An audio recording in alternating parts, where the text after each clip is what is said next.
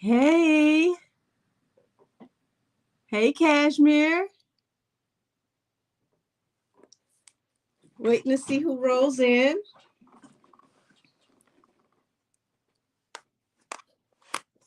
Let's see. Let me go to my laptop because I want to.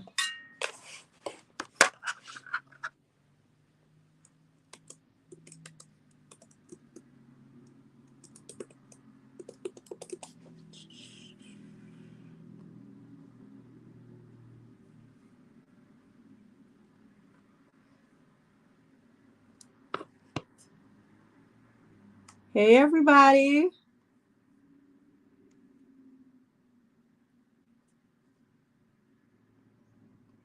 Today we're going to discuss all things Tory Lanes. We're going to go over the case. We know that everything right now is up for a review with the Attorney General. So I had already told everyone that we were going to tap in until they get to the decision and then go from there so that we can refresh everyone on all the information, all the facts, all the evidence in the case. And we're going to delve into everything from the beginning, from information from the police report, from the initial report up until when he got convicted, so that we can know everything that's going on when it actually makes it to the other side once this decision is made. Because one thing that I've learned is that a lot of people did not read the court reports of this case. I want to say like Lawyers for Workers, Millie, they did an excellent job of taking notes and letting us know what was going on. But outside of that, we had to wait a while before we could get everybody's testimonies and on the dockets. So I thank all of you who are coming in today.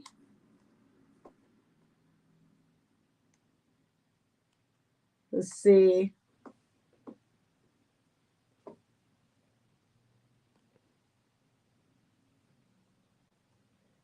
I'm gonna go ahead and see if I can pull everything up on my laptop because I want to be able to seek documents and everything while I talk to all of you.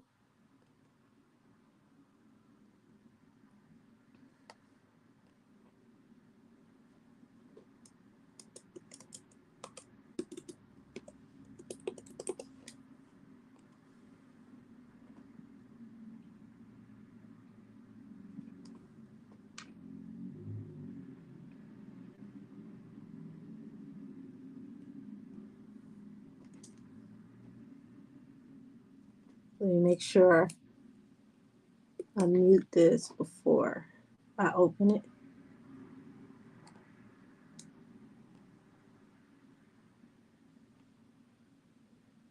Okay, good. So it makes it a lot easier for me to read the comments if it's on a bigger screen. Hey, DS Raven. Hey, Cashmere. Let's see. So, hey, Kiki. Let's see. The last time we were in here, we were at testimonies from Kelsey, and we were almost done with Kelsey's testimony.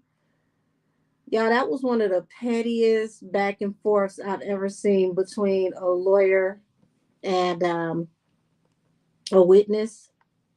I can't even lie to you.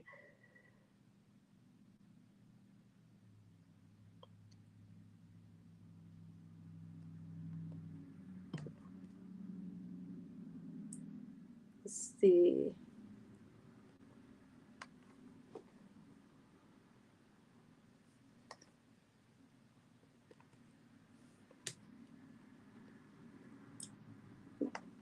Let's see, ladies. Alrighty.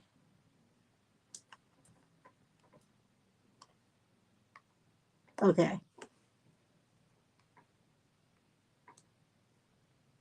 Gotta find the right court documents. Y'all sent me a lot of documents for all these people whose cases are going on currently. Let's see, where's Kelsey?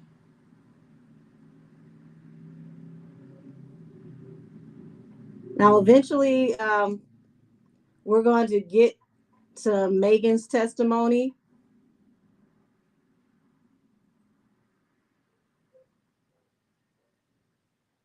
We got, okay, Kelsey's interview. Where's Kelsey's testimony?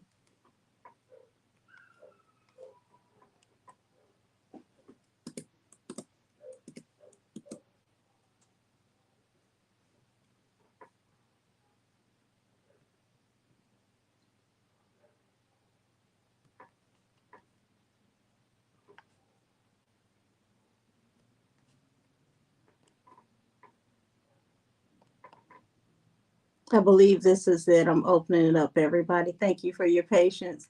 Hey, Megan. Okay, no, this is Kelsey's interview. So this is her interview with the DA. We're going to get to that as well.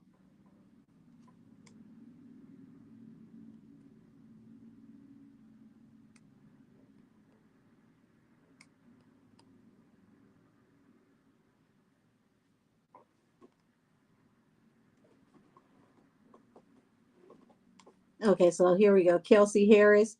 This is page 54 through 110.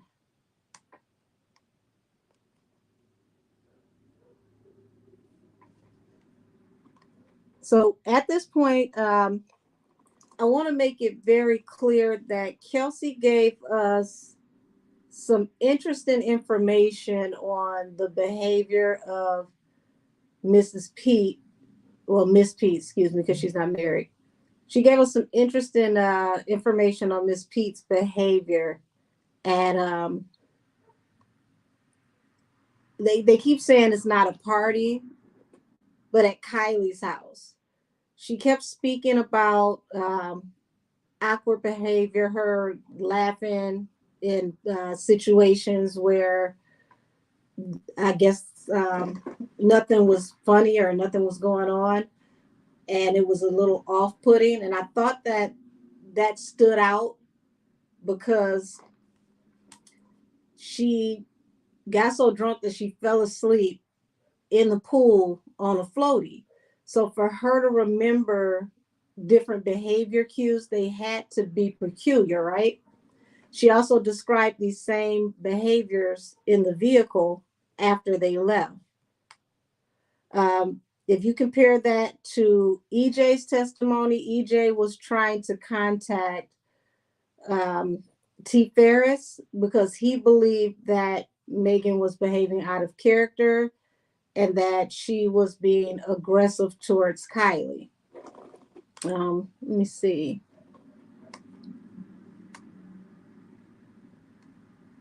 Let me get caught up with who's down here.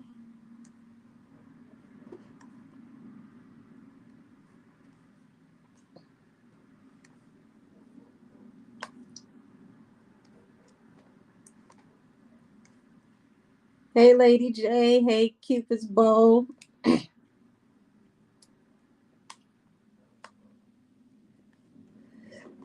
Excuse me, guys. So now we're going to go back to, now that I got the right one, we're going to go back to 54. Y'all, why is Emilio Garcia paperwork popping up? We wrong case. So Kelsey, at this point,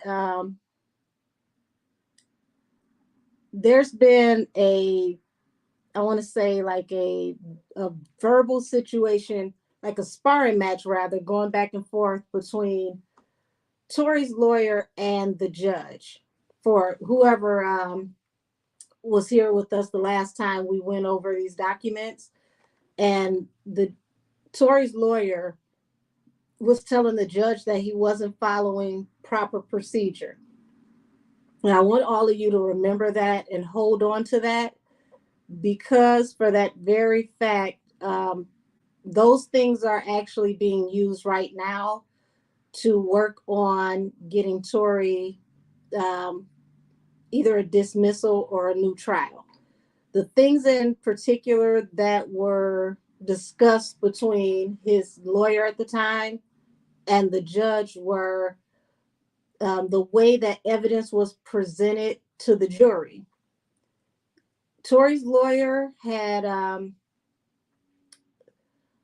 he had a pause about the fact that the jury was listening to Kelsey's testimony where she already blatantly said that she had lied, and they had not received any documents to where they could read as they went along. And he was stating that the way that the evidence was being presented was also, it appeared as if it was out of context.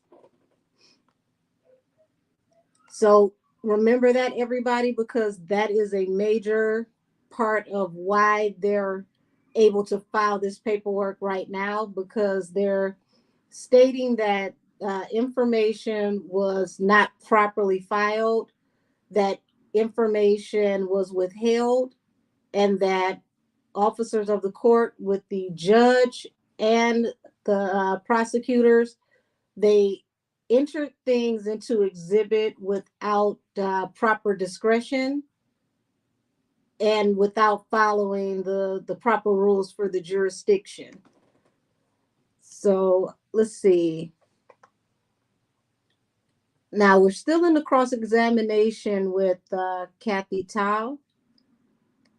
And she's, at this point, she's asking Kelsey to let her refresh her memory so that she can help her with her recollection about Tory allegedly pow over the window. So that's where we are now.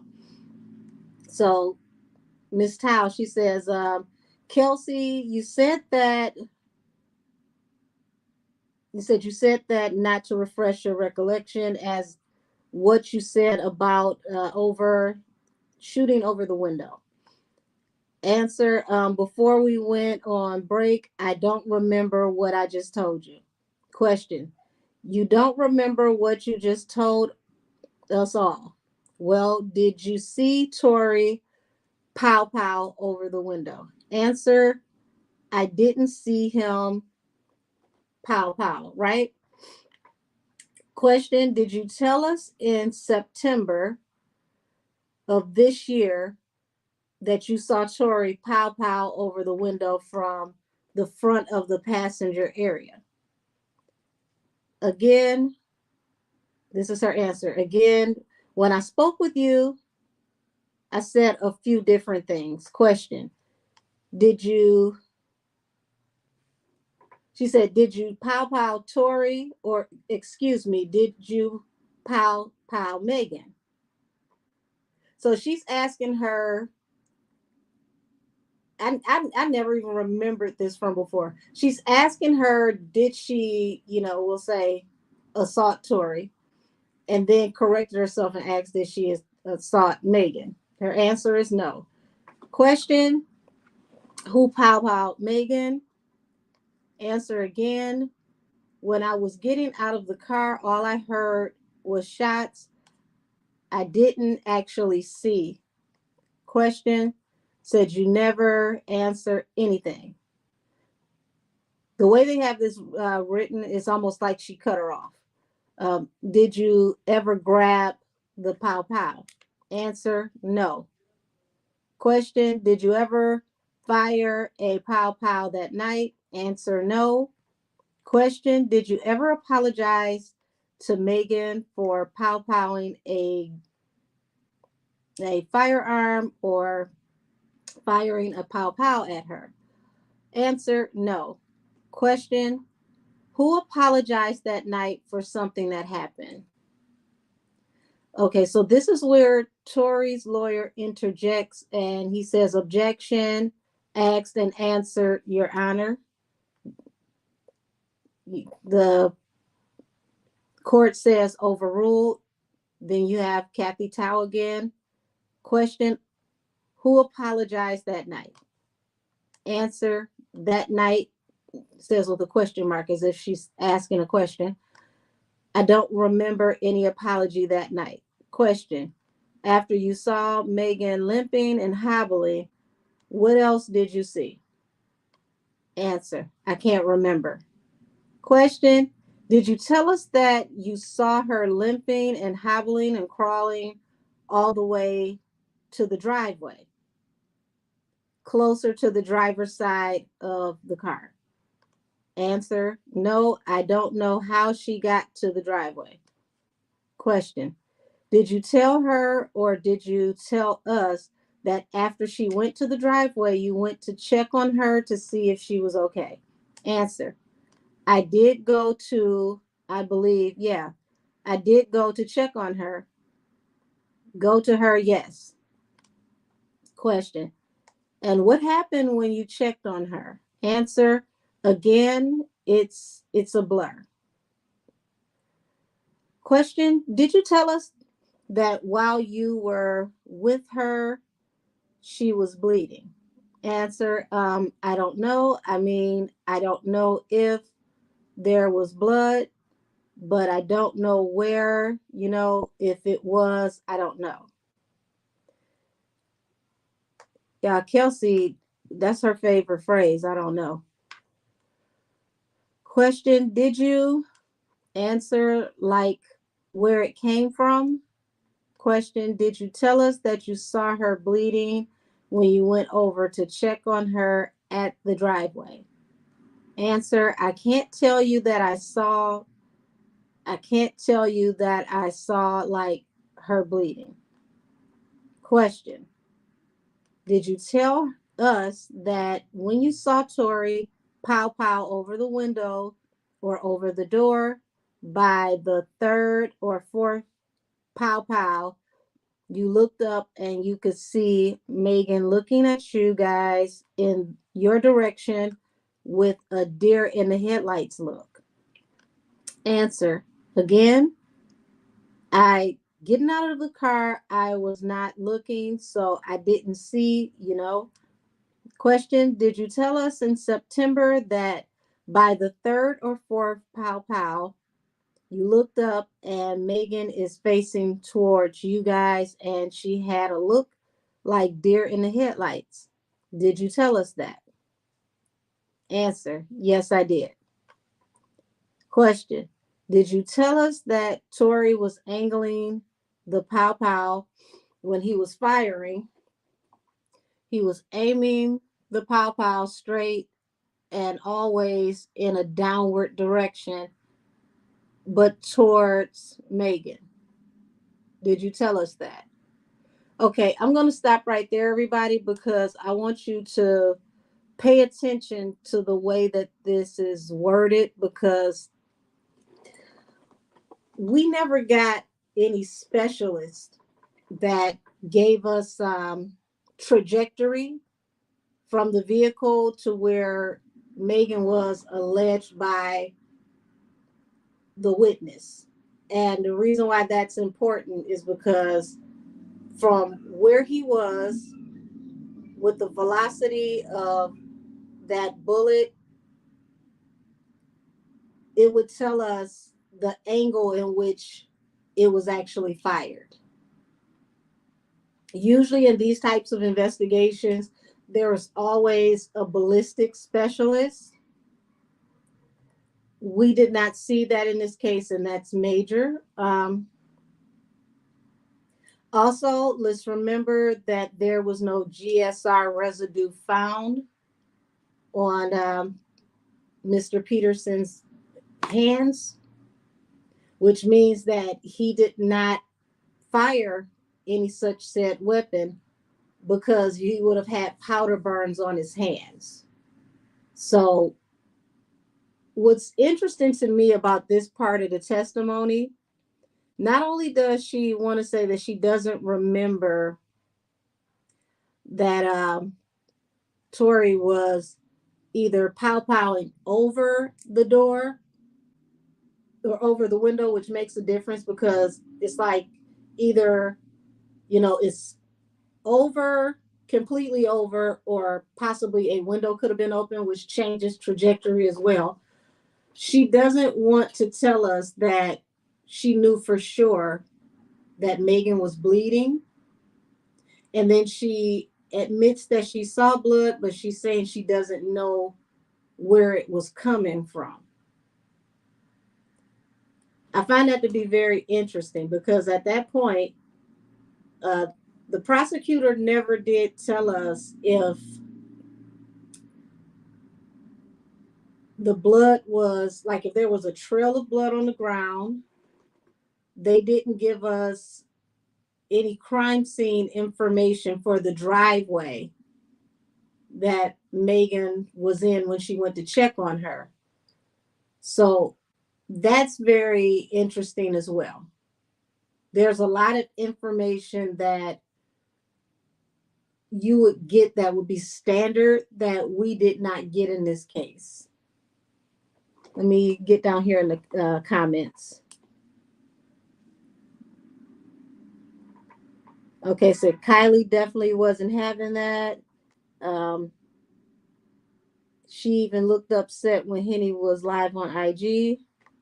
Hey, Princess Pool. Said the DA crooked as hell. Hey, Central Sassy. Said, I can't tell you that I saw her bleeding.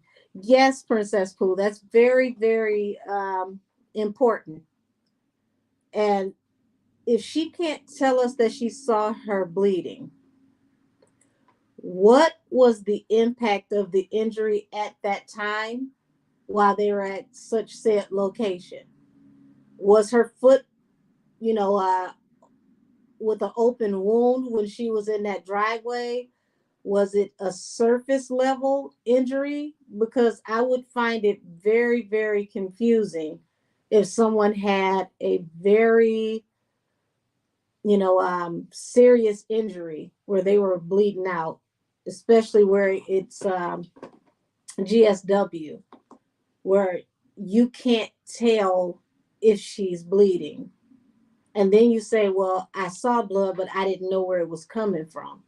If it's her foot, it's not going to be all up here, so it's kind of weird that she said that.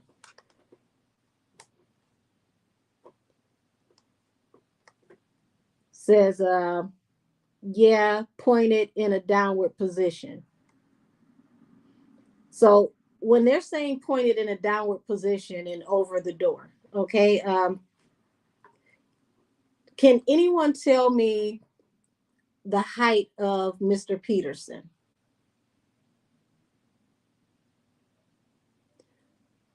Because I'm under 5'5".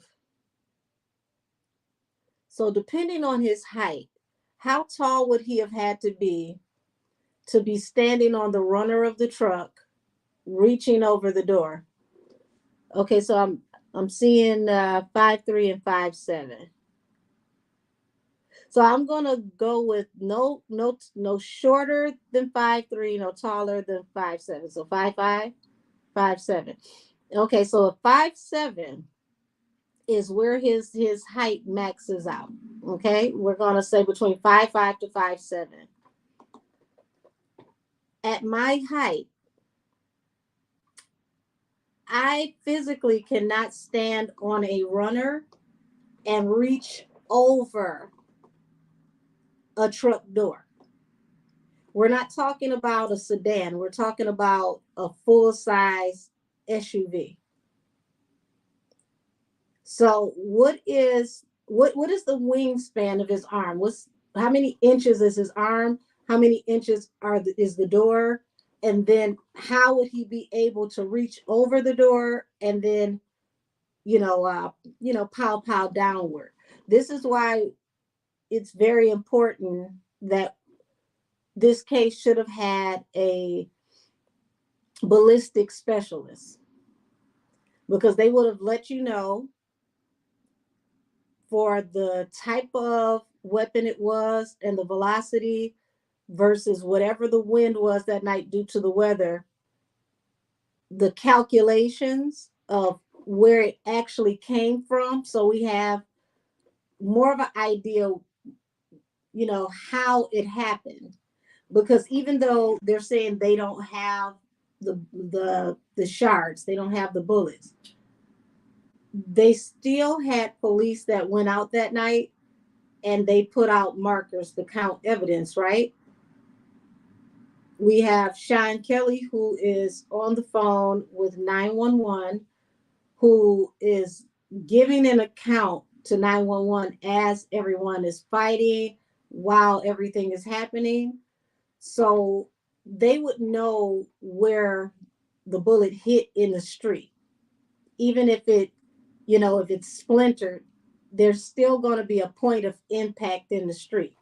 So from that point of impact, they still would be able to know the trajectory of where the powing came from. So, why is it that no one has questioned where the experts were for expert testimony in this case?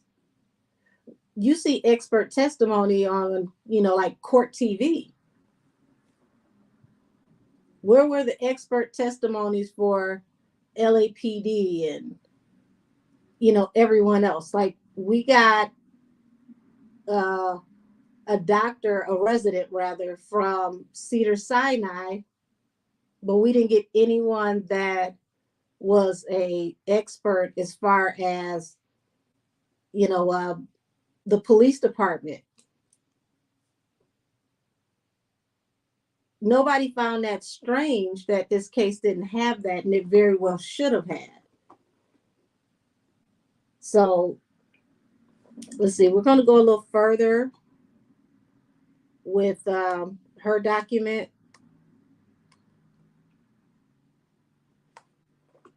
Let's see.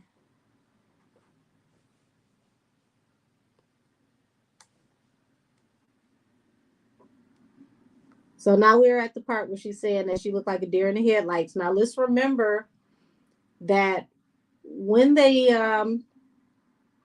did this testimony, the preface for this testimony was supposed to include the fact that she already, before the break, she already has told them that what she said in that last interview was not true.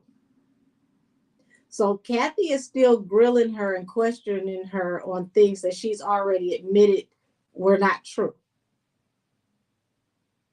Now, I don't know about y'all, but don't you find that to be a little weird if somebody said, well, by the way, I lied, but your line of questioning is still questioning them on the lie instead of asking, why did you lie? And then, getting to the truth of it. Like, why would you still keep your line of questioning on what the person has already told you? Was it accurate? So here it goes. It says, did you tell us that Tory was angling the pow when he was firing? He was aiming the pow straight and always in a downward direction towards Megan. Now, y'all pay attention to that. She gave two different directions. She said that he was aiming straight and down. Now, which one is it? Because if he's aiming straight and down, is he aiming straight forward? Or is he literally, like, how tall is he supposed to be over the door and down like this? Unless you're saying he's in between the door, the like the opening between the vehicle and the window when you open the door back this way. Unless he's across that way, how is he able to do that as a smaller person? Let's see.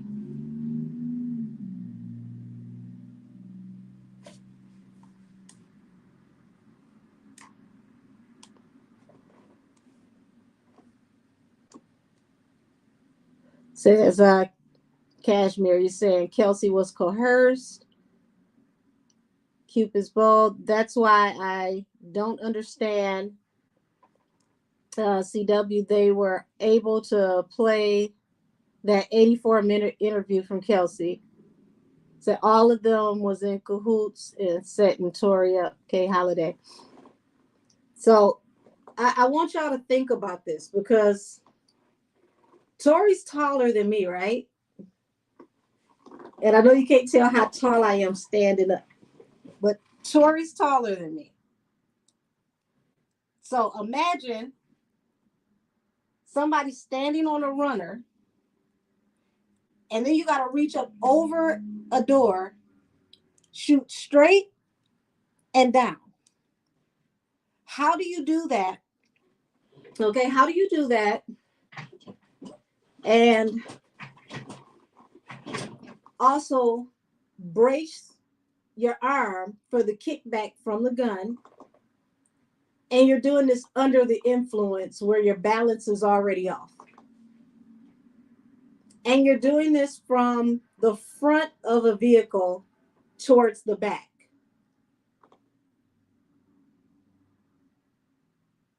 It's very interesting the angles that they're giving us, right?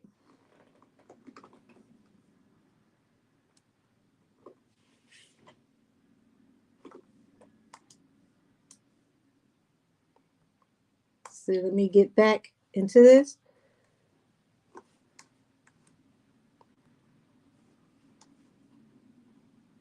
Alrighty, so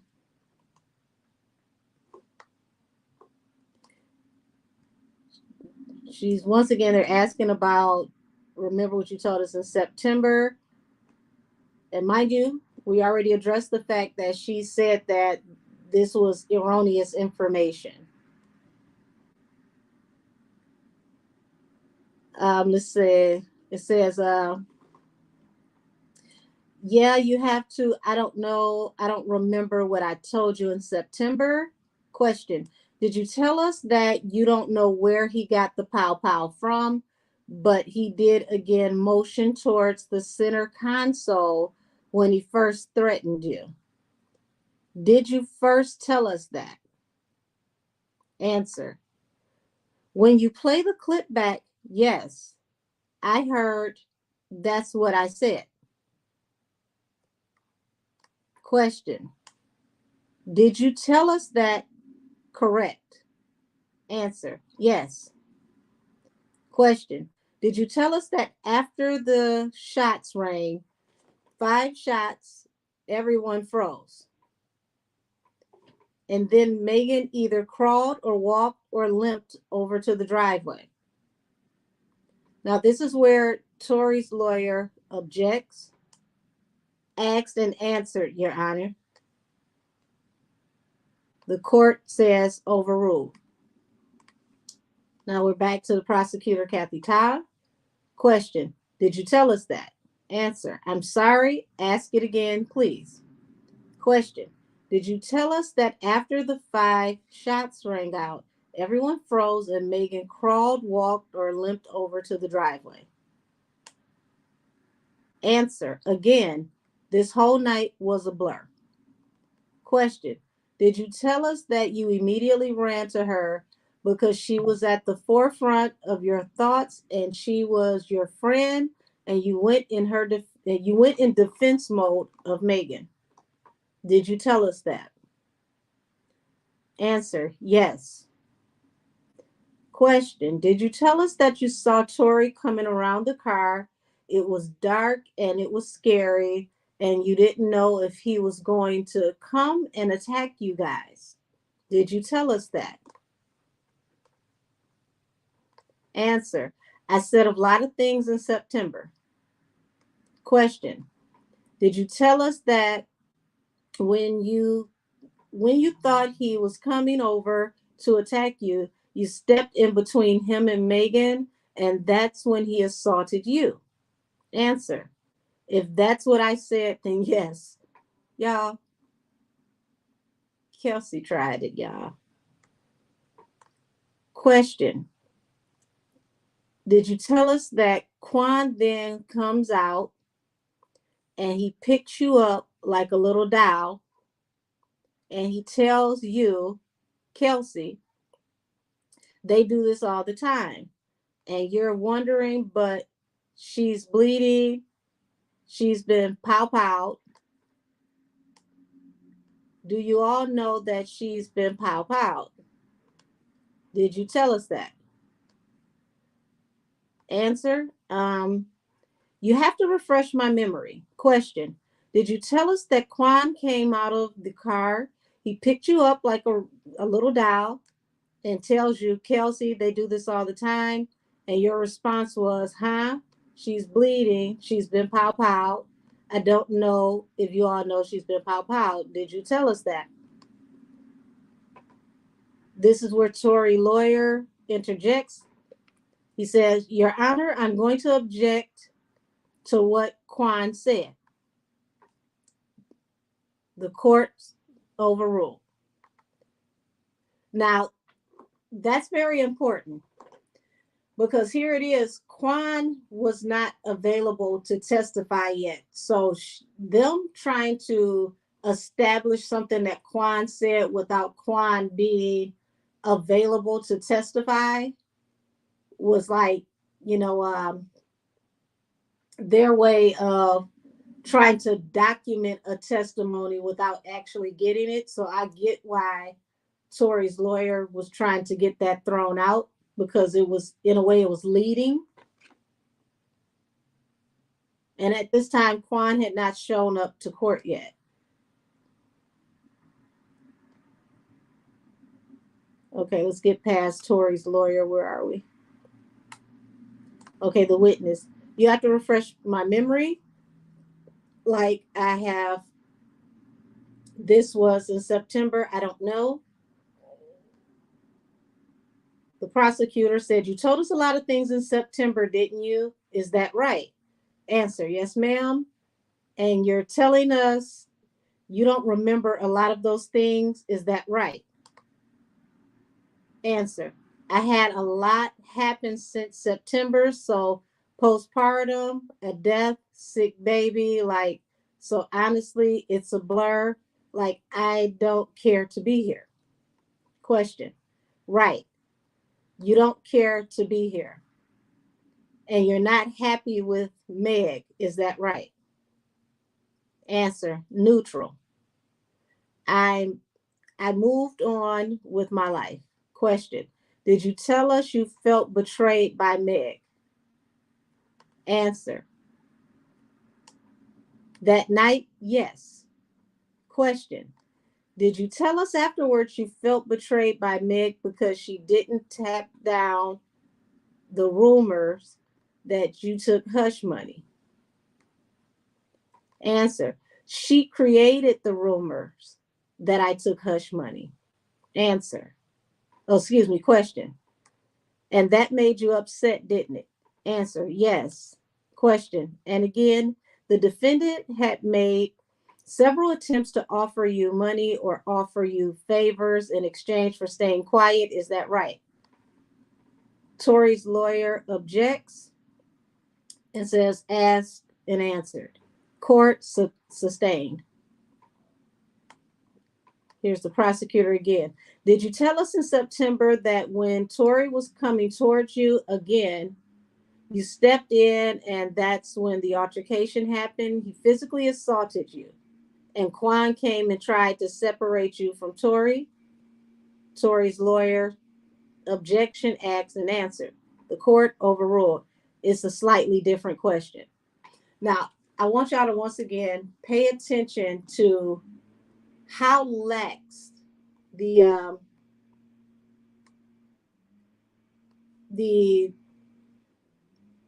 judge is, because it's kind of interesting how he allows the prosecutor to lead the witness,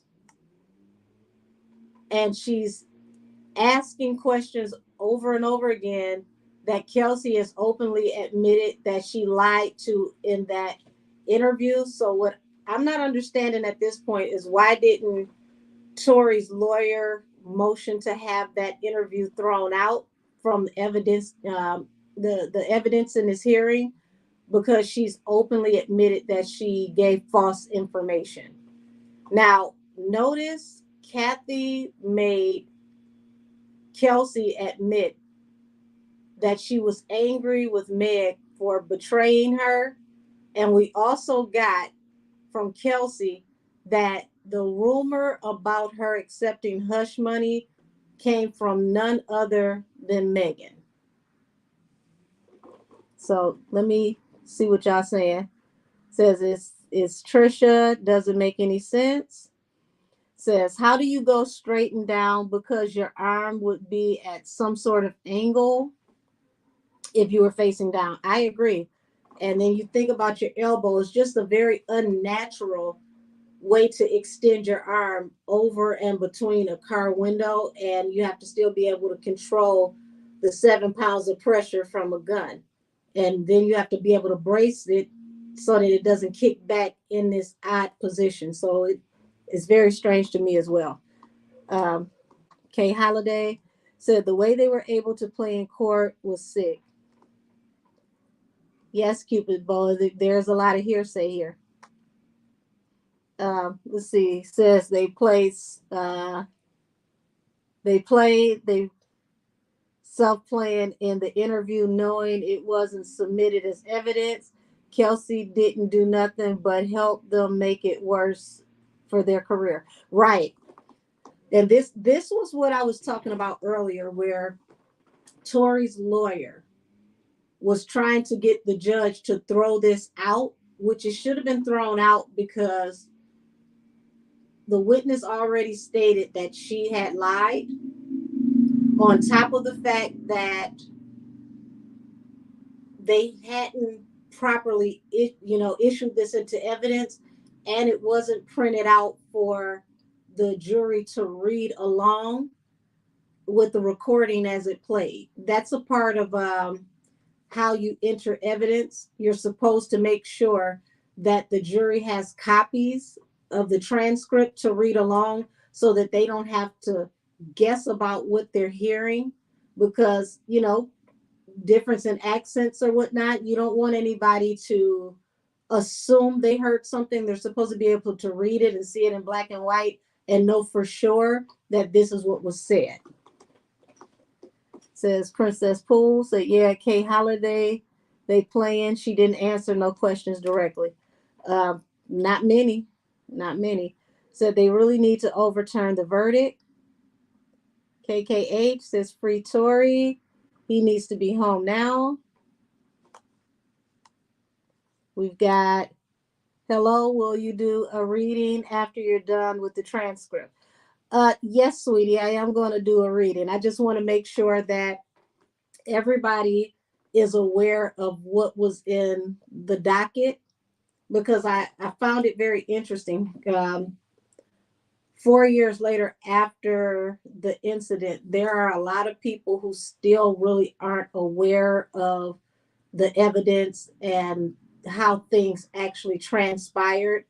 They don't know about the initial police report that stated that the injury was a cut. It was a open wound from glass. They don't know that Megan actually said that she was initially cut. They don't know that the police went back to the hospital, to the emergency room, to speak with the lead doctor of the emergency room, who confirmed that it was a glass injury. A lot of people don't know these things. So I want to deal with the evidence, the chain of evidence, the chain of investigation, and the way that things were entered and processed, so that everybody can understand what Tory's current legal team is working on as they try to overturn things with these motions due to the way evidence was um, entered into this case. A lot of this stuff either should have been excluded or it should have been entered in a proper manner if it wasn't excluded and those things didn't happen. Said it's crazy how Sean Kelly all of a sudden changed his statement in court, even though he stuck with the same story for 2 years prior. I totally agree. And I think that it's even crazier that the prosecution took him off the stand, had a little powwow with him, and then brought him back. And that's when the story seemed like it kind of switched up. So Auntie Kathy Tile knew exactly what she was doing. I agree. Said Sean Kelly took. Let me get this out the way. I'm gonna say allegedly Sean Kelly took money. That's the comment down here. Something very interesting happened because I don't know if you all know this. Sean Kelly, once all of this was said and done, he moved out of that house.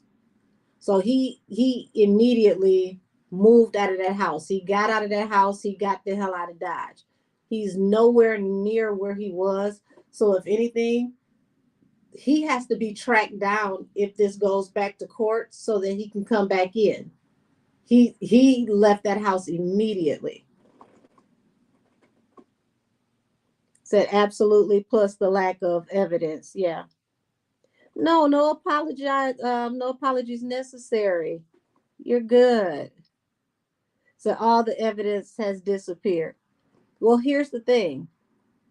Has the evidence disappeared or was the evidence present?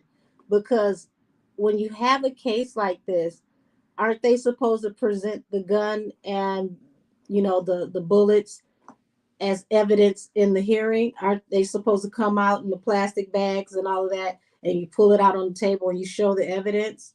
Any other case, even if it's let's say somebody raids a trap house and they find, weapons in the trap house. Don't they bring those weapons to court and show them on the table? Or if it's a certain amount, they take pictures of the evidence and then present the pictures? Like, where was that? They didn't do that either. Said all the evidence is no, honey, you don't have to worry about removing anything. You're good. Said including the car, right? Where were the pictures of the vehicle?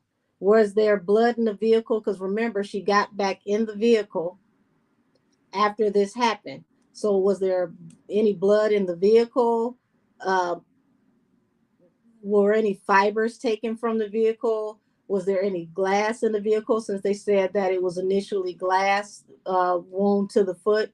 Like, we need all of those answers. If it was glass, what kind of glass was it? Where did the glass come from? Was it auto glass? Was it a broken glass from, a possible liquor bottle? How did she get cut, since they said initially this was a cut?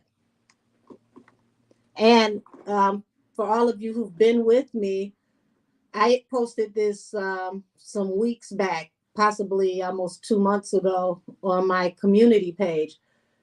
Cedar Sinai Hospital just lost a very big lawsuit for charging people for medical procedures that had not been rendered, um, falsifying documents. So, being that they just lost that lawsuit, I want to say the beginning of this year, does that play into this situation as well? Because there were discrepancies with the paperwork. There were things that were misspelled in the paperwork, which means that it automatically makes the paperwork invalid. So they might threaten him. Hold on. Uh-oh. We're moving kind of fast in here. Said the tool was nowhere. Yeah. Said biggest miscarriage of justice of our generation has seen. Yeah, there was no evidence. I strongly believe she wasn't powed in the first place. Street TV on YouTube has all the evidence pictures. Thank you for that. I'm going to have to go over there and kick it with Street TV. There was a lot, though, for what I'm saying. Street TV may have had evidentiary pictures that was, a part of the case before it made it to court. Because I have all the court documents. A lot of what people have TMZ has. Um, like if you go to the Citizens app and things like that, people collected all of that. What I'm saying is a lot of that did not make it into court. Let's remember, they said that the fragments were lost. They've sealed the information on the Pow Pow so that we don't know who owned it. It's a lot of interesting things going on in here that I've personally never seen in any case. Said, I believe Megan ruined her career before it started. Um, she definitely slowed it down tremendously because people are really nervous to deal with her depending on what the level is. Said the glass came from Megan kicking the window in the car to get away from arguing and fighting with Kelsey. Interesting that you said that, Iman. I don't know if you ever watched my 1501 Megan versus 1501 reading. I did a tarot reading on the alleged altercation they claim they didn't have, and that lines up with what I saw when I did the play-by-play of the incident they claim they never had in the middle of the street. Said the transcript says metallic fragments, which can include glass. I'm glad that you said that because when you have limo tents, a lot of limo tents do have metal fragments. Great observation. Want to make sure I get all of your comments because in a minute I'm going to start pulling cards and reading the energy. Said, I hope that opened doors to help. I see collusion, fraud, corruption of LAPD, hospital, lawyers, judges. Yeah, Cupid's bow. Let's also think about we don't know what Megan's management and her team actually knew. And if they knew anything different than what was brought into the courtroom, they can also be brought in for a civil suit because they could be a part of conspiracy.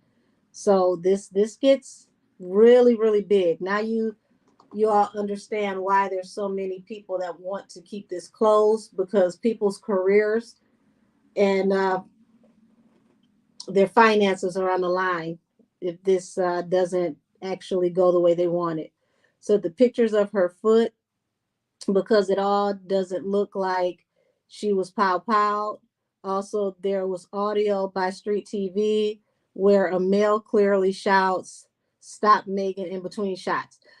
Yes, KKH, that was from the 911 call, and I have that 911 call as well. You do hear a man saying, "Stop Megan." And my thing is, what could she have been doing for them to ask her to stop if she was being victimized? You usually don't ask the victim to stop. Uh,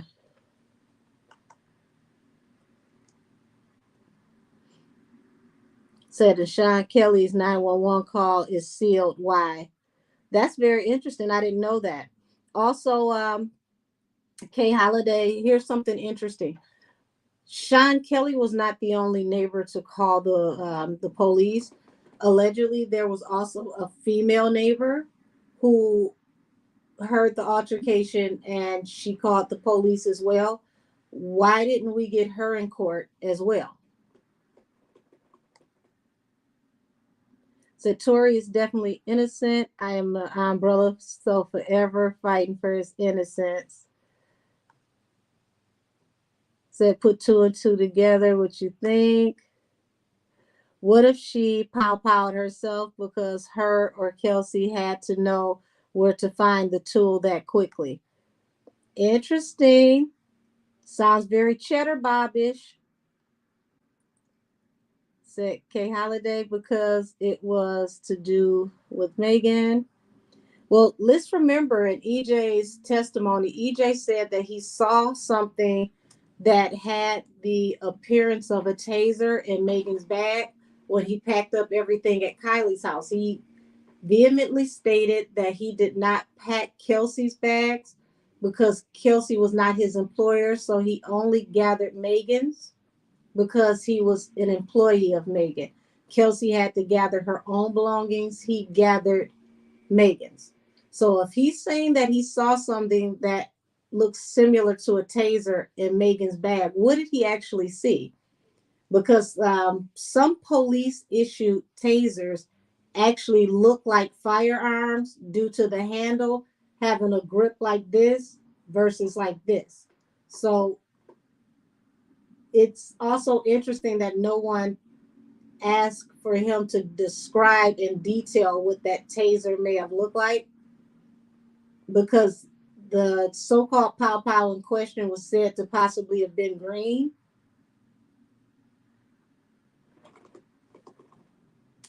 Let's see. It says, "Oh, I had a question. I put two and two together. Do you think they'll release the tape as a final nail in the coffin?" We'll say Cop Nation. Cop Nation, once they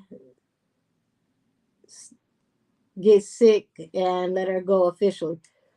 Um, it's very possible. It's very possible because at the end of the day, everybody wants to make sure that they walk away from this with the least amount of liability. So if they have any liability, and that would be allegedly, but if they have any liability, it would make sense to protect the company, make sure everything that they have is locked in, and then once they're safe, hey, you're free to go. All of this is on you. So that's an interesting thought there. Oh shoot, where the balloons come from? uh, let's see. Was Megan really worth this? Well, at the end of the day, it doesn't matter who was worth what. A lot of people's lives are turned upside down, and I don't think the situation was worth this at all. Says she recorded it. She recorded it too, and apparently there's a tape out. Interesting. Why didn't EMTs at the scene treat her as a GSW victim? Very good question, Cupid's bow, because all of her paperwork, every piece of paperwork stated from that evening that they treated a cut. She said she was cut. So if that's what it was all said in the beginning, then it's like, why would they treat her for GSW if everyone who saw her, from EMTs to her to the police, all agreed that she was cut? Because that's what's in the initial paperwork. It's a good question, but no one would, because it would actually affect the company. Said it's the law for medical professionals to report GSW to the law enforcement if presented. Yep, an EMT. Why did Cedar Sinai never report it? Very, very great question and statement, KKH. Remember, I just told you Cedar Sinai just faced a very huge lawsuit for charging people for services not rendered and writing up documents for occurrences that may not have existed. And I don't have to say allegedly because they actually just lost that case this year. Okay. So that's why I posted that, because I wanted to make sure that all of the umbrellas, everybody that's been following this, are keeping up with everything, the whole grand scheme of everything, so that you can see what type of stuff his lawyers are working with. And you are absolutely right. It is against the law for them to not properly report things. So it should have been reported. Said, you know why, but you can also ask not to be treated. Well, see, here's the thing. She didn't ask not to be treated. She was treated. And I don't know how many of you saw this, because I believe it's scrubbed from the internet now. In the very beginning, when Megan was showing her documentation from the hospital, she showed her medical paperwork, and she showed a video that she had from her phone, and there was two ladies. One appeared to be middle-aged with short hair, and the other one had a ponytail. They both had on their jewelry, and they were cleaning out and extracting from her foot. This was video that she had. And then her paperwork said irrigation and extraction. Now, I don't know what all of you know about treatment for GSW, but unless you are in surgery, like about to expire right then and there, the last thing they're going to do is allow you to eat ice cubes, drink water, or pour water into a GSW wound until you get something like Keyflex or a very strong antibiotic in your system, because they don't want the gunpowder to turn the rest of the body septic, because it will go through the rest of the bloodstream. So when I saw that, that was my cue to say, wait a minute, something here is wrong, because that's not a treatment for GSW. It's a whole total protocol from glass fragments to GSW, just for that very reason. Said it was said in preliminary hearings that the pow pow belonged to one of the girls. Green is Henny's favorite color. Interesting. Did not know that was her favorite color.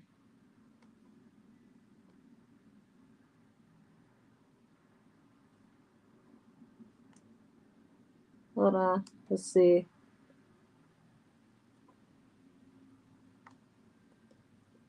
Once they fire Megan and let her go, all of that is on her.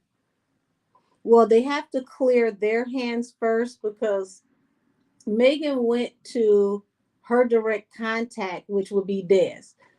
Des handled everything, and according to Tory and according to Kelsey, Des made possible inflammatory comments where she threatened people. Kelsey said that an adult video would come out if she said anything. Tory was given a stern warning that he shouldn't say anything. So that puts liability on the company if she actually told Des what really happened, and Des conspired on behalf of the company because of its client. So they have to make sure that the company is out of harm's way financially or legally. But once they do that, she absolutely is on her own. Hey, Mystic Messages. Milan's Mystic Messages. So, hey, Miss Angel, I'm late to the party, but thank you for tapping into this energy again. Whole case was a crock of BS. Baby, listen. I'm trying to get caught up with these comments, because once I get caught up with these comments, I'm going to go ahead and start pulling cards. Say yes, it will, because we'll say Camel has a lot to do with LAPD and the hospital, and that's what I mean about making sure that management's not involved in any possible way with collusion, because that would look like they conspired, and then if you could prove that they possibly in any fashion conspired, Tory can sue. In civil court, rather. How do you see things going May 28th, 2024? Okay, that'll be one of the things that I pull on, Kay Holiday.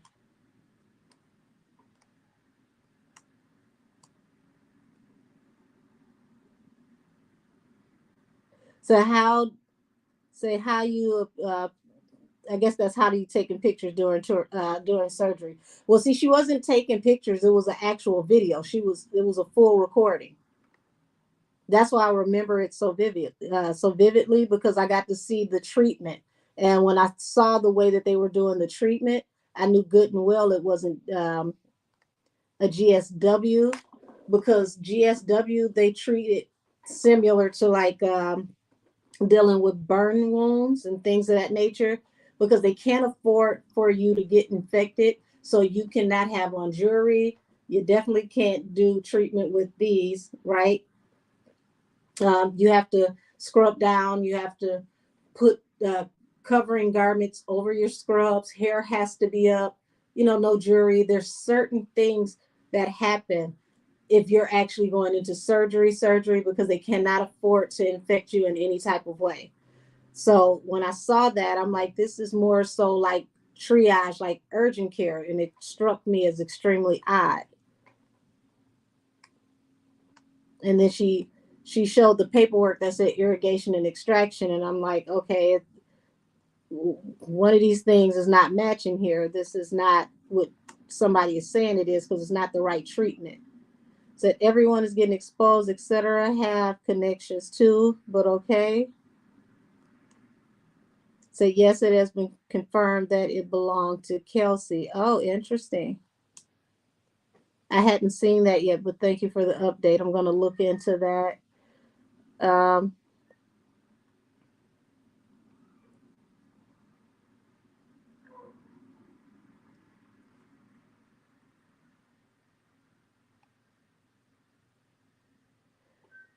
Hey, y'all, no arguing in the comments. We all here for the same common goal. We said Megan was never considered. That's another thing. Megan was never tested for GSR. Everybody. So for everyone who was there, it's kind of interesting that she was never tested for GSR.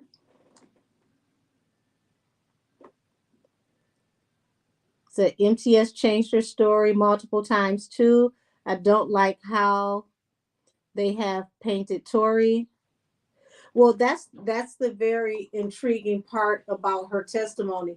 They had her to get on the stand and admit that the majority of what she said wasn't true, and she had to admit that her and Tory did have an intimate encounter.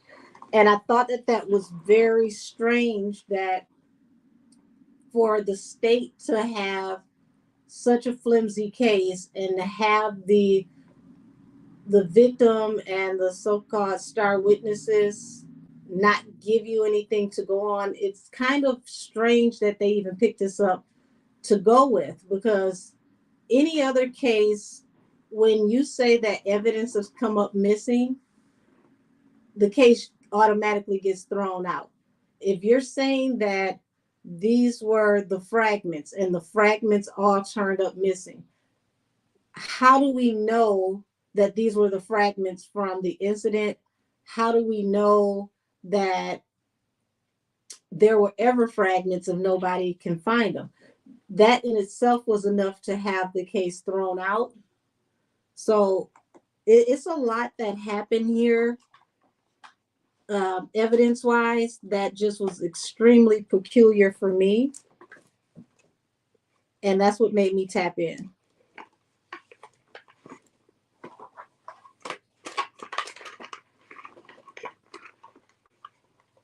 Said, this is what I do not understand. The initial 911 call stated that two females were fighting and one of them fired a pow pow. It wasn't until days later Meg said she was pow. Yeah, yeah. That's what I mean, KKH. The initial reports all stated that it was a cut and it was a glass wound. So it was strange the way that the turnaround came, because it didn't say glass wound through, GSW, like, somebody fired through a window and then she was injured from glass from the window. It just said glass. GSW wasn't even a part of the initial report. So why was Tory ever a suspect in the first place? It's so crazy to me. Well, I mean, until they ruled out who had GSR, everybody was a suspect, but he had no GSR on his hands. So he should have been free to go from that point forward. Said Meg also mentioned how she had to spend months in therapy and rehab, but I don't recall them ever bringing up or going through those therapies records in court. Very interesting. You brought that up. malign mystic messages, because that question was asked, um, I want to say by Tory's lawyer, to the resident that came in to speak on behalf of the hospital. And when that question was asked, they stated that that resident doctor was confused, like he didn't know what the hell they were talking about. So once he told them he didn't know anything about that, they had to move forward. Said she wasn't DNA tested either. Interesting. Said even if you have a car accident and do therapy, the records are important. Oh, absolutely. They're absolutely. And they keep those records for years. Said they wasn't present because it never happened. Um, I just want justice for Tory and the truth to finally come out. I agree. For me, if you change the names in the story, let's make these regular everyday people. If this was something that you happen to randomly see on court TV, would you have expected this case to play out like this? And I would say 9.5 times out of 10, no, because the chain of evidence, the way things were presented to the court, there was a lot of things that transpired that should have never happened in this case. This case was a nightmare. Said I don't understand why Cop Nation is going so hard for this one artist to those extents is crazy. Well, I think it's more than just that one artist. I think Des was overzealous, and she used some tactics that, you know, were a little seedy. And because of that, the company has to protect its best interest due to the way that Des handled things and things that she said to people. So had Des not have allegedly been abrasive in the way that she was, threatening to release adult footage and things of that nature, this is what she's being accused of, allegedly, they probably wouldn't have went this far to, cover this, because it became a liability to them, because she's a direct representative of the company. She's top brass. Said, I promise Camel and B are going to throw her to the wolves. I agree. Once I saw that she gave those flowers to Nikki with the hand signed card, that's what I felt was on the way. Yeah, the message is protecting the company's money. Absolutely, you're going to protect the church's money. So was Des around Rihanna and Chris Brown time? No, Des wasn't a part of the company yet. Same company, but was not around the company yet. But very good question, because what you're saying is, does the company have a history of such behavior, and have they done this before? Which also leads to a chain of evidence and causation that could be used in civil court. So it says at this point, they have to be losing more money than they're making off of her. LOL. Where's the return on the investment? Sad. Um, if she can't sell these tickets for this show, it's going to be very dire for them to represent her, because how do you get her to get large branding deals if she can't use her brand to her own advantage? If you can't sell what you have to people, how do you sell our product? That's how that's going to work. Yes, they have. I think her husband was there. Nikki H. Whose husband, sweetie? I want to make sure that I'm not confused on the statement.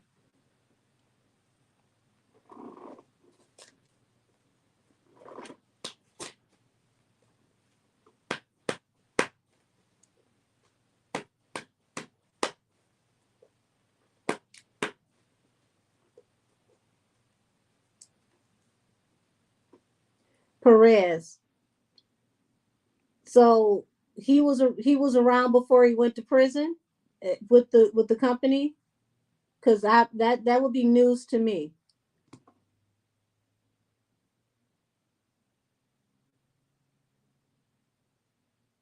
Can you ask will they release the tape, please? I already told y'all it's a tape. Will it be released to the public? That I don't know, because we don't know if they're going to allow cameras in the court in the first place. But I've been telling y'all for months before, long before WAC 100 said that there's footage, that there was footage. I pulled on that energy in a reading. I want to say the reading was Tory has a new writ. Said the play is very similar to Rihanna and Chris Brown. I agree. The play is very similar. I thought you were talking about like her husband. He went to prison. She turned state property on him and the cartel that he was working with all got locked up. So that's why we don't see Perez's husband. I like the fact that Nicki fans has his back. Putting his name in the song really is helping get his name out there, because people really need to wake up to this injustice. Well, I definitely feel like people it's I think some people know it's an injustice, but they don't know to what the magnitude is, because they're not doing what we're doing right now, which is like reading through the documents and going through the evidence. So they don't know what was missing, what the injuries actually were, what the descriptions of the injury were. I mean, it's very peculiar to me that you can get in court and say that I was in therapy for months and had to relearn how to walk. Like, we didn't see you out at the club the next week or twerking, with an ace band-aid on your foot. Like, we saw you. Like, we're not even law officials, and we can go back and get that footage with you an Asian doll at the club, and she had on that sling on her arm, and you had your foot messed up. So, you how do you get on the stand and say something like that? Like, we didn't see you. That is the craziest thing that I've ever seen. Yeah, it is. When he comes home, his career is going to bounce back higher than it ever was. So that's not going to even be a problem for long. It's just getting him home. So Ree also doesn't like Megan because apparently, yeah, I heard that rumor. Apparently, tried to get at ASAP Rocky. Said I agree. People don't know. Can you tap into the energy of what's going to happen to Henny after everything is exposed? Well, I'm gonna I'm gonna do the Tory tap in first, and then we're gonna get to that, because I can tell you right now she does horrible with being scrutinized, and she doesn't like being judged. So it's not gonna be good. Said I feel very bad for Party. He truly loved that girl. People want to believe that everything is a conspiracy. Well, Princess Pooh, sorry to let you know, baby, this case is built on conspiracy. Sadly, had they have actually dealt with the evidence, nobody would have been locked up. She said that she had nerve damage, and the resident in court, that there was no nerve damage. Right, exactly. That resident was confused. He looked as if he didn't know what anybody was talking about, like nerve damage and couldn't walk. Like, nobody signed any paperwork for, therapy. I don't know anything about that. Pretty much the wounds were considered surface level. She said she had nerve damage. Yeah, exactly. And then to get in the pool drunk days later, asking Justin to take out his pow pow. Right. Very, very good point, KH. Because if you had just had somebody Because remember, she told us she got pow in both feet. So if you had somebody to do something like that to you, usually you're traumatized. So you don't want to be around anybody's weapons. So I have so many questions, Lord. I just wish that I had sent them earlier. I wish Kylie would have said something. Well, see, they wanted to stay out of court because they, whatever was going on in that house, they did not want us in the business of what was happening in that house. Why was EJ working for Henny that day? Wasn't it a kickback? Where they're saying that it wasn't a party. Now, let's remember that this is around the time that they were recording the music video for WAP. So this is how she even came into dealing with Kylie and even meeting her in the first place. So let's get to tapping in, y'all.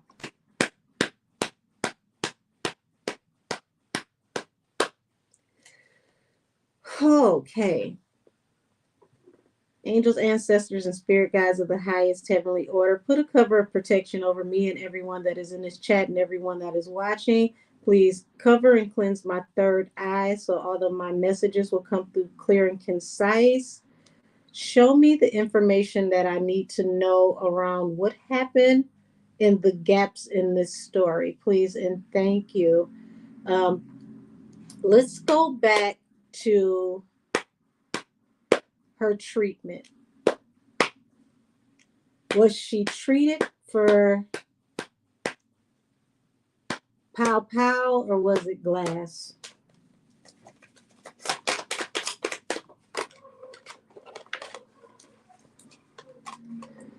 So we've got the Four of Swords here, which is a card of rest. Also, at the top of this card, I want you guys to pay attention to the fact that you've got a knight rushing in with a message.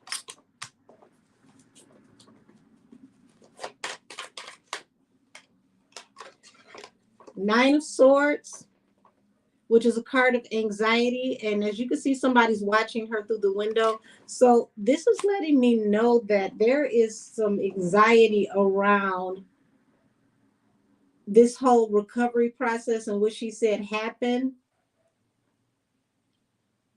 This appears that, Henny is afraid for people to dig in further in depth into the story of the downtime and her resting and what actually happened with this injury.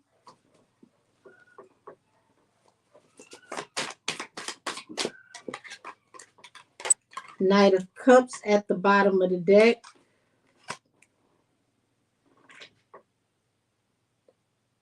Eight of Cups.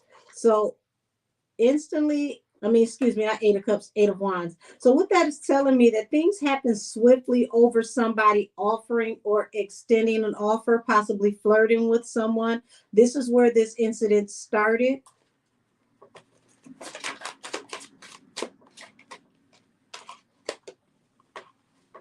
Somebody rushing back in with a message. Let's remember that Quan said that she had to come back and get her shoe. So she rushed back in to get her shoe allegedly and possibly walked in on Tory, flirting.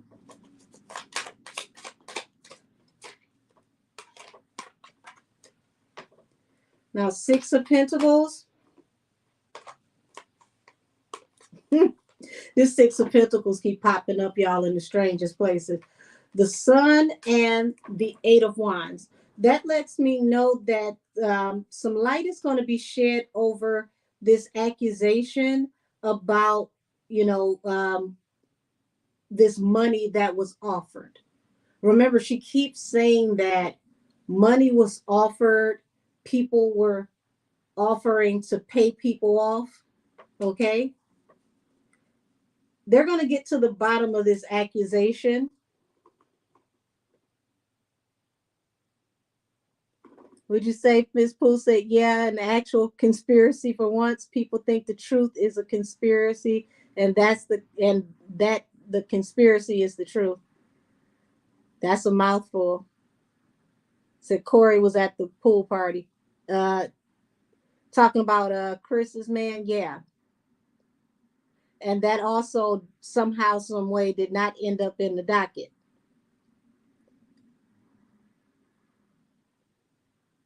Said, let's see, it had something to do with Chris. I forgot why. Yes, we could have told you that night about Tory. Listen, I'm going all the way back from the beginning. I want the ancestors and the angels to give us the full story. Because remember, I asked them to fill in the gaps to what didn't come out in court. So there was no offer here, guys. She keeps talking about this Six of Pentacles that Tori was offering. Five of Pentacles is showing that there was not an offer to go from the five to the six. Nobody was paid anything on his side.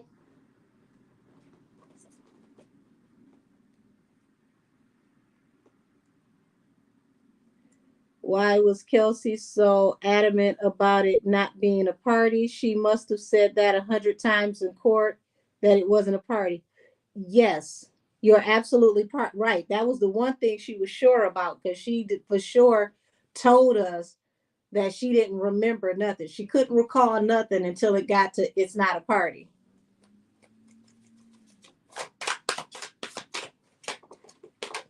King of Pentacles. Okay. So you got the King of Pentacles falling out over here with the Nine of Swords. Yeah.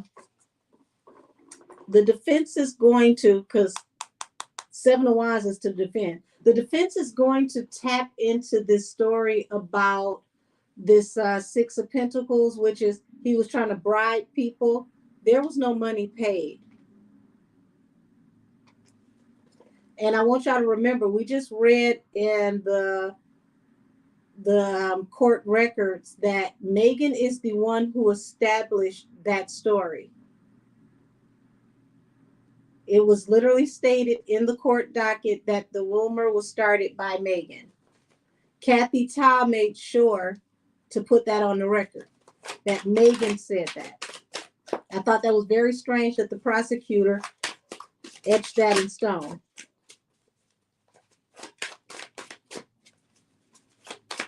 So, all right, so Ten of Wands. This falls on the Knight of Cups, which is where we get the weight of the world on Tori's back, because here it is. Henny runs in, catches them, canoodling. We got to keep it cute because it's YouTube. Catches them canoodling. And this is where his trouble starts. So we're reading in the gray areas because this is what's not being talked about in court. Of course, we talked about this, but this is not in court. Okay, Four of Cups, which is an unrequited offer, meaning this falls on top of the Knight of Swords, meaning she came in with the rah-rah and this just literally blew everybody's mood, right?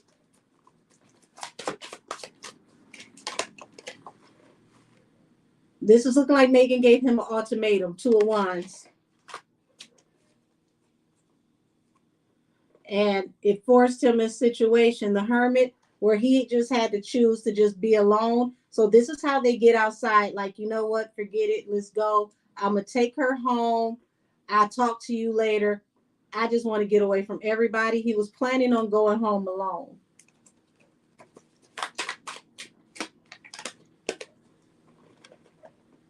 And here we go. This is where the surveillance starts, guys. Surveillance starts when they were leaving the house. There is very important footage that starts in the entryway, somewhere in the front of the house to the entryway when they were leaving the house.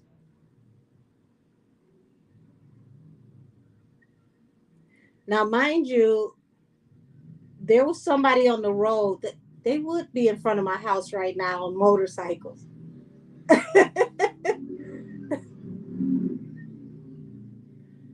Come on now, damn. All right. So, yeah, they, you know, in court are not discussing this because, like I said, y'all, I'm talking about what's in the gray area. Remember, they're saying that there was a person who followed them because they heard them arguing and they have footage. What my spirit guides is telling me that footage starts in the like the breezeway, the entryway somewhere in the front of the house at Kylie's house. They have footage allegedly of the altercation that started all the way to the vehicle. Why was Kelsey so okay? I read that already. Damn it, I knew it. Six of Pentacles. Megan paid for Kelsey's rent for a year and never spoke to her again. Yeah. So it was a setup. I knew it. She set him up. He declined the offer to sign with them. He said that he had a bad feeling that day. I wish he would have stuck with that intuition and stayed home. Yeah, Kelsey did say she did her homework. Exactly. Meg got kicked out of the house, but why? Very good question, KK. Now, what I'm seeing right here, she came in with the row row. The minute she came in from the door, she was no holds barred, just loud, just disrespectful coming in the house. So even before she seen them, flirting or whatever, having a good time in the hot tub or whatever was going on, whatever she saw, whatever was happening, okay? Because let's remember, he left out in his drawers. Did we or did we not see him in the middle of the road with the helicopters over him, laying in the street in his boxers? So he didn't even get a chance to get his clothes from the premises. He didn't come to the kickback in his drawers. So how did he leave in them? Said exactly. Meg got kicked out the house. Why? She was being a drunk and doing the most in Kylie's house. Said yeah, he said that because she was acting an ass. So you got to think how big of a commotion could she have caused if he didn't have time to get his clothes. We literally saw this man get arrested in his boxers. Where were his clothes? She had a fresh white towel covered in blood in the car. So here's the next question. Where did she get the towel from? And where did she injure her foot?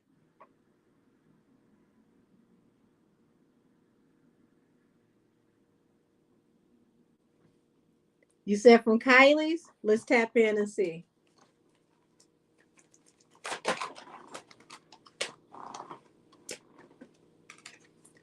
Queen of Cups represents the intuitive. This Empress keeps popping up at the bottom of the deck. Wait.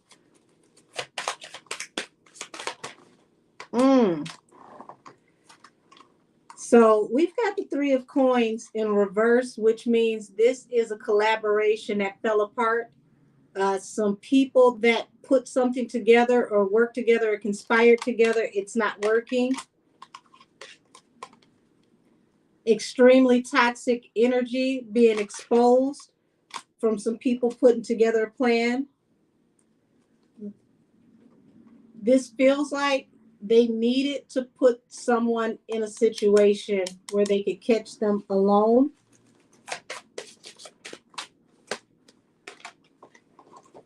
Now, I told y'all this has been trying to come out for a minute, okay?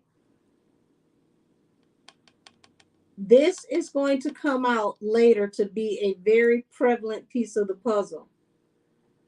The Empress. Empress is, a card of creation, bringing things into fruition.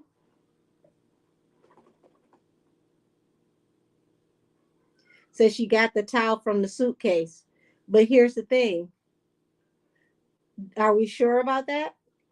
Was the towel initially from, you know, the house that they left, or did she bring it with her? Because these are all questions that are very important. We need to know where the towel came from. Did she bring the towel with her with the swimsuits, or was it taken from the house? And when was the towel pulled out of the suitcase if it came out of the suitcase? Because if you got injured and they had to put something on your foot, at what point in time did they put it on your foot? Said it looked like Tory did have marks on his face as if she hit him too hard. Hold on.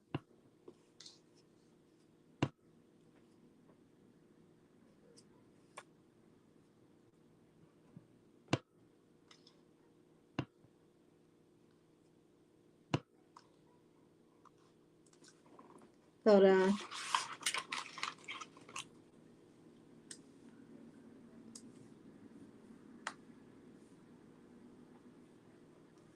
There we go. Something was keeping me from seeing everybody's comments.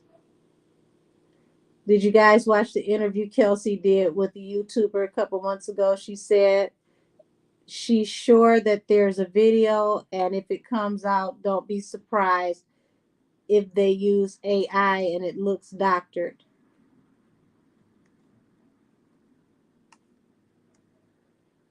Why say that unless you want folks to believe something fake about it?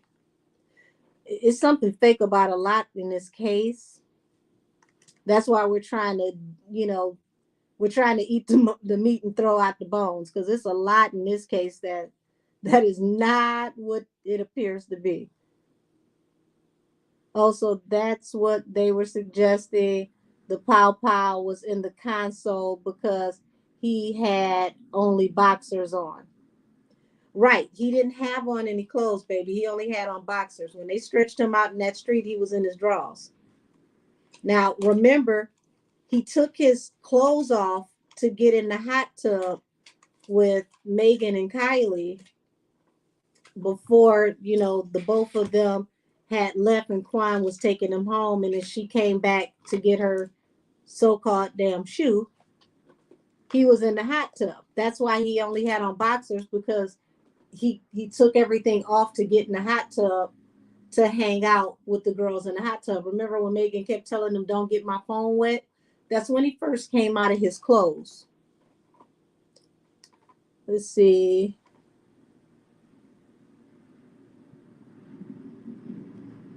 So I feel like there's something in that video Kelsey did. And if it comes out, we see her doing something questionable. She wants us to think it's AI. Girl, bye. Very interesting angle for sure. But what she's letting us know also is that the people who are behind some of this evidence disappearing,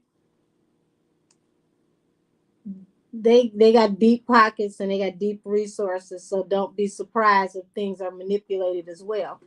Um, we got to remember this is a wealthy neighborhood. So, you know, when you're in the hood and you're in those green light districts, a lot of the street lights have cameras. You mean to tell me on every house on that block in a very expensive neighborhood, you don't have security footage from all these houses up and down the block? Like, you can't go and throw a pop can out of car in a wealthy neighborhood without being on some type of camera. So all of a sudden now, all the cameras for all the houses and all the businesses in this vicinity don't have any cameras. First thing police do when they come in to do a report is come and confiscate cameras. Said if she got it from the suitcase, then it is likely she got the pow pow. Could have.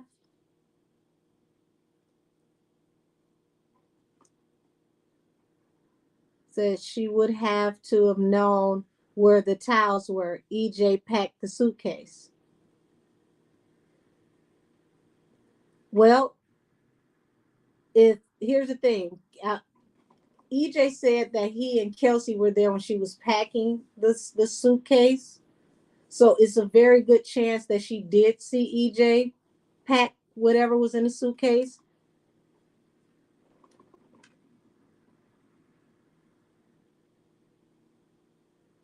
She said because it was a clickbait video, and what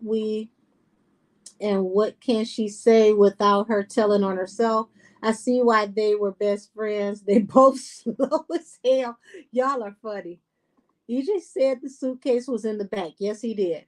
I seen pictures, and the suitcase was by the back seat in the window between the console. When EJ said that EJ said he put everything in his vehicle first. So let's remember how this went. EJ packed everything. He put everything in his vehicle first because he initially was going to take the girls home. Megan refused to go home at that moment with EJ. I want to say, I believe the reason why she refused to go with EJ is because she was trying to stay to see what was going on with Tori. She refused to leave with EJ. She went and took everything out of EJ's vehicle, had Quan to open up the back hatch to the SUV with Tori, and then she transferred everything from EJ's vehicle into Tori's vehicle. That's how everything got in Tori's vehicle. When they asked EJ where everything was in Tori's vehicle, he said it was all in the hatchback. Everything was at the back of the truck. There were no suitcases in the traveling quarters in the front when everybody was seeing. It was all in the very back. So that means somebody had to reach over the seat to grab something out the back. We know the two people that were sitting in the back were Tori and Kelsey. We also know that when they also made two stops that evening before everything happened. Let's not forget that they had stopped. Megan got out, went and sat at the bus stop. Tori went and talked to her. Whatever they talked about, she got off the bus stop, got back in the truck. They continued their journey. The next thing you know, things got heated in the vehicle. Quan was told to pull the truck over. This is where they got out the second time, and the incident where Sean Kelly called the 911 call is where this all transpired at the second location. All while supposedly going to drop them off at the house.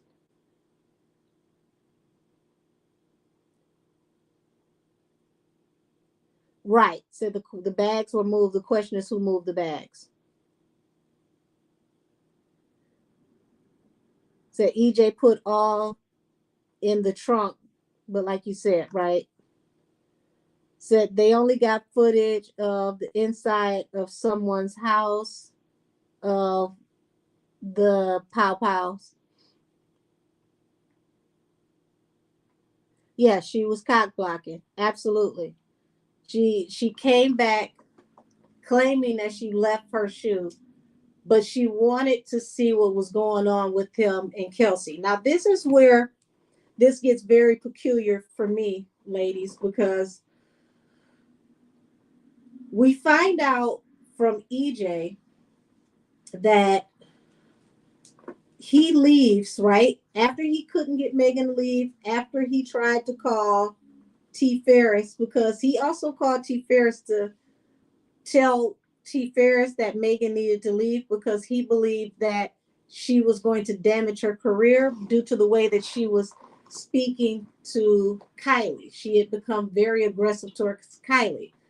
We also find out that Kylie requested for Megan to call Tori to invite him to the house. That's very important because during this time, Kelsey was passed out in a room in the bed sleep when Tori was invited over. It was Megan that invited him to the house. So that right there in itself is a very major key fact. He let us know that Kylie was very into Tori and what he was doing with Quarantine Radio. She was very excited to meet him and that she requested for him to come over because she wanted to talk to him about doing a joint venture where they could cross market with one another. So this is how Tory even was invited to the house in the first place. This is how he comes into the picture. And I think that's important. We need to know how Tory even got there in the first place, why he was there. He didn't just show up to flirt and be charismatic. He was invited to talk business with Kylie. And from what EJ said, well, let's remember, EJ does not drink. He said um, what's his name? The one that Kim Kardashian just broke up with? Odell Beckham. Odell Beckham, and another white gentleman that he brought to get together with him. He said the three of them did not drink. They were the only three there that were sober.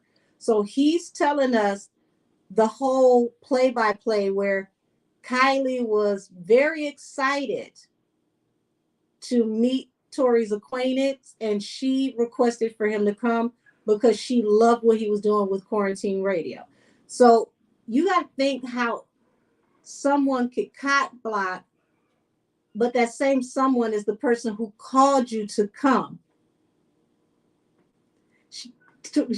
Tory would have never even been at Kylie's house if Megan had not called him and told him that he was invited. They did not address that in court. Says, oh, she was tripping all night. Princess Pooh, from the way that it was discussed, that's the way that it appeared to me, that from the moment Tory hit the door, she had an attitude. And EJ picked up on it. He called T. Ferris and said, I need to get her out of here. She's being aggressive towards Kylie. She's talking to Kylie crazy. I don't want her to crash and burn, mess up her career. Either you come get her, I take her home. That's when he went and packed up all her stuff. He went and woke Kelsey up, because remember, Kelsey was asleep through all of this. Kelsey had got drunk. He picked her up off that floaty out the pool, took her in a room. Kelsey was asleep. She didn't even know that, Tory was invited to the kickback. She finds this out after she wakes up. She kind of wakes up in progress, and things are going downhill. Let's see, Cupid, but who moved the bags? That's a 3-seater. Kelsey would have had to climb over the back seat. We don't know how the luggage was sitting or who had more than the other. That's very true.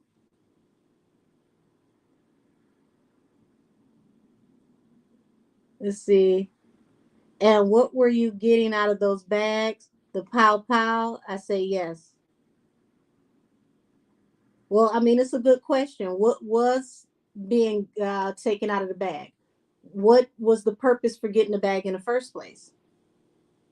What transpired before you got the bag? So all that going back to the house and getting out of the car, sitting at the bus stop like she was on one. And then you got to remember, Princess Pooh, she's out at the bus stop in a 2-piece thong bikini. So imagine how that looks out in a very wealthy area, and your whole ass is out and you're sitting at the bus stop. That's very peculiar. Hey, Frosty. Super unrelated, but I cannot get. He said, not the Kendrick versus sliding in. He said he's a 69 guy. OBO out my head. Listen, the fact that he made it sound like a line dance at the end of the song, I could work out to that song. Oh, so I'm working, but I'm still listening. Hey, thank you for tapping in with us. Y'all are funny. Said maybe we can trade Drake for Tory. Oh my gosh. Said Kelsey took so long to go out to the car. Well, you got to remember, they had to wake Kelsey up. Kelsey According to EJ, Kelsey had fell asleep on a floaty in a pool. She passed out drinking, and he got her out the pool so that she didn't fall off the floaty. And he took her into the room so she could lay down. So, we talking about frat girl wasted, okay? She's waking up. She groggy. She out of it. She don't really know what's going on. She know her friend be tripping because she knows her friend, right? But she still doesn't know what's happening. She didn't know that she called her to invite Tori over, but she ain't got no issue with Tori. So she like, oh, Tori here. Okay, hey. You know, she wakes up to Tori being there. They all, everything was supposed to be cool. She didn't know that Meg was in her feelings. And then she sees that there's a back and forth, there's tension between the both of them. But at the time, she did not know that her friend had pulled the Kelly Price and was behind her back messing with her dude, right? She didn't even know. And at this point, Kelsey, even though her and Tori liked each other, they weren't locked in. So she wasn't trying to crowd him because they weren't locked in. So just imagine, you sobering up and you seeing all of this going on and you're trying to figure out what are these vibes going on in the room and why the hell you got an attitude and why do you have an attitude and why are y'all arguing? She literally woke up in the middle of chaos and things just kept getting stranger and stranger and stranger.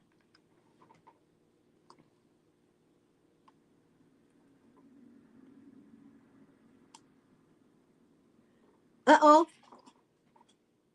Thank you for letting me know. Hold on. Invite.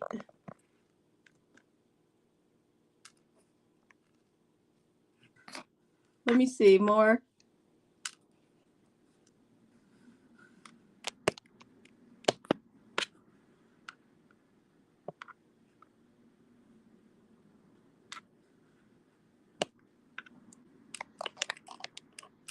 Hold on. I don't see her in here. Hold on. I'm going to see if I can send another invite. Wait a minute. Guest. Invite.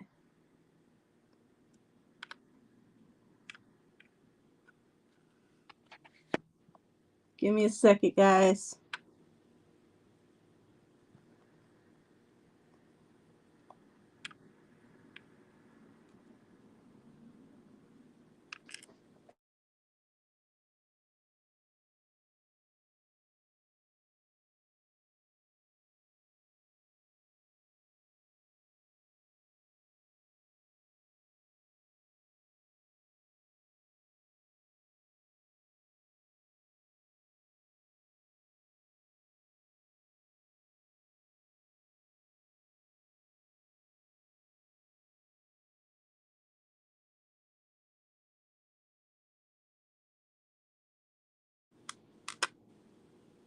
Okay, can you hear me? I just sent a new link to her DM. I want to see if this one works.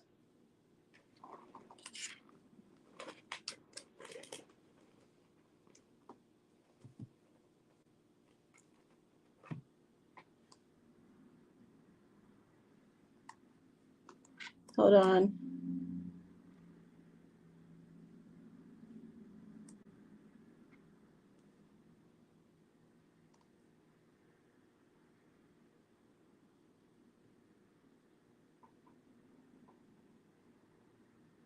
I'm waiting to see if I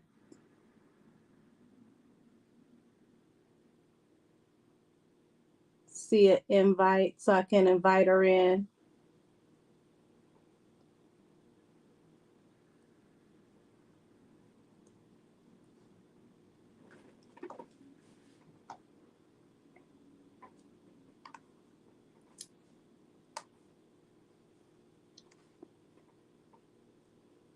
I just sent the new link. Because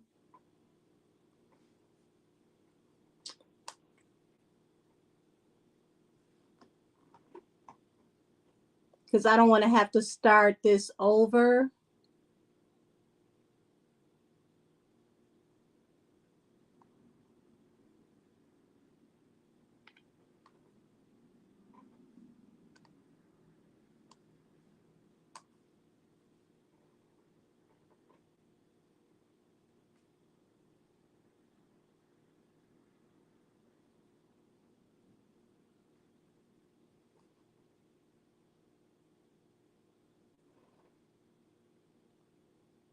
Said I just had a download.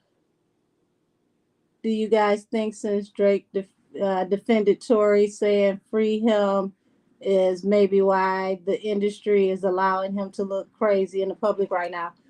Um, I think that's a major possibility because you got to remember Casanova also took up for him, and then he faced legal trouble as well.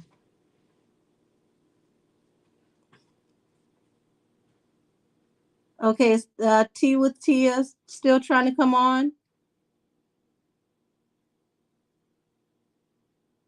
Because if I have to start this over, I'll start it over for her for sure.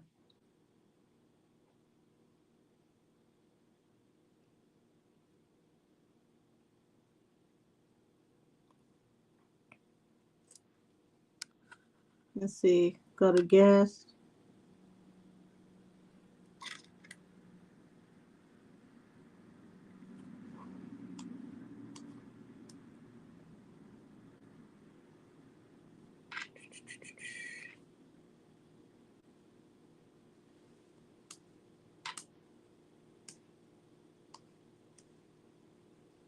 Let's see. Kiki, where you at, boo?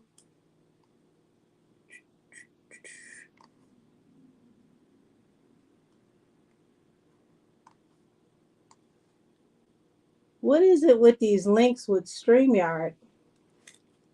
Because I sent her a link directly to her DM on IG.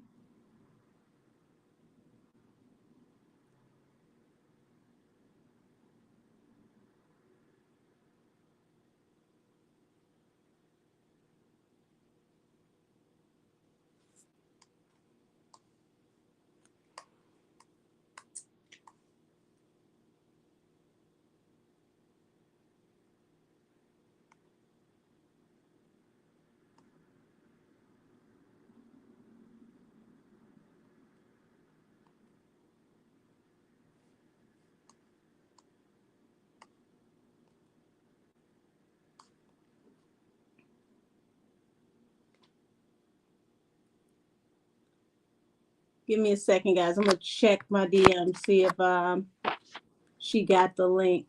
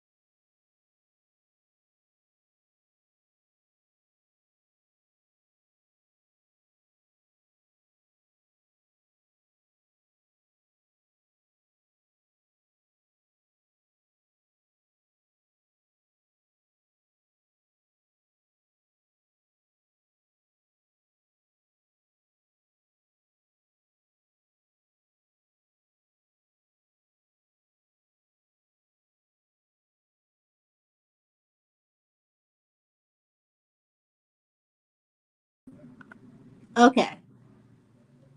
Sorry about that, guys. I was trying to see if I could send her a new link. Says she just got a call. She'll hop on after the call. Thank you.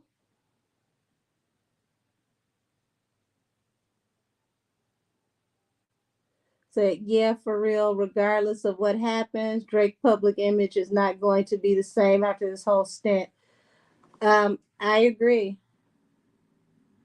Everybody who supports Tory in some form or another takes a blow publicly, and that to me needs to be questioned because we didn't even see this with like the people who supported like Weinstein and Epstein.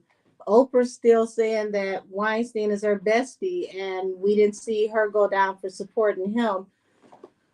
And you know, why is it that the people who support Tory end up facing legal issues after they openly support him? It's kind of intriguing.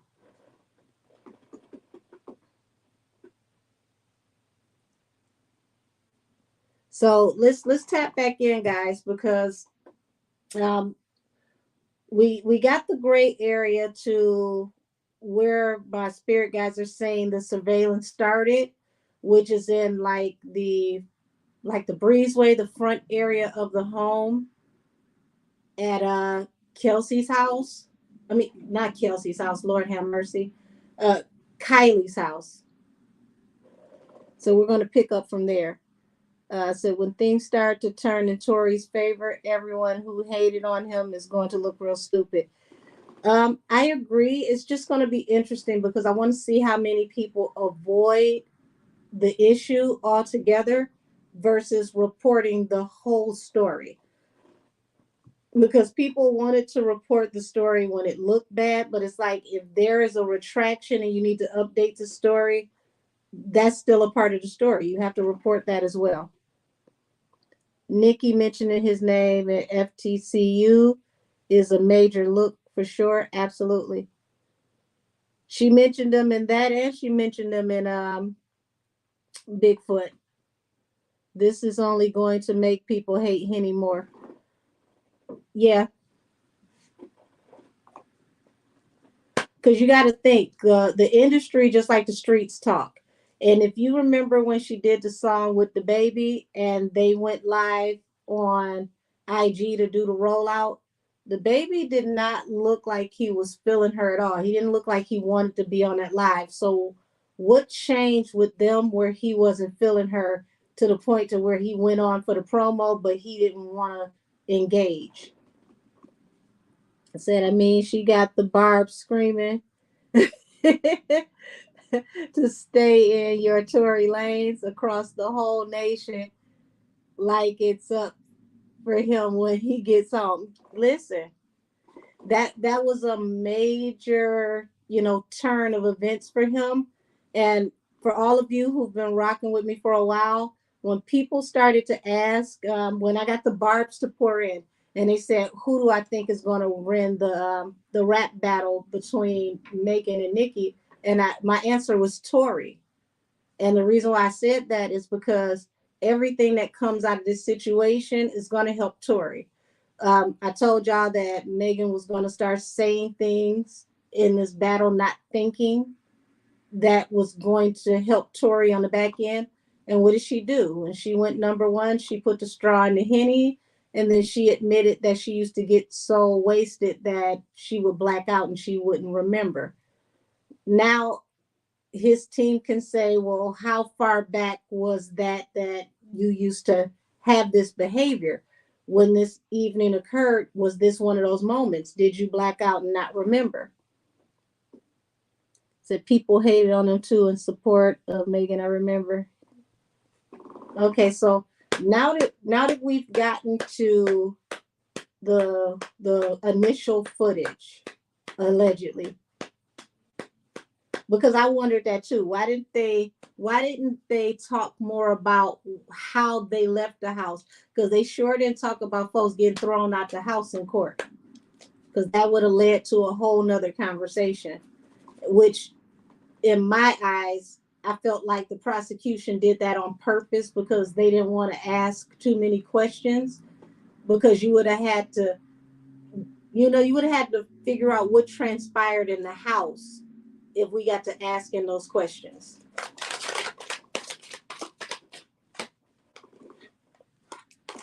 Now, this is the second time this thing came out, y'all. Remember, when I first put the cards out, these were the cards that came out in the beginning.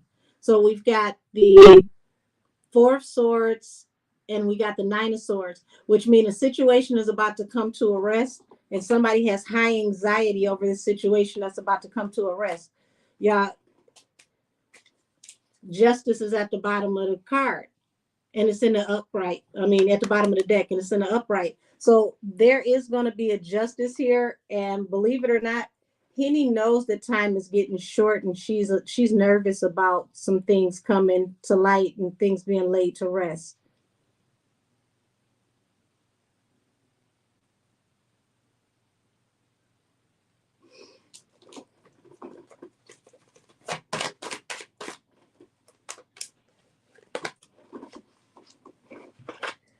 Can't make this up. Look at this.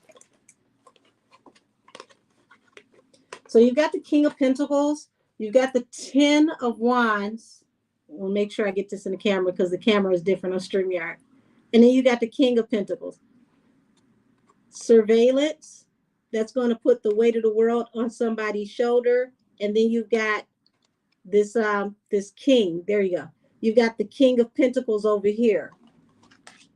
Now, remember I told y'all it is alleged that somebody possibly paid to get that footage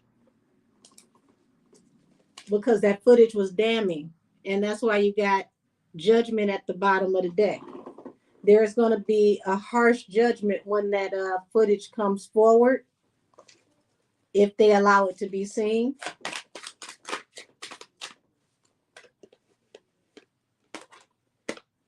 This feels like collusion. You've got the Knight of Cups to Justice. Who came forward to make an offer to people in the Justice Department? Now, I'm talking about, footage, right? And they're showing me a very wealthy or very well-connected individual. This is a middle-aged man that is very well-to-do, or someone that is in very masculine energy, came forward and saw that they were going to have complications due to possible alleged footage, and they made an offer to someone in the Justice Department for this footage, allegedly.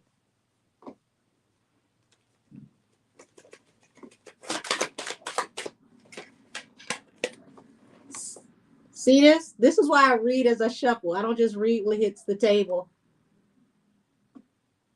They knew this was damning evidence. And this is why this is coming out over here with this Nine of Swords and this Four of Wands. This was going to lay everything to rest, and they were extremely worried about what could come out in this footage. Now, I've been telling y'all for months that it's footage. I told y'all before WAC 100 said it. I'm going to double down, triple down, quadruple down on footage and damning evidence.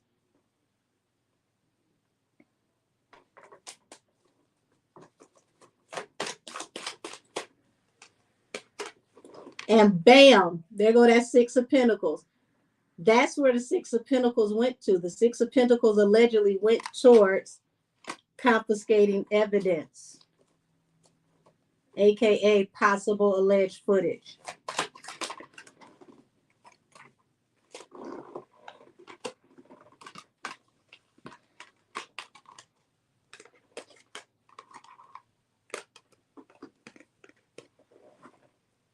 You got the Hermit and you got the Two of Wands. A choice had to be made and they had to cut somebody loose. Somebody had to take the fall.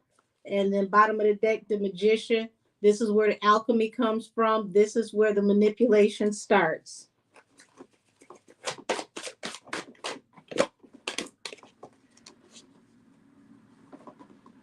Okay, you got a Three of Cups. Three-party group came together to bring something to a final end, to transition a situation out that had to do with people partying.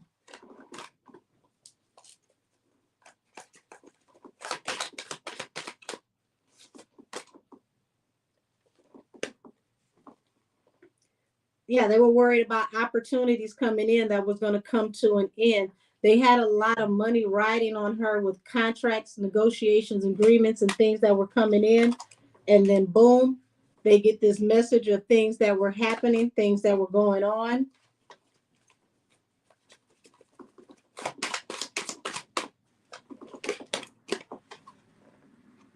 They had to bring it to an end.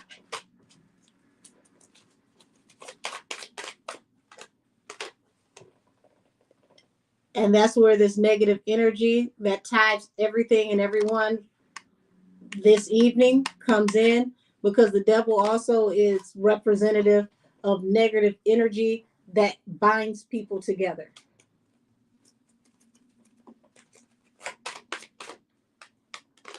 And this was a wish fulfillment to put someone, doggone it, these StreamYard with the cameras. I'm trying to make sure you guys can see this. This was a wish fulfillment to put somebody in jail.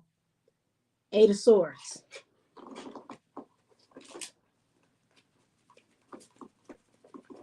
If somebody had to go, it wasn't going to be the one that was signed. This one, things went into effect.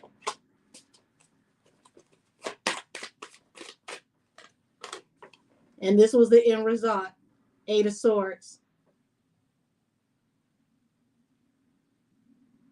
Blindsided. Locked up. And then here it is. You got all these people separating ties, walking away from Tory.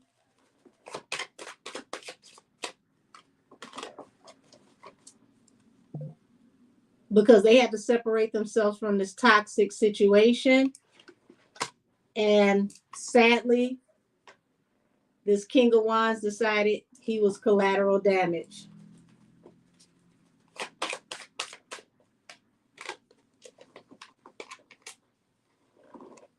You see this? Doggone it. There we go.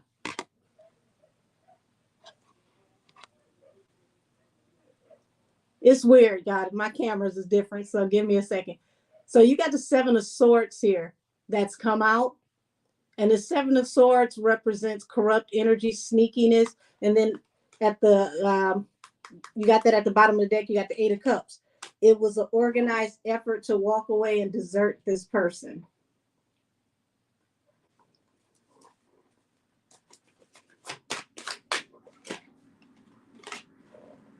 King of Wands, fire sign.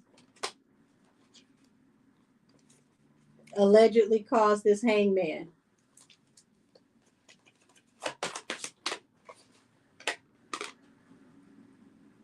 There's that 7 of Swords we just saw, the sneaky activity that was a wish fulfillment due to the wounded warrior. Henny would be the wounded warrior in this situation. And that's where this hangman comes from, because they had to protect the 10 of Cups, the church's money.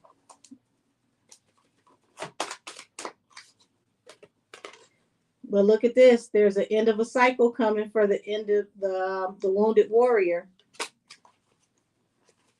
What's the end of the cycle?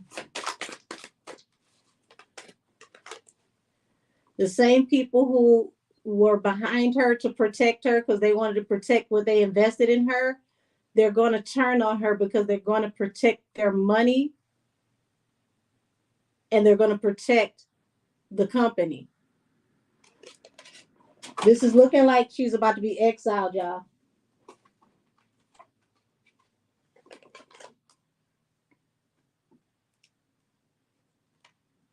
So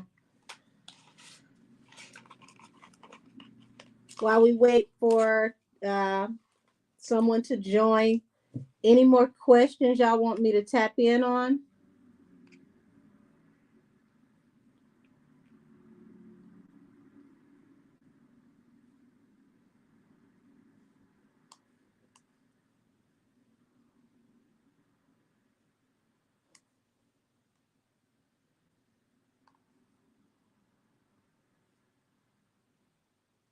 Let me see something.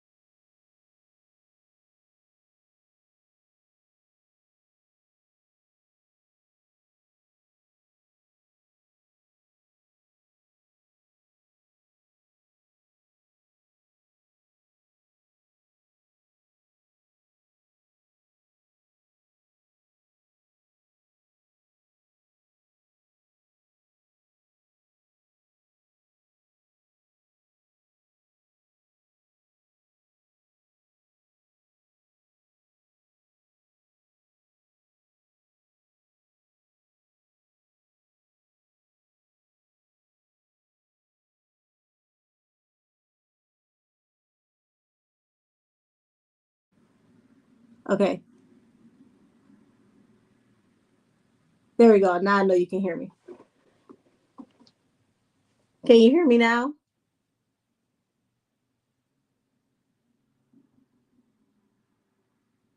Because it had muted for a second. I just want to make sure you guys can hear me before I go any further. Somebody send me a heart or something. Let me know you can hear me. Okay, thank you. Good. I didn't want to go any further unless I knew you guys could hear me. Great. So let me find a deck for her. And then let's see, I'll do him first, and then we'll see how his energy is going.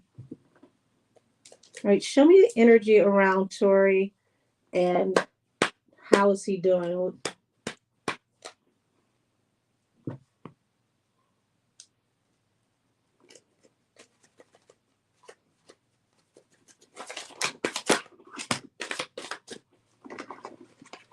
So first two cards out, we got the Nine of Wands and the Ten of Cups.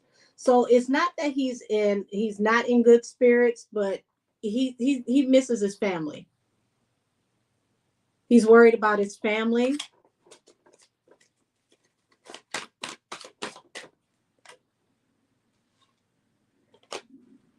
Page of Swords, and Three of Cups. So Three of Cups is saying that he's in good spirits and he's keeping a close eye on things, even though he is where he is. He's staying up to date on what's going on. He's overall in good spirits, for as well as he can be, but he's feeling melancholy about being away from his family, which is to be understood. He misses his family immensely.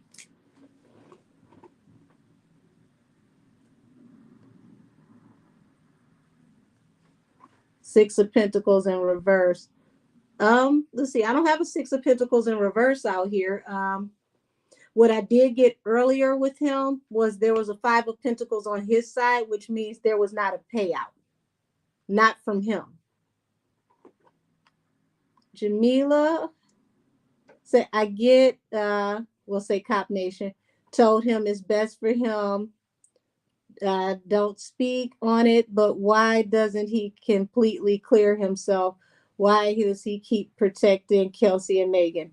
Well, here's the thing, Jamila, right now, he's not able to say too much of anything because he's waiting to see what happens with the AG and what they do with his paperwork. But I guarantee you there's going to be a change coming because he's going to have to speak. And I've been saying this in my old readings that he's processing the no more Mr. Nice Guy. Like Tory is a very kind spirit. He hates the idea of throwing anybody under the bus.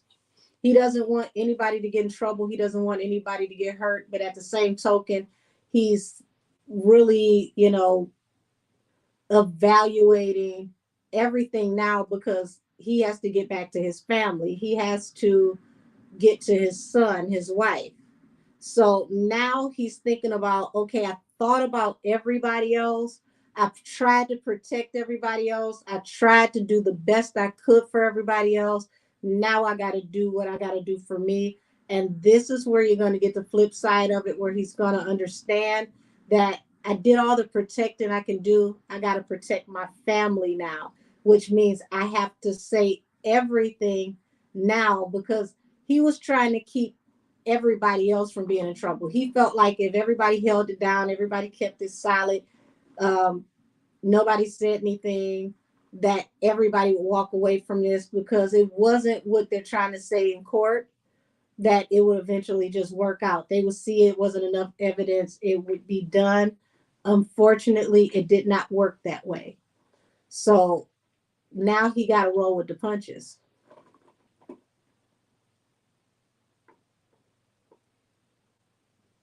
Says he knows we're sending positive energy. Absolutely. I pray for him on the regular.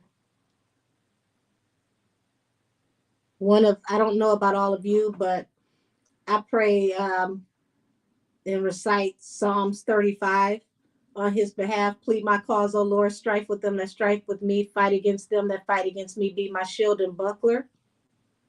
Like I pray that on his behalf. So it's working, guys. Let's keep up the positive energy. Let's keep praying for the truth to come out, because that's the biggest problem, that there's so much tap dancing around the truth.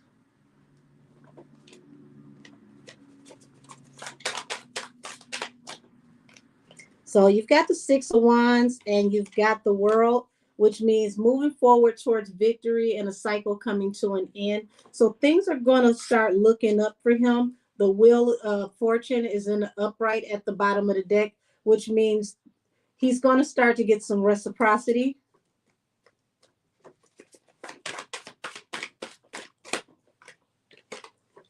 Nine of Cups. This is going to be a wish fulfillment when it's all said and done.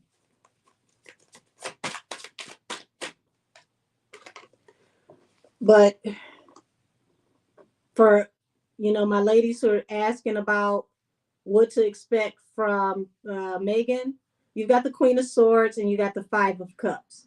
Queen of Swords represents the air sign Aquarius, which she is. Five of Cups is deep sympathy, heartbreak, and regret. This is somebody who will be in deep, deep, deep regret. Okay.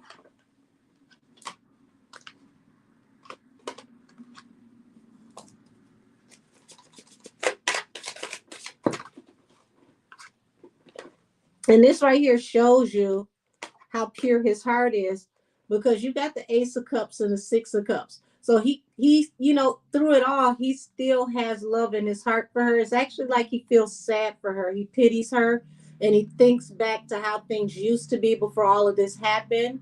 And he really did care about her. And unfortunately, that was his hangman.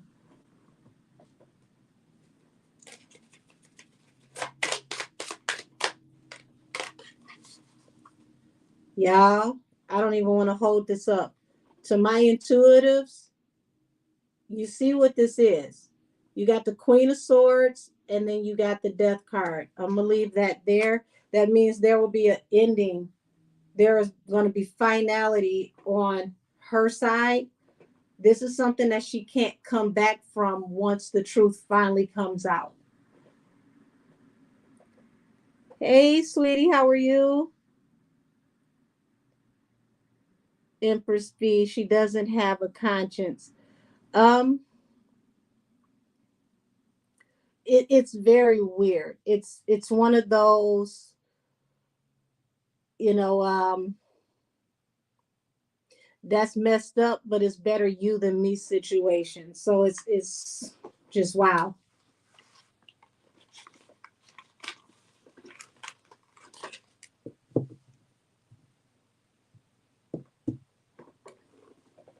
I said I was saying the Six of Pentacles in reverse energy, because they're going to cut her off and no more favors. That's actually happening already. You're right on that. Hey, Erica Reed says, how does she sleep at night knowing she done him wrong?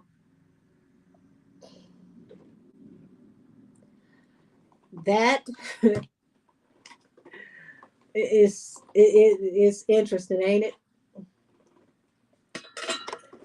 And it's terrible that it had to go this far, because if he had have not fought for his freedom, he would have ate these 10 years, and then that's just that.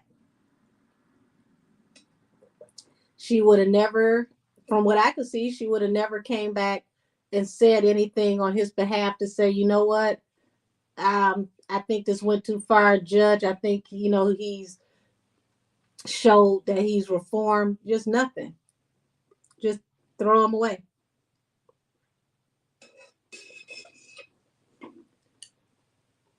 So it looks like I don't have to grab another deck to ask the question about how's this going to go for her when it's over.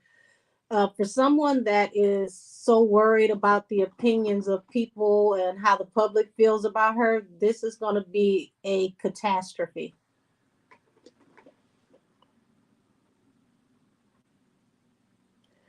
I don't want to announce her yet because I want to see if she's able to come on. Because I wasn't going to do today, because I wanted to do a full panel where I could have you guys on the panel and we can have a back and forth. Because I like the vibe when I can bounce off of you guys, because I don't want everybody to have the same opinion or the same vantage point. It's easier for me to pull energy when I can just go into channeling. But it was meant to be. So I'm still here. And if you guys want to do this again, please let me know, because we can keep this panel going until he gets home.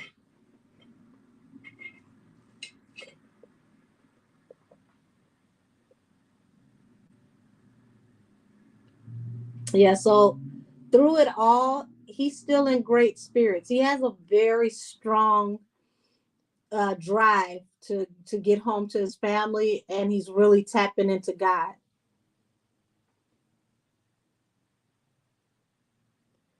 So that's good, scheduling a time.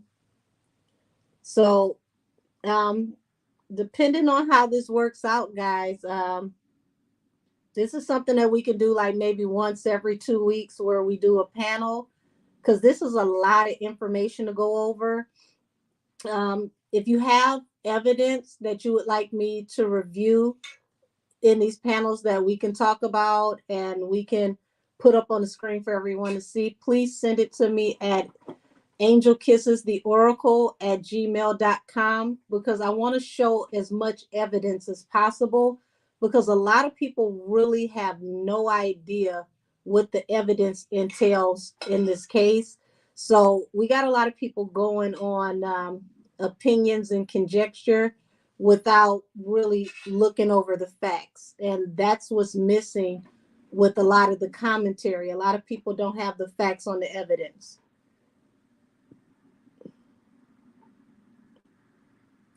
So isn't there an update coming up for him? That's what they're talking about, May the 28th. They're waiting to see what the Attorney General says on his decision for the last motion that his lawyers just put in. So far, so good. Things have been moving along since it's been out of LA County. I will say the lady that he has on his new legal team, she has a real keen sense for where she wants to go with this case. And I find it very interesting that I can't remember the name of the company or the nonprofit. If you guys remember it, please put it down in the comments so that I can say it. The company that is coming together to represent him right now, Tory used to donate money to this nonprofit to help with people that's been wrongfully convicted so that they can come home. And these people are now coming forward to represent him now. Said, I don't see how he was convicted without that DNA. That puzzles me. Well, see, it's beyond the DNA because he unite the people. Thank you. Absolutely. He had no GSR on his hands, and it is impossible to, fire a weapon multiple times and have, no direct GSR on your hand. So a lot of this, when you look at it, it's like, how in the world did you convict him with things that should have had this whole thing thrown out? There were several things that should have had this thrown out, let alone, not even brought into the courtroom. The average prosecutor would have looked over a case like this and said, I'm not trying this. It's not enough evidence.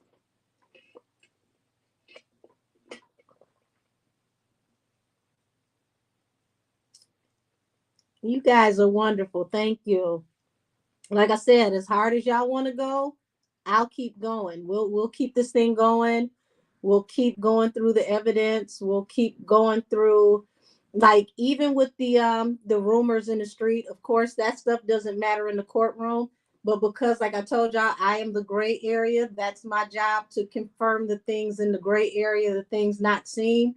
We can take some of the things that were said in the street that were rumored to have happened, and I'll tap in and I'll see if I can see in the spirit realm if they actually happen or if they're myth.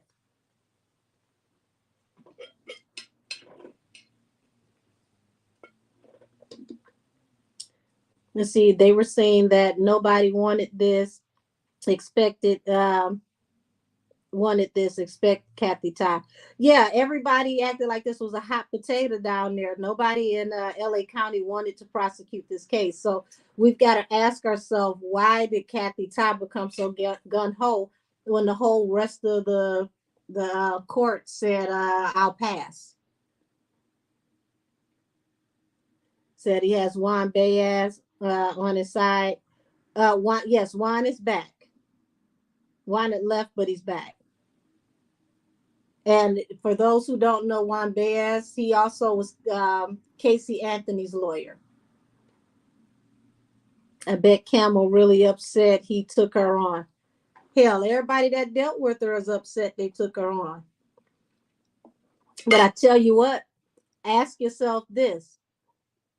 Where the hell is T. Ferris? And why haven't we heard anything about T. Ferris in forever? We don't even see T. Ferris out anywhere.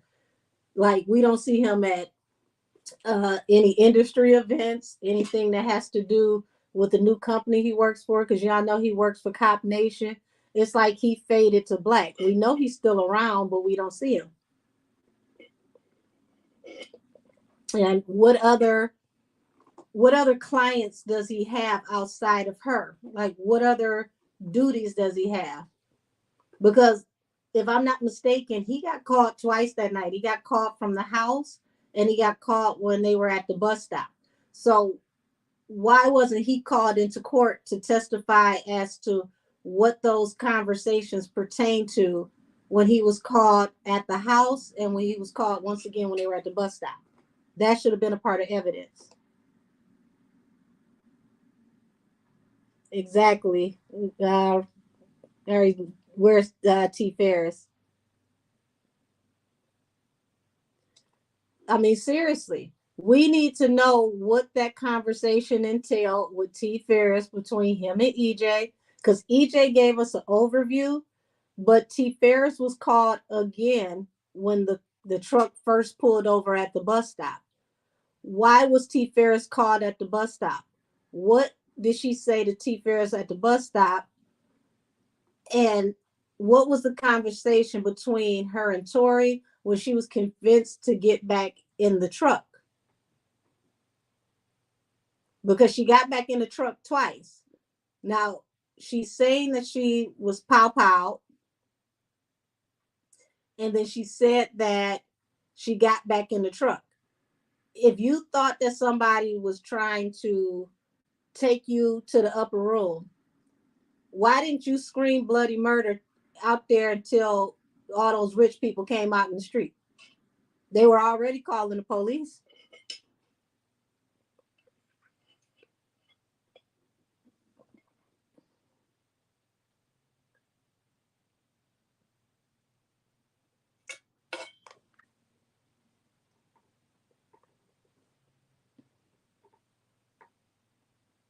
So let's see. I don't want to cram too much into this evening. So what I want to do is, for because I was trying to get people on this panel for tonight and it just didn't seem like it worked out. And I don't know how long it's going to be before the guest can be available, because this was kind of last second to get her. So if we do this again, I want to say not next Monday, but Monday after next. And I got at least 6 spots on the panel, everyone. If you would like to be a part of the panel, please email me at angelkissestheoracle@gmail.com, because I want to have, you know, people on the panel who have documentation, people who have studied this case that know the evidence. I don't want to delve into this from an emotional standpoint. I want to stick purely into, what the actual evidence was, and not, getting off into the feelings. Said I've also noticed as soon as something is coming up for Tory, here comes Cop Nation goes putting her in our faces. Yeah, he knows that. Hold on.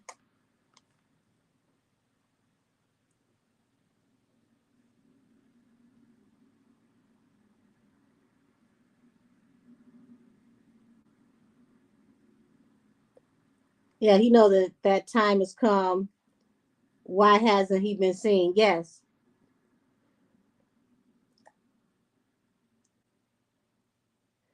Please do. Please email me. Because I don't want it to just be about, my vantage point.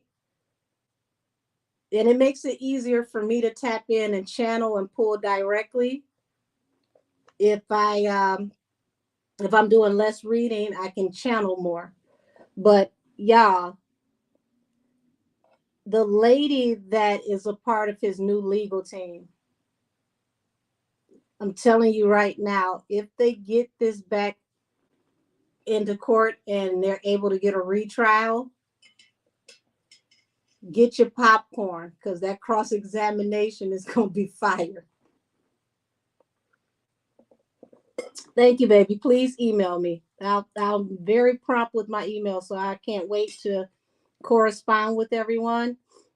Once you email me, um, I'd like to, shoot you my information so that we can get everything um, together, so we know what we're going to present, because I want to be able to present things in a chronological order so that we can see the chain of evidence, and we can go through this step by step, and we can see the way that the case was handled versus what the motions are, so we have a better way of wrapping our minds around what's to come.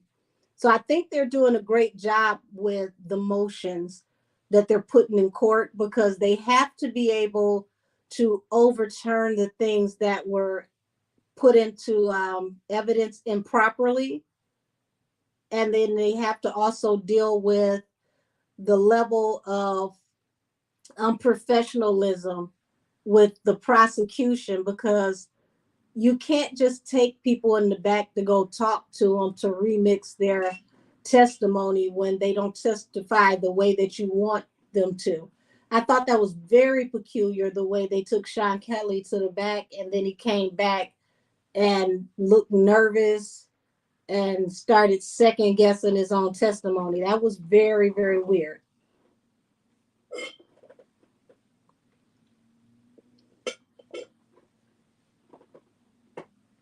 It said, okay, attorney, love it. Crystal is fired. Listen, um, I picked up on her energy before she even got on the case, before the lawyers had switched out. And I had said that if they could get her on the stand, they would obliterate her. And it's a big if, because it's the process of, do they get this dismissed or do they get a retrial? That is going to be up to the attorney general and the new district that this paperwork is going into. So it could go either way. I'm going to pray for, just no matter what, that the evidence is actually heard this time and things are properly entered into court without trying to circumvent the process of due process. Because a lot of things happened this past time around without actual due process or proper process.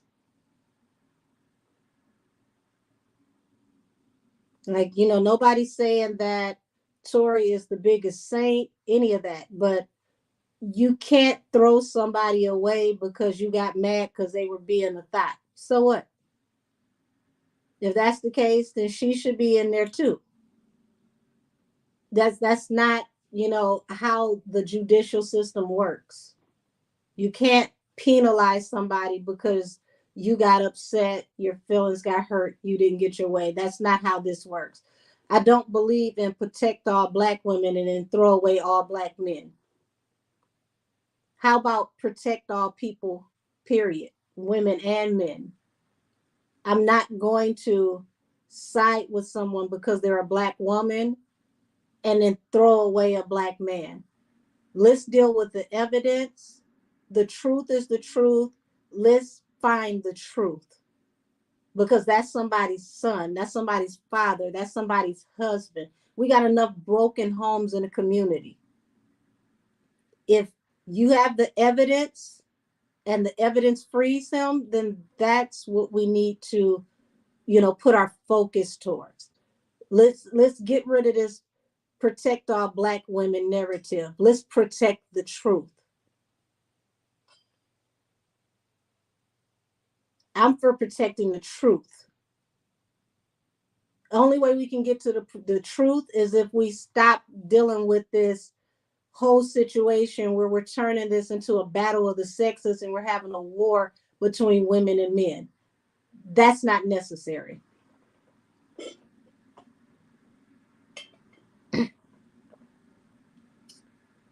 You said, especially introducing Henny's violent history. And see, that's something that we need to also look at. If Kathy Tao was so gun ho about using Tori and Kelsey's lyrics, why didn't they use lyrics from Megan's music? Megan had just dropped a song called Diamonds with Normani. And in the first and the second verse, she talked about pulling a pow pow on a man and fighting them on ladies' night. Her verses were very violent. And I had people say, oh, well, the nature of the movie. Okay, you're saying the nature of the movie, but the nature of what she described a violent woman. This violent woman also went to jail for a DV incident towards a man.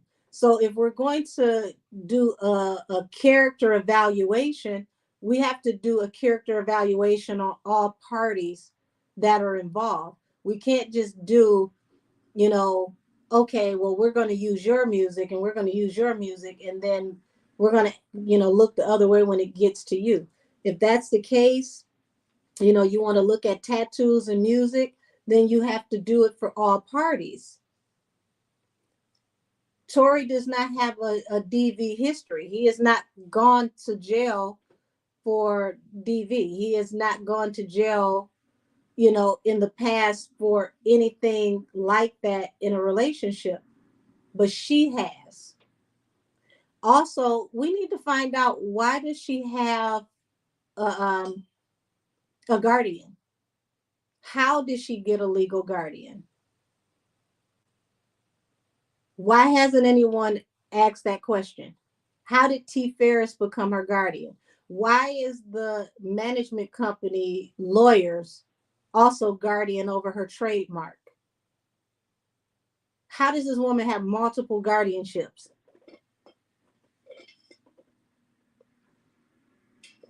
Because the guardianship came into effect after she had the violent incident with the boyfriend that she went to jail for. So how did that come about? These are all questions that need to be answered.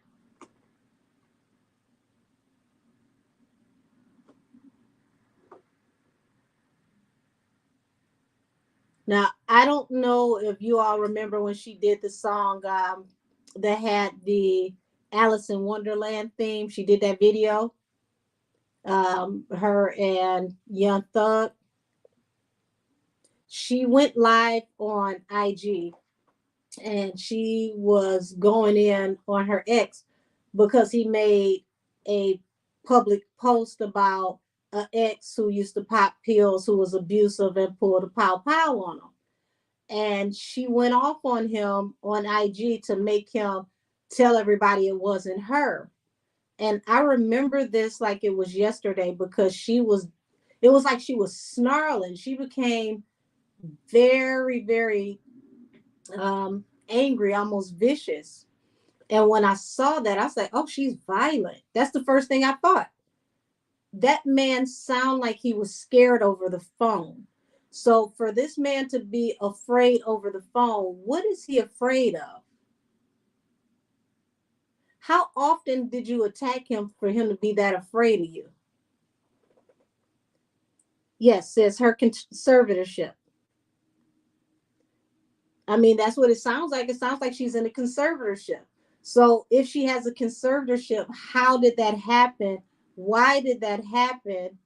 And does it have any relevance in this case? Because if so, it all is a part of setting a precedence. Oh, baby, thank you. Thank you for being here, Kay Holiday. These are all questions that need to be answered because that was considered a violent offense.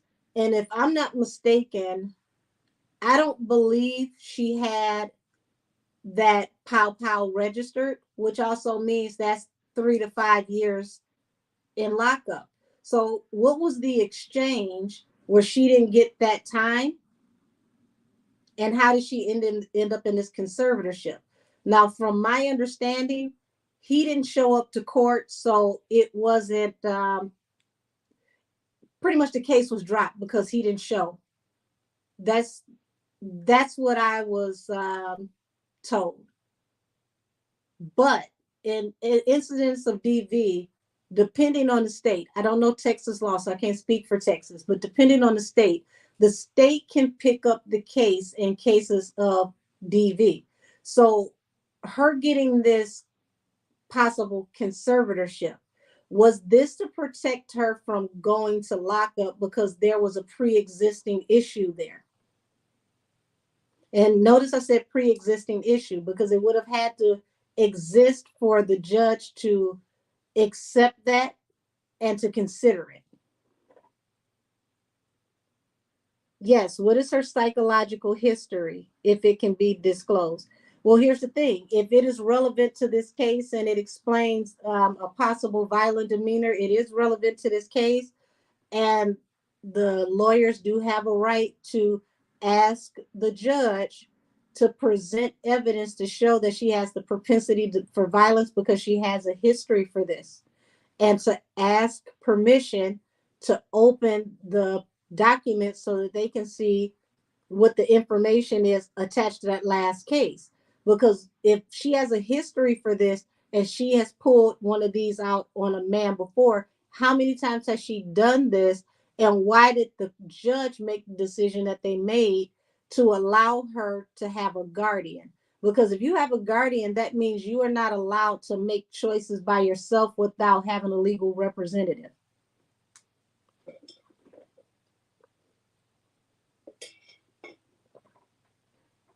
It said, let that young man testify, can describe her psychological behavior.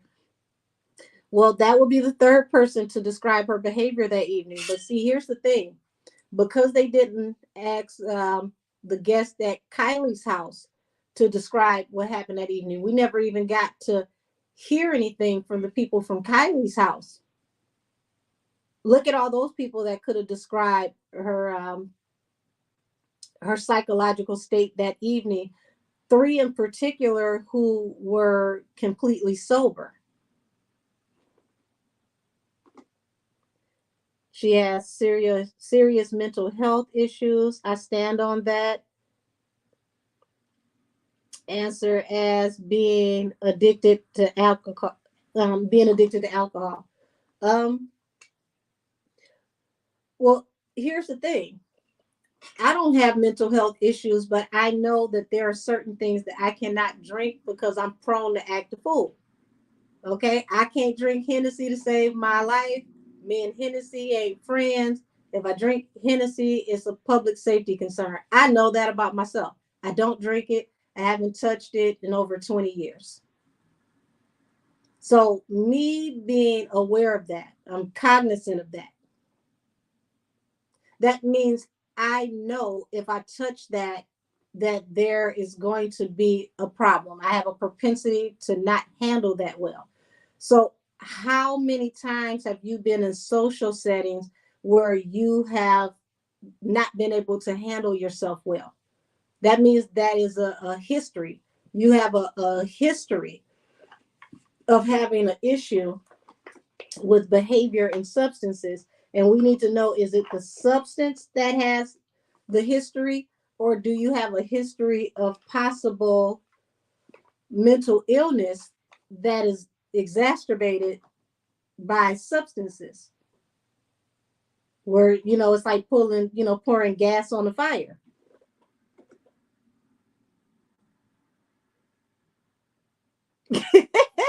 DS Raven, goodness gracious, said, well, babes, you're dealing with common sense, and we all know she don't got it all.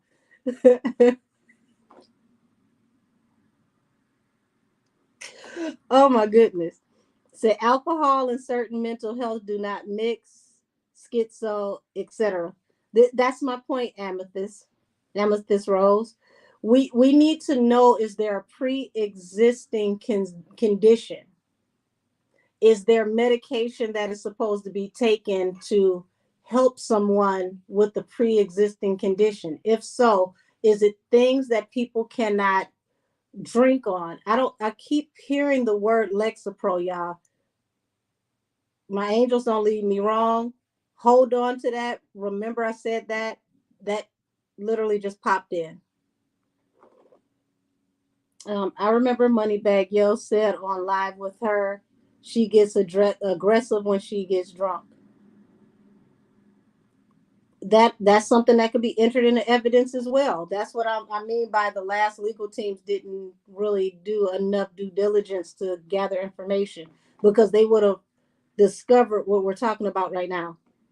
I want to know, what is her guardianship for? Very good question. That's what I'm alluding to. If she got a guardianship, why did the judge allow her to have a guardianship? What was the decision that led to the judge stating that she needed a guardianship? You don't just give a guardianship. Guardianships happen because there has to be evaluations. There's doctors. There's mental health evaluations. They come back. They sit down together as a team, and they all talk about their findings and what they decide as a group needs to be done. There's a process that has to be done to get a guardianship.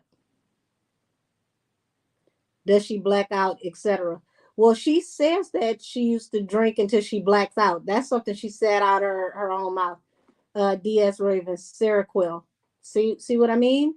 Certain medications you cannot drink at all, because you drink and you can boom. That's it. Can we tap into the aftermath energy for Henny after everything is exposed?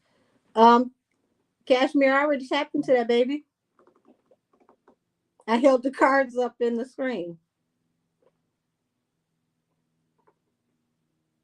It's going to go straight downhill for her, because she doesn't handle criticism well.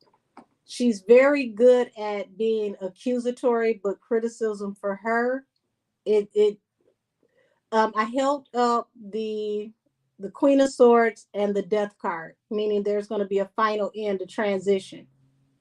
It's a wrap. Nothing good is coming out for her after the truth comes out, once things are illuminated.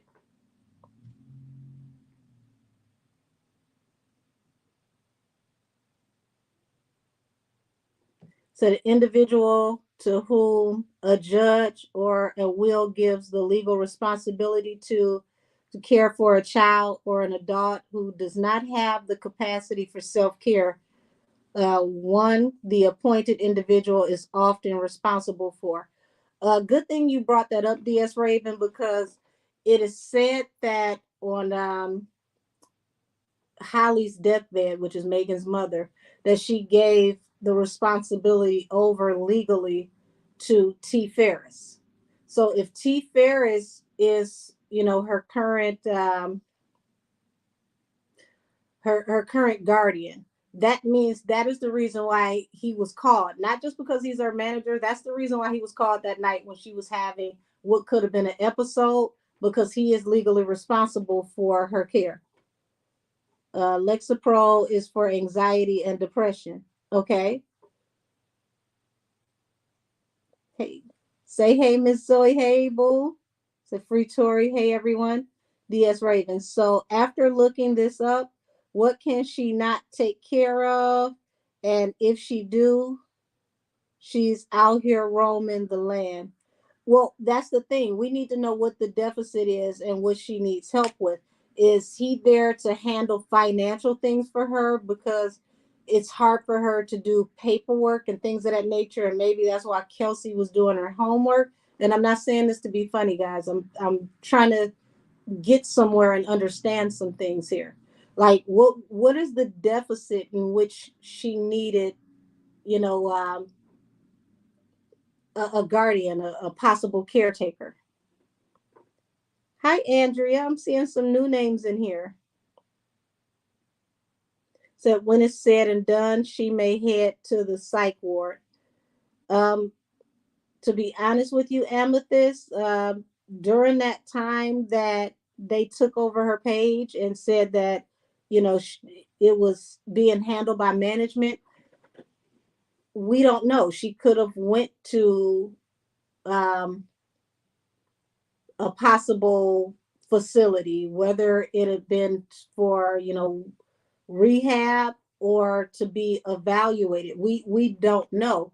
But I feel like all of these factors need to be addressed by Tori's lawyers, because here's the thing. If she has the propensity for violence, let's remember she ran down on EJ at Cardi B's birthday party. It had JT with her, and JT was right alongside like a little chihuahua. And the next thing you know, her and JT fell out. That EJ is not a small man. She ran down on him in public and was ready to, nuck if you buck, talking about he was talking about her and selling stories on her.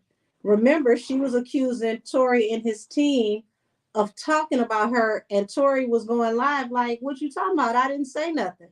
And for a minute, I felt gaslighted because I said, "Well, damn, I've been watching this and I didn't hear Tory say nothing." So I started really searching, because I thought I was going crazy for a minute. And I'm like, well, I didn't hear him say nothing. Maybe I missed it. So as I searched and I'm like, I couldn't find it, it got me wondering, is it possible? And hear me out, guys. Is it possible that she hears, she has auditory delusions?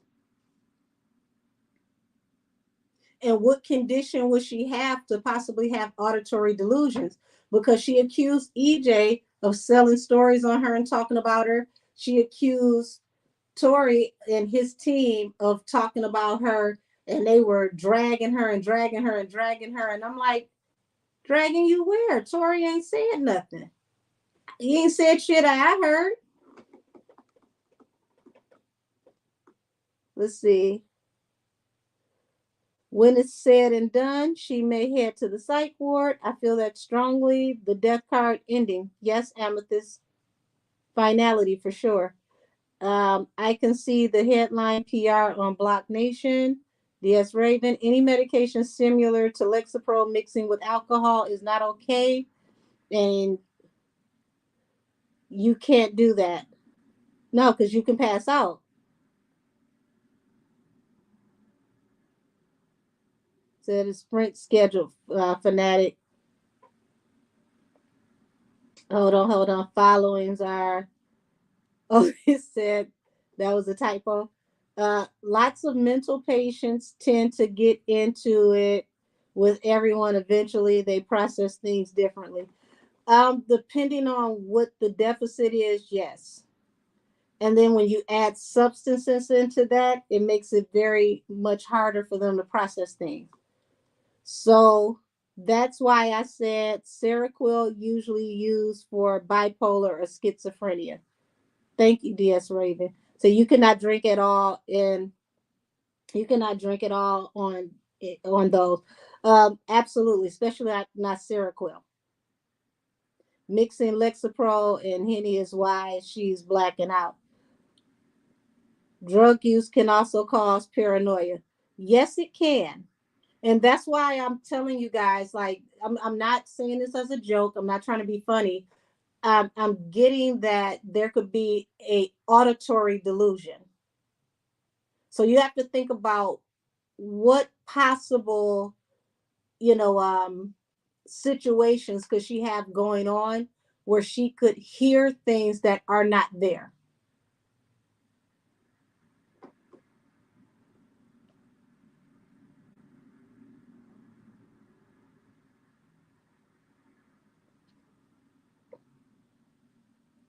Now, I want to say maybe a month ago, a few lives back, I pulled on the energy of a severe mental issue. And I was trying to be very respectful when I pulled on it because I'm not a doctor, but I trust my angels. Okay. Amethyst Rose says schizophrenia, auditory. Okay. Because that's what they're telling me, auditory delusions. Sometimes alcohol causes hallucinations. Princess Pool, I don't know what alcohol that could possibly be.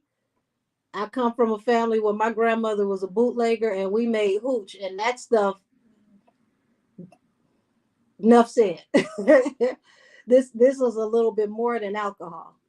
This a lot bit more spiritually what I'm picking up on. She knocked him upside his head. Wait a minute, who knocked who upside the head?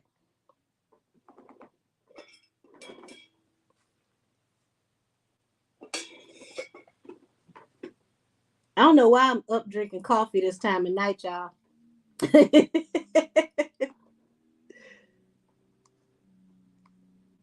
Oh, you're talking about the ex-boyfriend. Got it.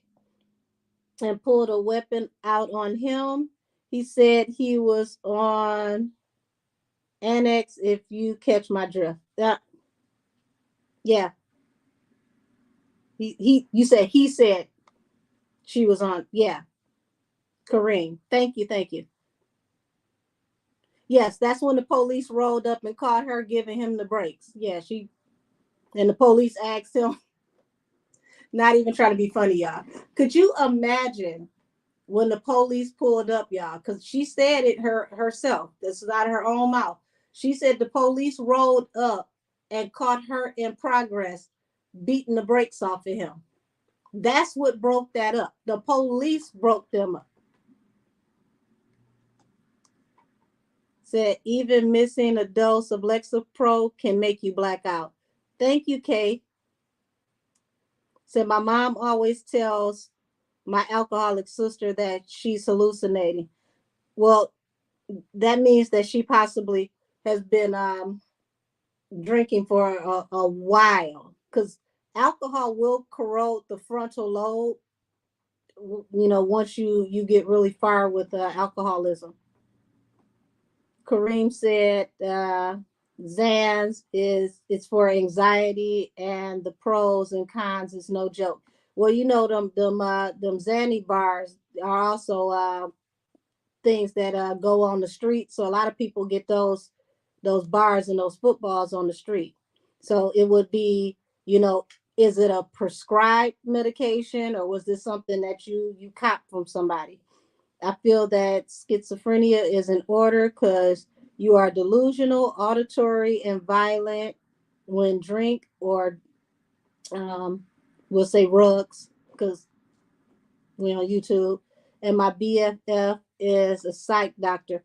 Thank you, Amethyst. I didn't want to write that in the chat. Okay.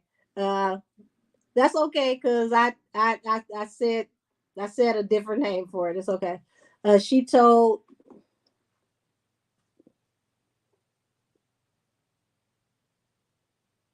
she told the story while sitting on Tori's balcony. Interesting. I didn't know that was his balcony. Damn, the plot thickens. I just remember that the energy when she told the story was off. And if you ever pay attention to Megan when she tells a story, she has telltale signs when she's about to add a little sauce on it. When Megan talks and she's trying to come up with something or she's thinking of a way to describe something, she'll pause and she does the head tilt and and she'll think and then she'll say it and it's like she waits for you to accept what she says. And I noticed that's a telltale sign with her when she's about to twist something in a story.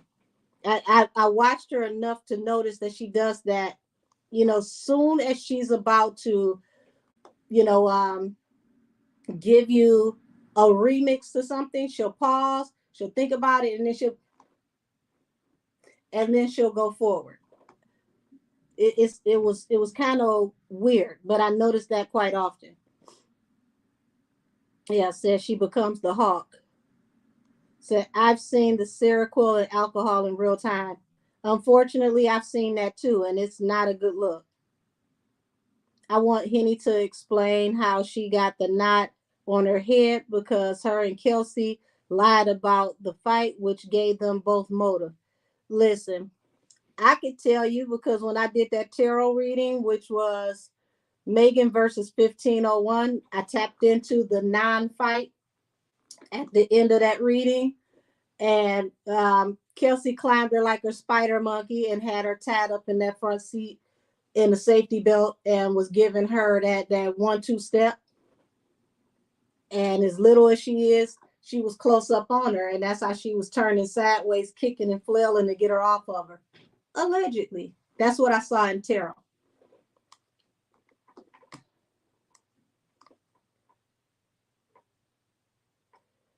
Let's see. In court, when they let people in YouTube, I was following at times said that Megan wanted to go off her to herself because she didn't know it just gets this bad. Interesting. As she did with Gail K.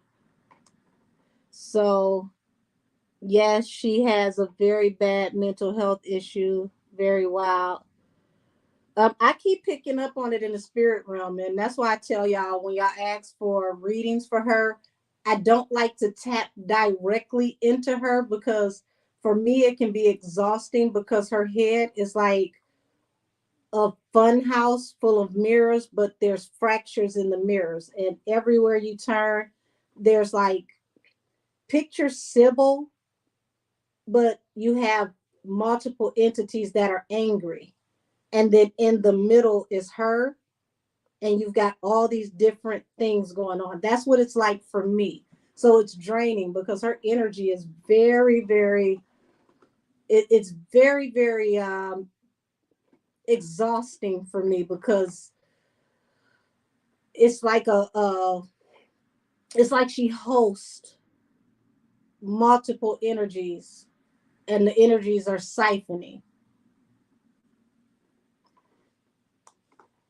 A lot of readers have said that they don't like tapping into her energy.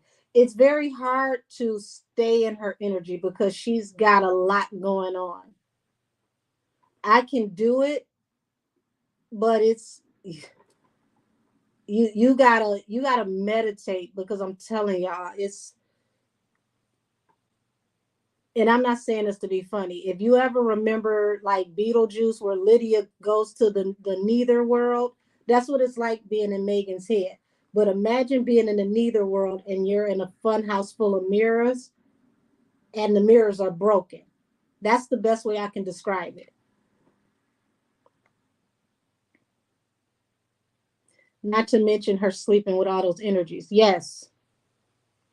And a lot of people don't understand that, that type of energy is the easiest way to attach demons and all types of, low vibrational energies to yourself. You really are taking on the energy of the person you sleep with and everybody that they sleep with. And you got to be careful. You got to be very careful who you mess with because of that reason.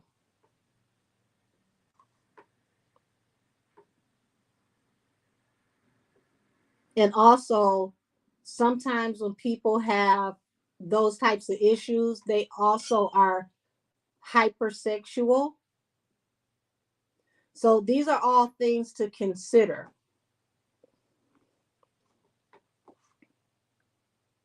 Yes, and of course, being drunk lowers your vibration. Yes, it does. Being inebriated, period, on any type of thing that takes away your natural ability to guard your third eye and your chakras. All of it lowers your vibrations. You have to be a very, very high vibrating person to be in those conditions and not be, in a position to be spiritually attacked. Said Lydia goes to the Neither to regain in Beetlejuice. Well, interesting enough with Lydia, notice how they always try to pretend like nobody knows that she's different, but she's in between worlds. Like she sees things that nobody else sees. Like it's two ways you could look at Lydia. You could look at her where she could possibly be a medium, but she consorts with the lower vibrational dead because the Neither world would be like going to hell. So, she when she goes to hang out with Beetlejuice, she literally is going to hell. She's going to the demonic realm. So for me, that's what it's like being in her head. She has a lot of attachments riding on her, and they're all fighting for space in her head. So anytime I read anything with her, I read the outer energy. I read the energy around incidents that happen with her instead of tapping directly into her, because tapping directly into her, everything that's in her pulls on you when you tap in. Said, I wonder why she's like this. Um, I'm not going to go off into certain things because this isn't a personal reading, but I'm going to put it in early childhood development and, you know, um, having a fractured psyche. So you could tell by her smile that she's a little off. Um, I noticed just watching her talk. When Megan talks, she averts her eyes a lot. And anytime you ask her something direct, she becomes sheepish. Um, if you watch the Gail King interview, when Gail started to ask the hard hitting questions, she became childlike and sheepish. And then once again, that head nod, like it instantly she tapped into like a childlike state, and it got a little weird.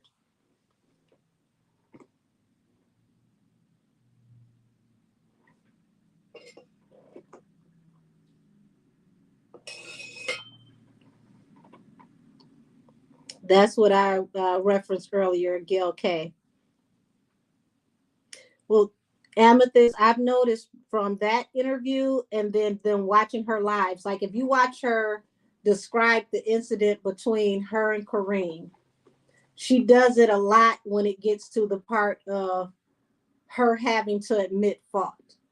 Once she had to admit fault, like she talked all about, oh, well, I just found out he made a baby on me and this, that, and the other. But notice when she got to the end of that story, she said when she was released, she went straight back over to his house. So if you was that mad with him to beat him up because he made a baby with somebody else, and then he told them that you assaulted him, more so the police witnessed it, why did you go straight to his house when you got out? That right there also says that she has a history of not only being violent, but did she go over to his house not because she was in love with him, but she went over to his house to also check and make sure he ain't have the girl and the baby at the house? Like, what was the real reason she went over to his house when she got out? Said it's probably the daddy issues because her dad went to jail, then died. Nikki mentioned that in Bigfoot. Let's remember her mother went to jail as well. It was alleged her mother was a booster, so her mother, got locked up. She spent more time with grandma in situations with parents. But her mother was a very, very accomplished MC. The eyes give it away for me. She has nothing behind them. They look dead. Hey, Elizabeth. Said, oh, she's mentally unstable. Got it. Even this type of analysis is helpful to identify when she is lying. Blueface incident that happened the next day. Now, glad you mentioned that, Amethyst Rose, because nobody takes Blueface serious, but Blueface had mentioned the same day that she got out the hospital. Mind you, everyone, this happened, what, 3, 4 in the morning, where they got pulled over. Everybody went to jail but her, and then she went to the hospital. Blueface said by that afternoon, she was over at his house. We're going to say giving him FaceTime. So if she was injured the way she said she was, saying that she couldn't walk, she needed to go to therapy, how was she able to drop down and get her eagle on? That's a legitimate question. Why isn't anyone seeking out Blueface to see what condition she was in when she came to him after getting out the hospital? So, yeah, Jesus. Okay, said that man said that she had been doing that to him. He said that he had to hide it from his family and she knew about the kid. Thank you for that. That's why I said when she got out of jail and she went straight to his house, that's why I listen to my spirit guides. Was she going to that house to make sure the other chick and the baby wasn't at the house? Because you get me locked up, I'm not coming to your house for nothing peaceful. I don't even want to see you. So if I come to your house after getting out of jail, what is my point of coming to your house and I just got out of jail? You could call the police and I'm re-locked up. So did his family even know that she had attacked him and went to jail when she came over to see him? Said, oh, it's deep-rooted childhood trauma. Said, I'm telling you, it's glass. The initial paperwork, Andrea said it was glass for sure. We're breaking down all the initial information because we have to find out how did it get from glass to GSW. The police went back to the hospital. They finalized the report with the lead doctor from the trauma ward in the ER. He said that it was glass. Notice the prosecution did not bring that lead doctor in. We got the resident, and then the resident came in and she said that she couldn't walk. She had to go through therapy, and the resident was looking there. He was sitting there looking stupid, like, who the hell went to therapy? I don't know nothing about that.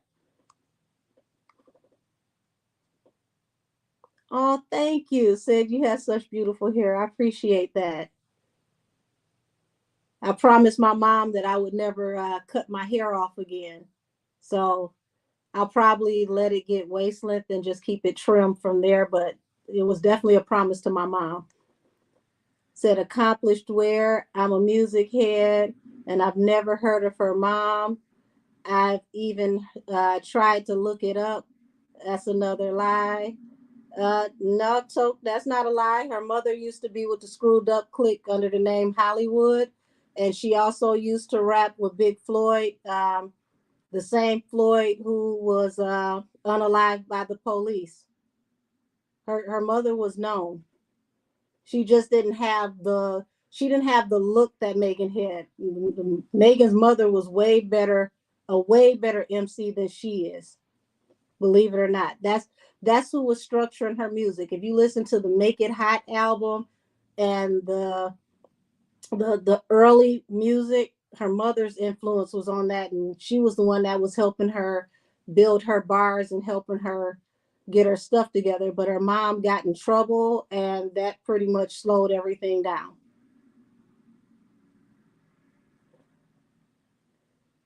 He said that it didn't even look like she got pow pow. Thank you for that, Kay. Gucci said that's not true because they put her on a red eye flight straight from the hospital. Kelsey said that she was in NY. Why was she still in front of the hospital? At Des Perez, now she's pow pow. Interesting. Wasn't she also twerking with the ace bandage on a couple of days later? Yeah, she was out with the Asian doll. Asian doll had her arm in a sling. If I'm not mistaken, it was a designer sling at that. It was like Christian Dior.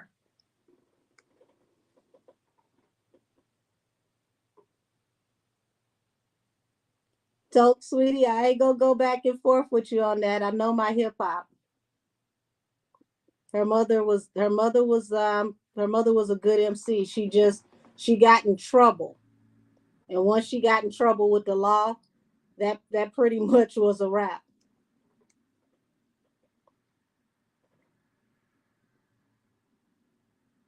But yeah, she her mother was in the studio a lot with them.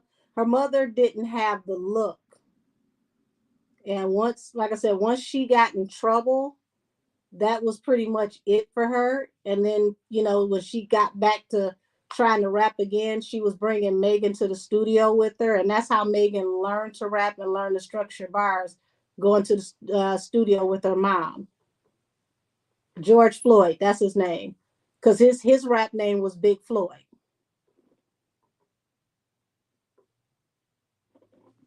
But you can tell that her mother's influence is no longer a part of her music because the bars don't hit the same.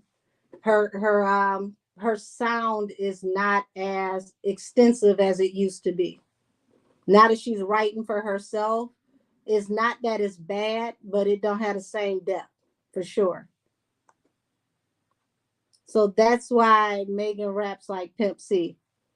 Well, if you find the footage of Megan in the studio with her mother was the one who helped her to really structure her bars.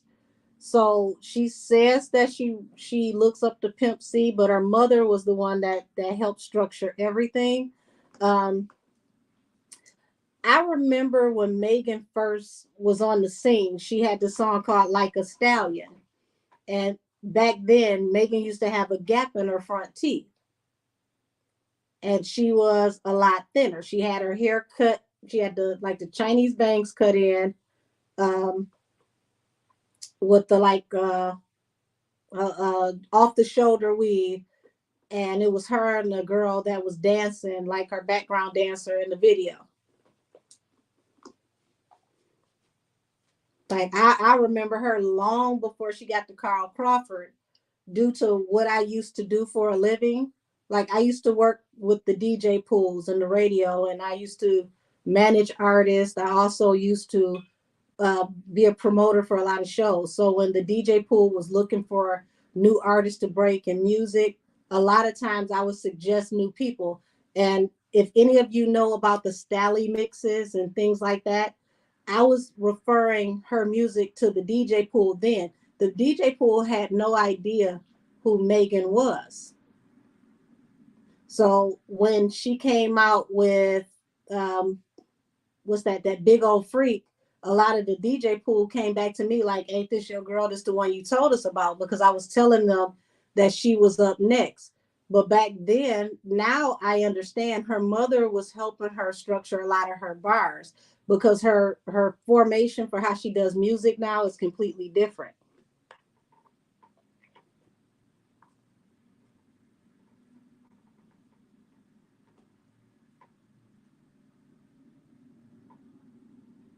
Said I believe that she has no other flow.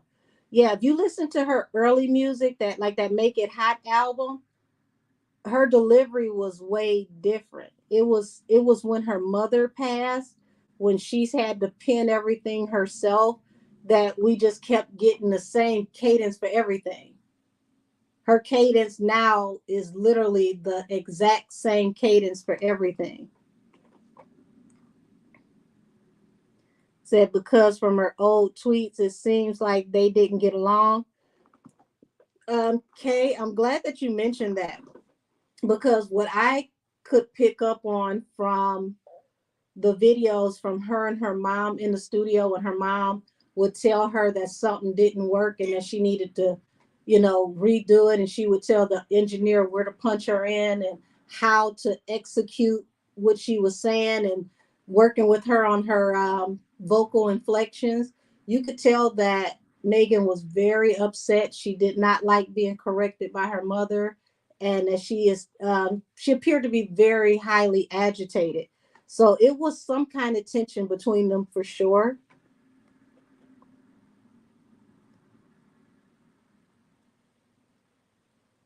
Said I want a necessary to get her big break. Nessa is hot. She's definitely a dope MC. And you know what's crazy? Interesting that you say that. Say hey, Miss Zoe. I didn't even realize that I knew who Nessa was, because it's been a while since Nessa had been on the scene. But when I saw the old footage of Nessa with the Cruella de Vil hair, where she had like the platinum on one side and then the black on the other, and she used to carry around a dog, it hit me. I'm like, damn, I remember this girl. I forgot all about her because it's been so long. Like Nessa used to be around like Paul Wall and all of the OGs back then, and she was next up. And then it was like out of nowhere she disappeared. So that was kind of weird.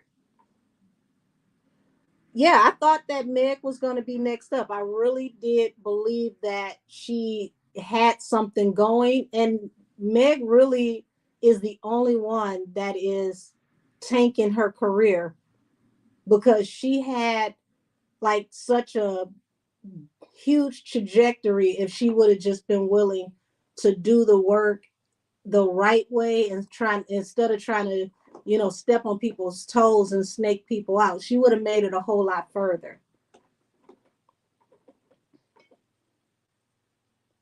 You said I feel bad for her now. Yeah, if you listen to Meg's old stuff versus listening to her stuff now, you'll see exactly what I'm talking about the structure of how her music was executed. I believe there's still videos on YouTube where they show Holly teaching her how to attack the beat and how to deliver her lyrics.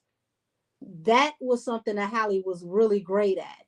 And when her mother was around, her music was a lot better for sure. Yeah, said and get help, she would have been great.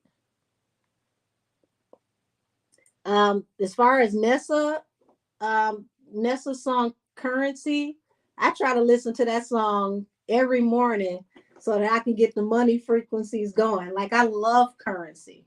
Like come on now, money come to me, money come to me. Like that's a dope song. I like that. And I like that she's tapping into higher frequency type music, which is definitely different because we got enough people out here pee popping on the handstand.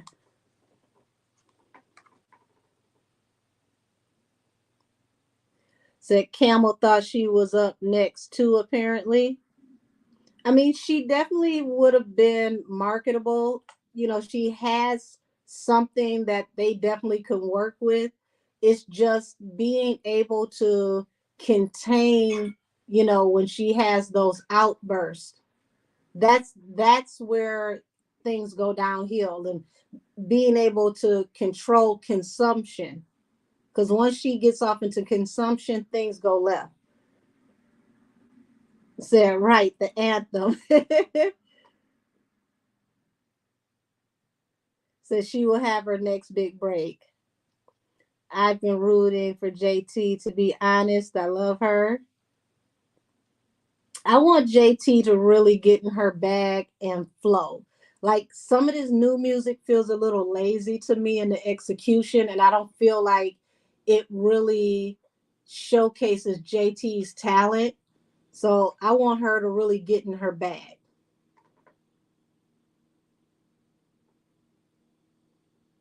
Because, I mean, JT really was the sauce on the City Girls.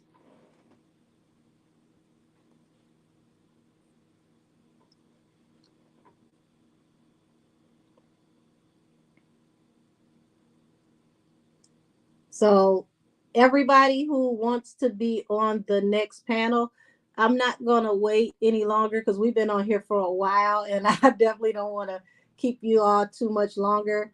But I love this whole exchange that we have. Um, if anybody has the initial police report, please feel free to send it to me at angelkissestheoracle@gmail.com. Um, because I want to show literally from the beginning the initial police report, because I do remember reading it. I just didn't keep it because I had no idea I'd be doing this right here. But the initial police report stated that it was glass. She stated it was glass. The police stated it was glass. The head of emergency stated that it was glass. So we need to go from there to where it changed, and then pick it up where the state of California took this over. And then we got Kathy Taw, and where she took this case and kind of turned the trajectory, because we need to understand everything with how his lawyers are now going to take the case before we get to the 28th. So there's a lot to signing an artist beyond music. Yeah, yeah. It's it really is a business. You got to know the business. Also, the whole story with Nessa, the way that Nessa described how T. Ferris ran off with her bag, her opportunities, and events that she was supposed to perform for. And he put, according to her, he put Megan in her bookings and took her money and pushed the Big Old Freak song and dropped her for Megan. But it was her budget. That's crazy.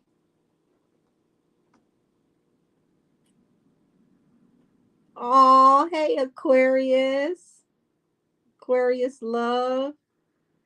Yeah, that's crazy. I mean, I'm floored just at that whole situation. I don't have an interview channel, but I'm really thinking that I might need to tap in, if I could possibly do so, and interview a couple people, because y'all be surprised at who all I talk to in my DMs.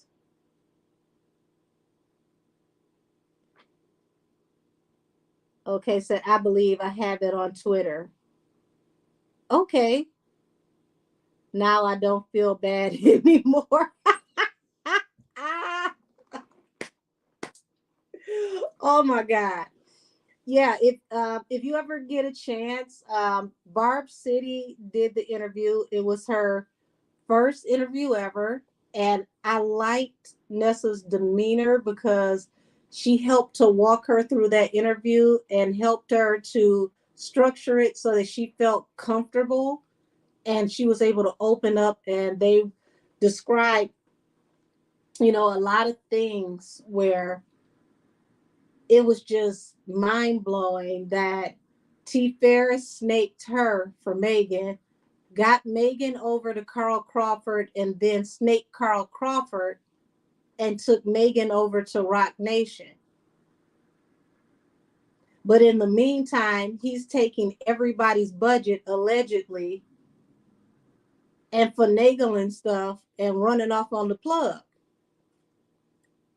All for Megan to get her over to Rock Nation. And then here it is. We see that Rock Nation lawyers signed Megan up for a whole nother power of attorney over her trademark. Now, T. Ferris, how the hell did you let that happen? You see, the original officer. Ooh, okay. T. Ferris messed over everybody. That's what it felt like to me. T. Ferris ran off on the plug with everybody. It's sort of like Joanne's story in Blue. This is, I don't know, this is tacky. This is tacky. this this is one of the most Cadillac Records ghetto ass Lifetime movie network stories.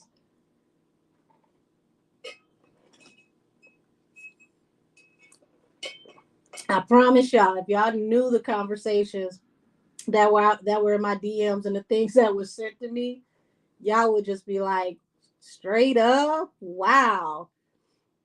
But yeah, this is a wild roller coaster ride, and the information that's gonna have to come out to bring things to fruition, a lot of people are gonna have egg on their face. Yeah, you said amen, LOL. Shit is ghetto. Yeah, a lot of people are gonna have egg on their face, and some people, unfortunately, they're not gonna have enough compassion to not even just apologize, but to retract the initial stories that they put out. Y'all see that Tory is pushing through and TMZ is not picking this up. They're not saying a word, but they help to put all types of nails in the coffin. Why is TMZ not being held to a higher standard? You're supposed to be the authority over celebrity news. Why haven't you kept up the story to show us that Tory is filing these documents and what's happening? They're quiet. Mum's the word. Said I can't stand TMZ. Like Party said, Megan, I hope it was all worth it. Let's answer that right now. Hell no, it wasn't. It's many people that I'm going to go off on when the truth is finally exposed. Also, Party, this was so eerie. LOL. Listen, Party eloquently got her together and rolled her into the dust. Okay. And I was so done with the women that were in their feelings. Talking about, well, if he really loved her, he wouldn't be talking about her. Well, if you gonna say that, if she really loved him, she wouldn't have let everybody think that he was cheating on her so that y'all can go over and flood his comments and harass him. That goes both ways. You can't sit up here and say if he loved her, he wouldn't be speaking on her, but y'all can't say that about her. She started it. You can't throw a rock at somebody and then get mad if you get hit by anvil. Said, I wonder if Party ever found out she set up Tory. Cashmere, interesting enough, after that song dropped, the last thing that I saw that Party posted was free Tory. So that answers something. Party was only one. Party was the only one to love the horse as she used him. Well, Aquarius love. Here's something very interesting. Okay, um, I find it very peculiar that Party was with Cash Doll first, right? Megan was hanging out with Cash Doll and around her and her best friend Kendra P. Now, with that being said, if you remember that I'd rather be a bitch video, that long ponytail, that long sleek ponytail that Megan had, that was from Kendra P's hairline. And Kendra P has a very high price, expensive, exotic hairline. That's who provides the hair that Cash Doll wears, right? Cash Doll breaks up with Party, and then a couple of months later, we find out that Megan and Party are in a relationship, and we don't see Cash Doll and Megan around each other ever again. Never seen them speak to each other in social media. Cash played it classy though, because she never addressed her, never said a word. Um, I want to say within the last 2 weeks, Cash Doll posted like a slide of pictures, like when she announced that she was 8 months pregnant. And on one of those videos, she shared a video of one of those posts with the slide. She shared a video of Gilly, and Gilly was talking about females not letting guys line them up, convince you not to work and stay at home, and then he leave you and you broke and you ain't got nothing, and he was talking about you out here all begging ass. Um, However he said it, he was talking about a chick begging and out here, going around throwing that thing in a circle for some money. But the way that he referenced it, he referenced Megan. And I thought that was very interesting that she shared that. I said, "Ooh, low key shot fired."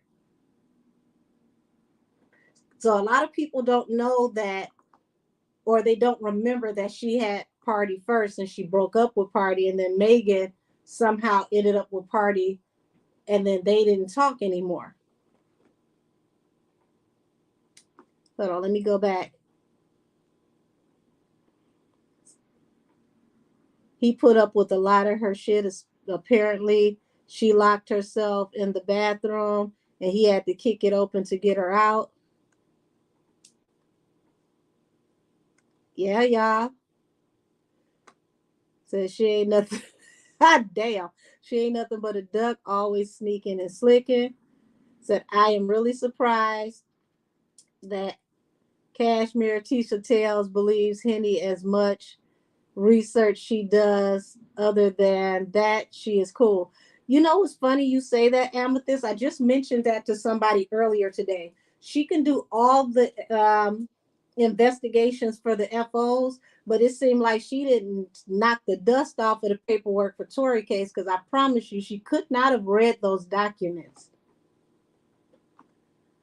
Said, yep, that was on live. I wondered I wondered what they were doing in there, or what he thought they were doing. Yeah, when she was in the bathroom with the girls.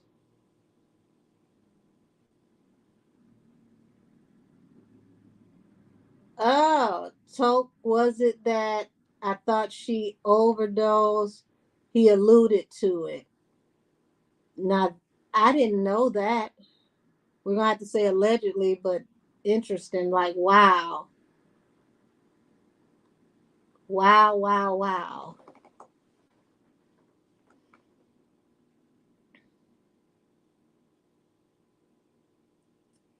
Oh, you said she was doing the Coca-Cola. Wait a minute. I don't want to knock down this whole this whole little thing of cards over here. They're saying this was a possibility. Oh, it was YouTubers that paid by Cop Nation to report, so she was probably on one of them. Wow. I thought she was doing something of that nature though. She was talking to him through the door, but he knows she was in there sniffing. We're gonna say allegedly. Her and her so-called friends. Well, see, here's the thing. For a woman that's in a relationship, she got a whole lot of people in the house around all the time. I can't speak for nobody else. I can't speak for nobody in the chat. as a grown ass woman, ain't gonna be no house full of damn uh, hot in the acid women running around half dressed with me and my man. I don't see or feel the need and the purpose for that. So that for me is a little strange because why you got all these women running around with you and your man?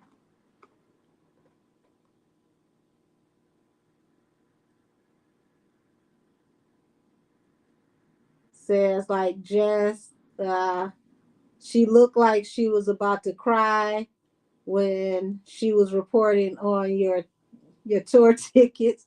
Lord, you're talking about Jess Hilarious.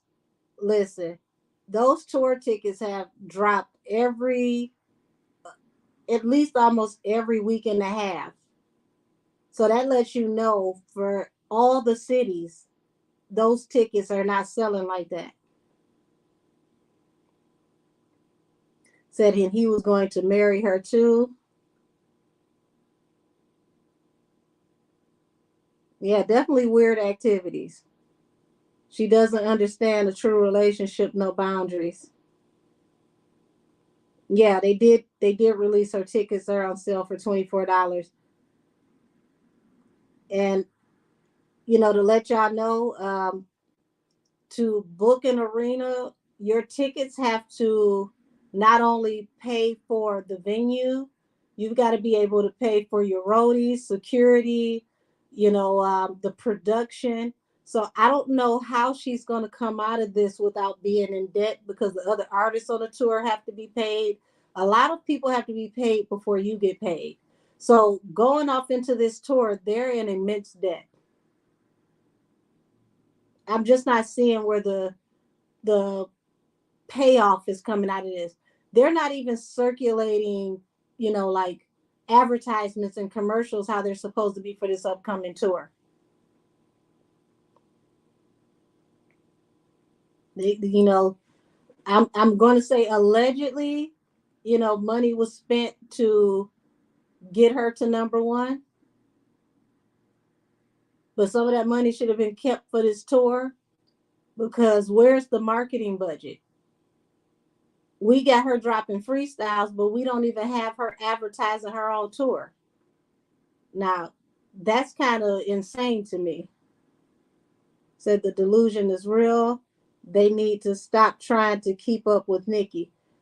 Um, she's not keeping up with Nikki at all. At this point, she's not even keeping up with the Chitlin Circuit artists because you got Chitlin Circuit artists that's selling out the clubs and selling out smaller venues. She should have just done smaller venues. Megan didn't do her due diligence to, really do the club circuit and to tour the smaller facilities so that she can build up her fan base.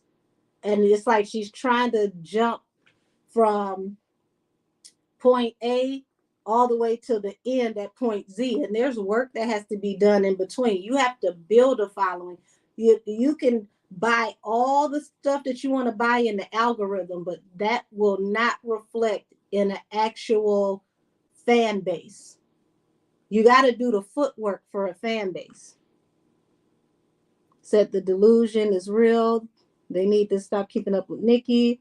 Um, it takes years to be like Nikki. Well, Nikki put in work to build up a fan base. Nikki was, before the way social media is now, Nikki was out, doing club dates and she was out in the street. She was out doing, you know, um, features and, she was constantly putting out bodies of work. Megan hasn't done a lot of the work and she hasn't had her albums are not sticking. Good News, what is still playing from Good News? And I'm not being funny, just asking what's still playing from Good News. What's on the radio from Good News? What's on the radio from Traumazine? Or what the hell is it? Is it what the hell is that damn album called? Whatever it is. Like I don't know any of those songs that's still on the radio.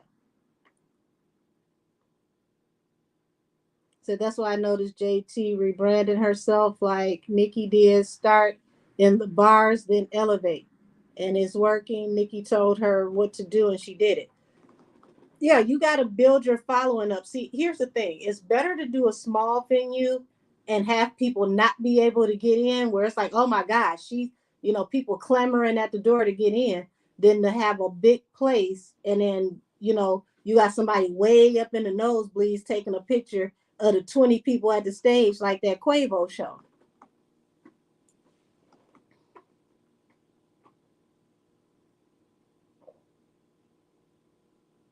Yeah, her music is not sticking. They gotta find a better recipe on how to put her music together, because her music, ever since her mother passed away, her music is definitely not sticking. So it was Traumazine. See, I wasn't even sure that was the name of it. And I ain't even being funny. What is Megan's fan base called? Her fan bases are, it's the hotties. But the hotties is not they. Here's the thing: her fan base loves to show up to Windmill and bring the drama, but it doesn't turn into money. They're not buying her memorabilia. They're not buying merch. They're not buying tickets. They're not going to Popeyes to buy the hottie sauce. So is it actually a fan base, or is it a bunch of people with nothing else to do on the internet? Because fans spend money. Said these new rap chicks are lower vibrational. Say it again. The fan base name is horrible. Well, at least it ain't Yams, because I still don't know what the hell Yams is supposed to be. And that is not working.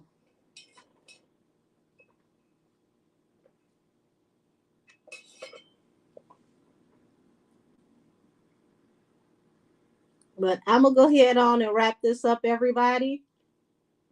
Please, like I said, if you have any documents, no matter how big or how small, please send it to me at Angel Kisses the Oracle, so that we can go over it and we can, really comb through everything and be abreast of everything that happens, so that we can be ready when the decision comes for how they're going to move forward with Tory's case. Because y'all, there's a lot of people that really are not abreast of the evidence. So even though I'm a medium and I do tarot, I can give you what my spirit guides give me of what's projected to come, as I have in my readings. But I want people to understand the legalities of everything. I want people to know the evidence and the chain of evidence and how things are supposed to go. Because there's a whole lot of opinions out here, but the opinions are not rooted in the actual documentation. So I want to always be able to show the documentation. Listen, Jamila, I knew that yams either meant thighs or butt. I didn't know what she meant as far as this is the yams era. But that baby, that did not age too well with the FO. So maybe she need to change. She need to change the yams era, because it's a whole lot going over there with the yams. That that didn't work out too well, especially with her talking about she's a whore. Would you say I I really didn't know? Listen, I was confused. I got to thinking like, am I really that damn old? Am I lost? Because this is stupid. Funny part is she really thinks she got big fans like that. Honey, she thinks she's Nikki famous when she went to Japan. Listen, she knows she ain't no damn Nikki famous. Let me tell you something about Japan. Japan has a huge hip hop community. You're a rapper. Why didn't you go over there to the ciphers and go over there and get to know some of the Japanese artists over there? I'm gonna tell y'all why. The Japanese artists that's off into the Japanese drill rap that follow American hip hop, some of them know what's going on. You didn't want to go over there and get cussed out in Japanese and end up on TMZ.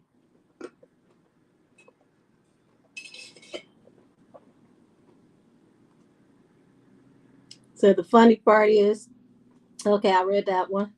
Man, listen, she thinks, okay, I read that. LOL, exactly. It's comedy. The jokes be writing themselves. I tell you. I tell you. So, I know about, the hip hop culture because I used to manage hip hop artists, and I managed hip hop artists that were, like battle rap, and they were in leagues. And, you got like Moscow, you got Japan, you got, the UK, which is like, London is like the New York for hip hop over in that region. So you're over in Japan. Japan has a huge hip hop following. She didn't tap in with not one hip hop artist, not anybody that had to do the music or anything to do with the music while she was over there, because she didn't want the chance of somebody ruining her press run and probably hitting her ass with an egg while she was out there on the street. Because they might, even if they can't speak, fluent English, somebody would have said free Tory with the best of their damn Japanese accent. You better believe it. If y'all pay attention to my lives, look at all the people that check in from around the world on my lives. There's people from Ireland, there's people from the UK, there's people from Moscow. I don't even know how they figured out that I was on YouTube, but they come on the lives. So people overseas, it may not be many of them, but a lot of them follow Tori that don't know who she is. So because they follow Tori, they got some kind of inclination of what's going on. So now she's worldwide hated. Got it.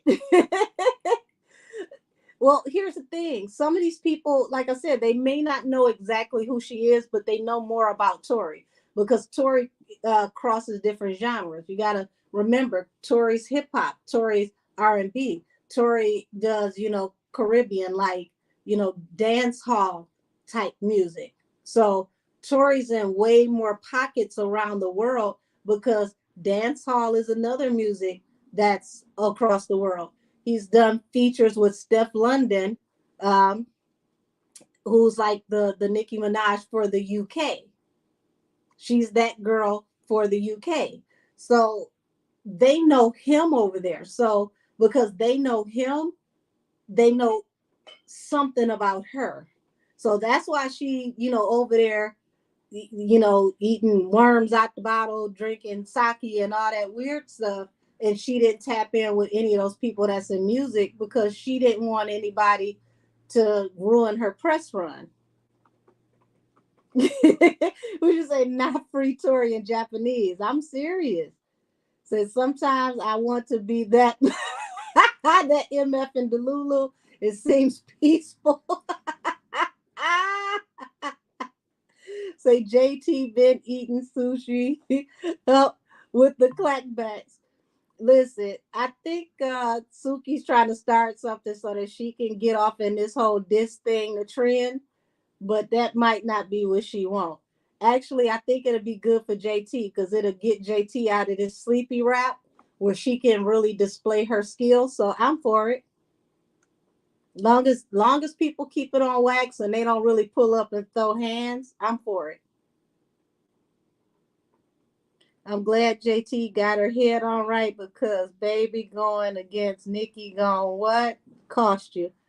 Listen, speaking about Nikki and going against her, I want to see how this works out for Ice Spice because she can only ride so long hanging around with Taylor Swift.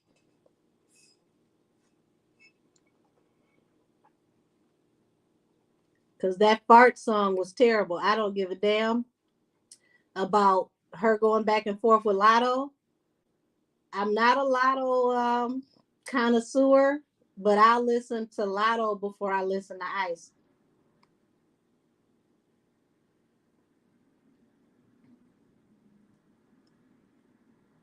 Oh, okay. JT song okay charted at 74. Says sleepy raps.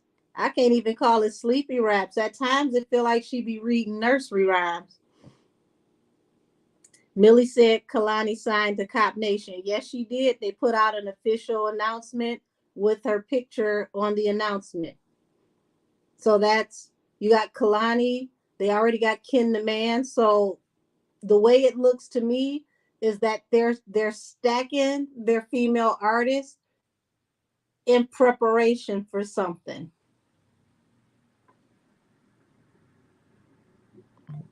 Said I'm a JT stan, y'all. I'm sorry, baby. Don't be sorry. You rock with her. You rock with her.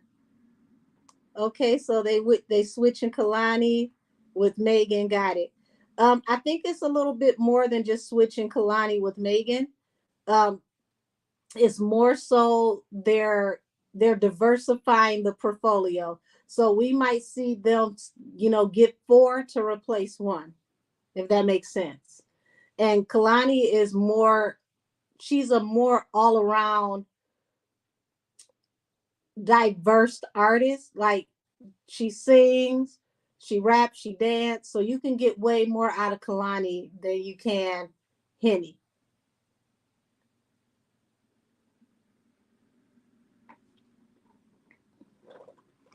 And you ain't got to worry about chasing Kalani after she have a couple of shots because she done ran down the street in a swimsuit sitting at the bus stop.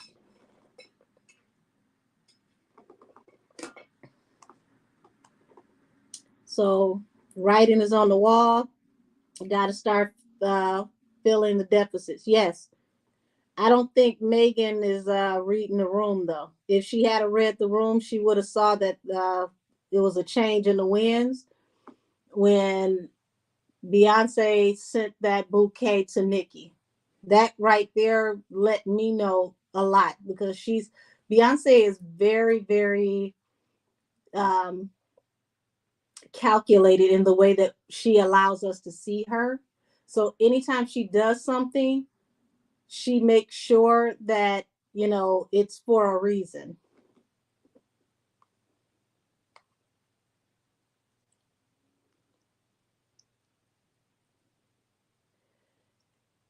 Said Kalani too busy meditating to be acting up.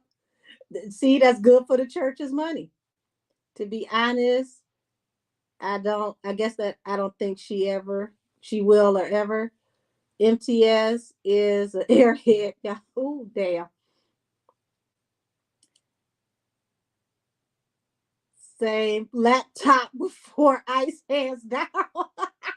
Ah, not. I see the correction say Lotto. Well, laptop is funny. Ah,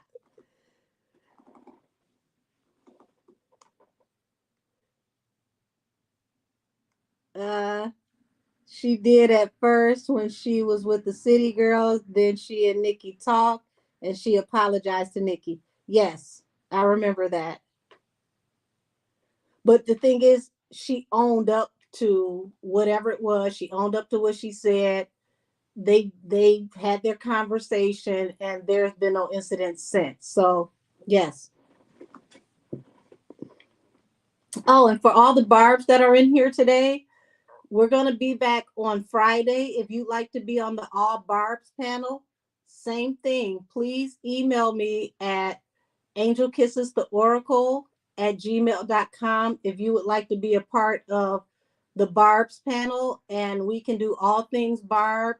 We can do questions on everything that's in the media, from the rat beef between her and MTS, where it's supposed to go.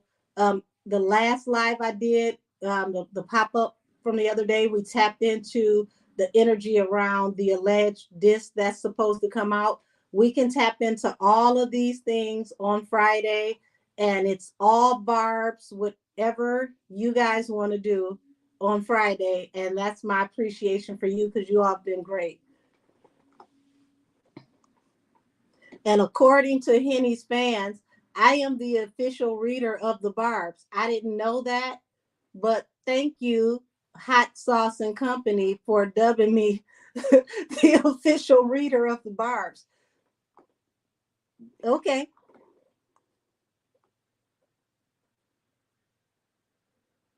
Let's see. Listen, and now you can see everyone is now switching up on her and giving her the Nikki treatment. It's crazy.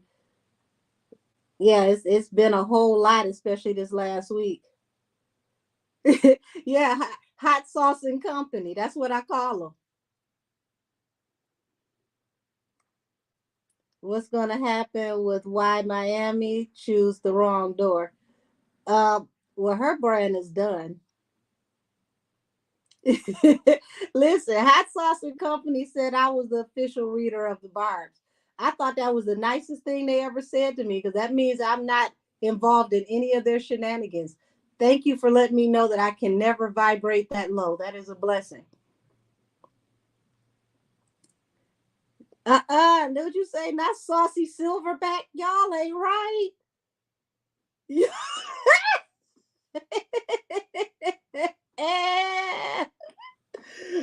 Did y'all see when he shaded her when he was doing the makeup and he said he said that little one liner about the pink powder and she looked like she was so over it. She did just a freestyle and didn't mention Nikki. It's funny because she knows what Nikki can say and it will really wreck some shit. Amaya, I do not think that she really knows what Nikki can say. I think that she's been reading the comments and people been telling her like, if you don't sit your ass down, you better not say nothing about Papa Bear. Now, I don't put it past her to slide something on the album as a surprise and then try to drop that to sell those 9 million tickets that she got available for 35 cents at this point because those tickets keep going down every week. But I firmly believe it would be a horrible decision if she goes forward with this to sell this album and this tour. She just need to stick to trying to just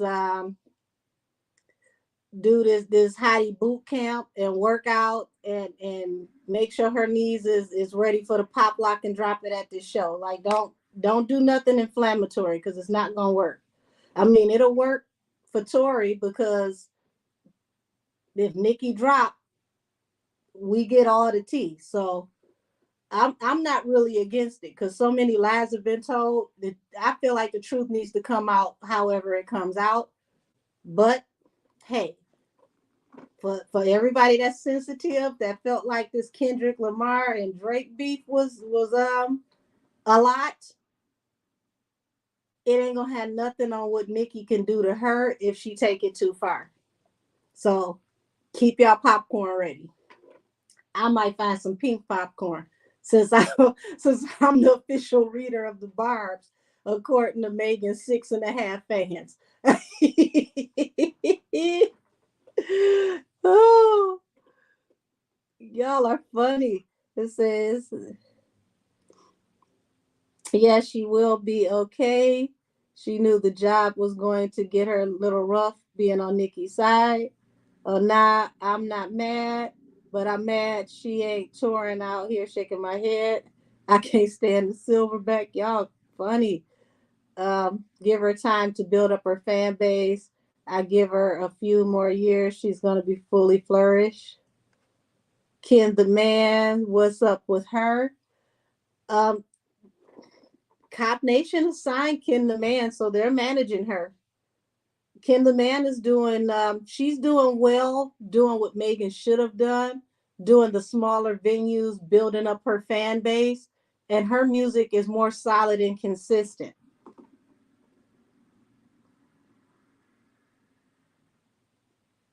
Said I agree. She's alternative R&B. That must be about Kalani. She's steady talking about people, but his music doesn't sell. Oops. Why did Ken the Man sign seem stupid? Um, she signed for management. I like Kim and Man too. Rose Gold Stripper Pole is one of my songs.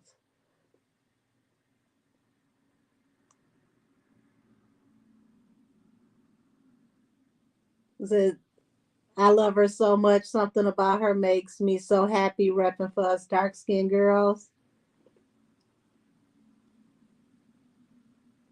I want her to say something. I call her music hood classy.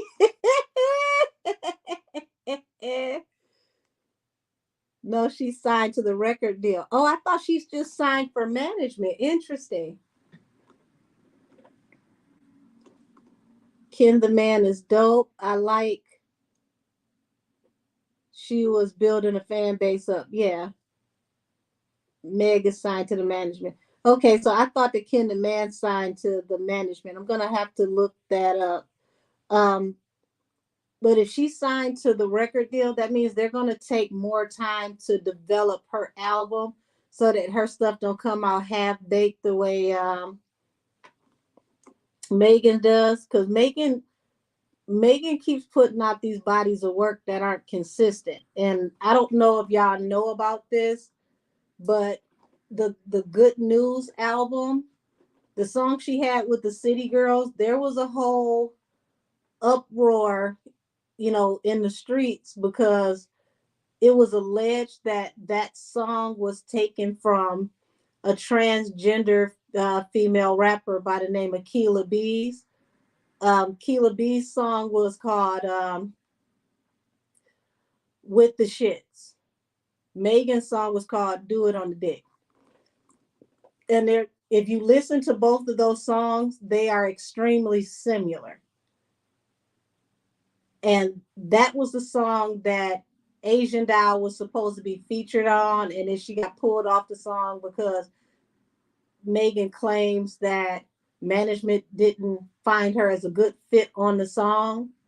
But then the song ended up getting scrapped anyway because she was accused of stealing that song.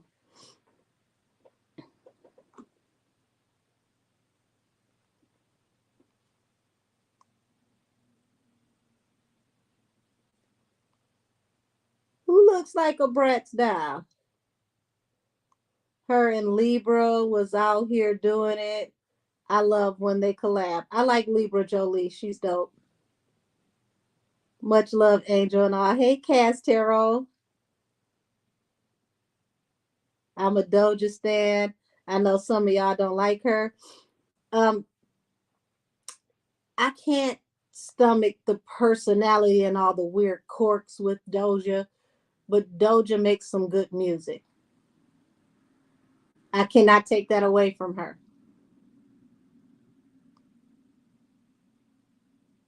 Doja music stays top 10. So she's understanding whatever her assignment is.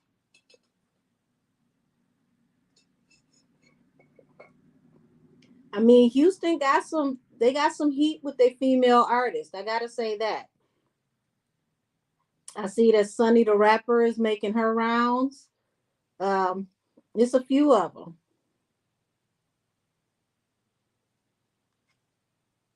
It's like the Memphis girls and the Houston girls are definitely, coming up.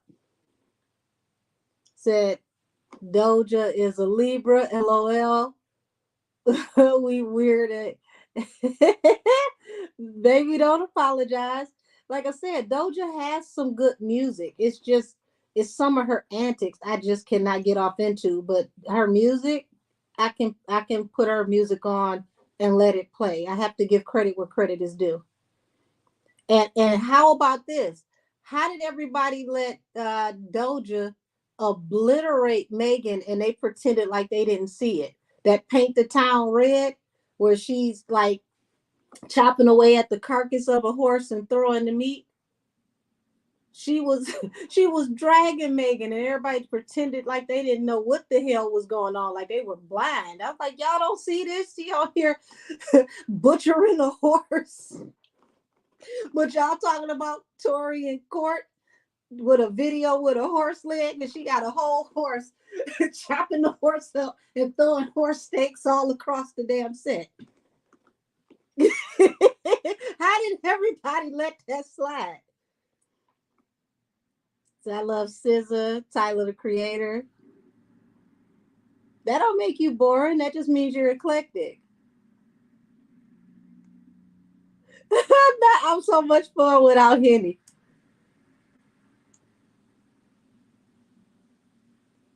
Talk about says she hates Megan. OMG, you must be talking about Doja. Listen, all of y'all, go watch that Paint the Town Red video and tell me after you watch that video in perspective now, listening to her verse and watching her chop that horse up and then throw meat and horse steaks all over the place. Look at that and tell me, how did everybody let that slide, but they cried over Bigfoot? To me, that was worse than Bigfoot because she done slaughtered the damn horse. The horse didn't even make it to the glue factory. Aw. Say we love you, Miss Angel. Thank you, blessing us with your wisdom, gratitude. I appreciate you for being here. If it wasn't for you all coming to spend the time with me, I wouldn't be here. So thank you. You said because they don't take Doja serious. Listen, they should have had, because it was horse pieces all over that damn video. And Doja's talented. She actually can rap. She can sing. Doja and Kalani are reminiscent of each other to me because of how they can go back and forth between genres and blend them together.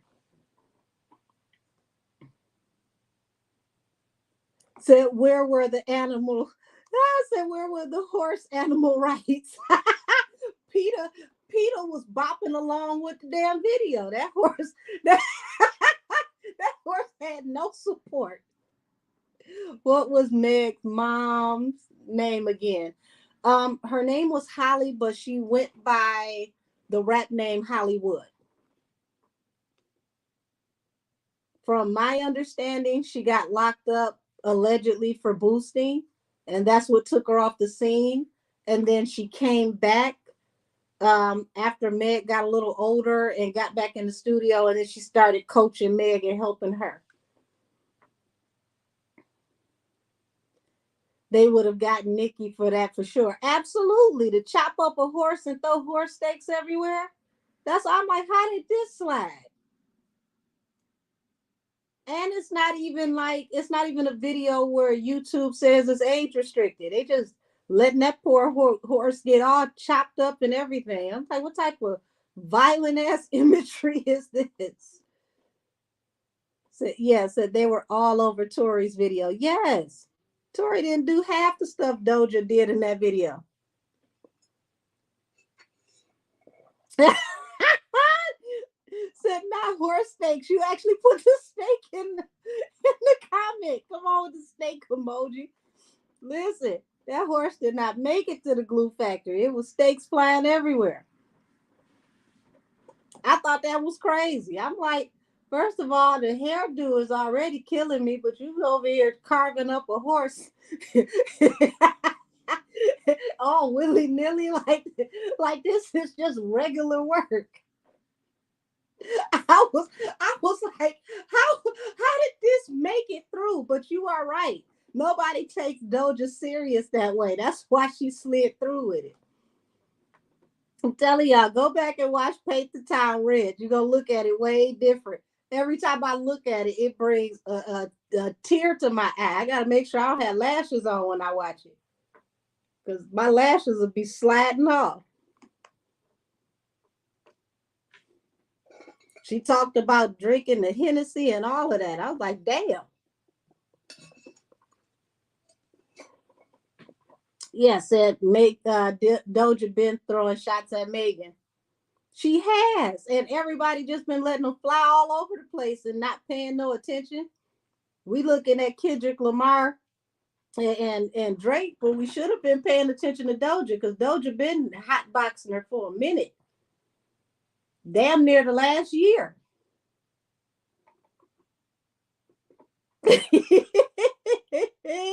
Said I don't want any of that steak.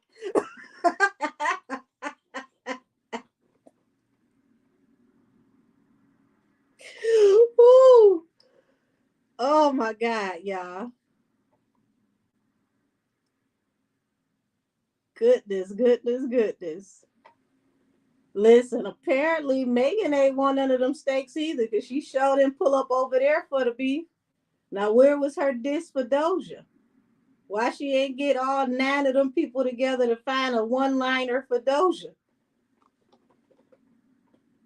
Says sheesh, all I know is Kendrick not like us got me in the chokehold. Listen, you and me both. When I first heard not like us, I was in the bed, ate something in the morning with the cover off my head, like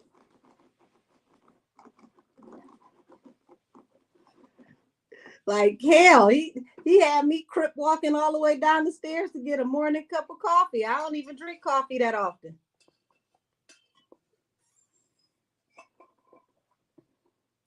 Yeah, I said, why Henny won't fire back but won't smoke from Nikki, always skipping steps? Because she knows that Nikki is a well of abundance. You say Nikki's name, money comes to the table.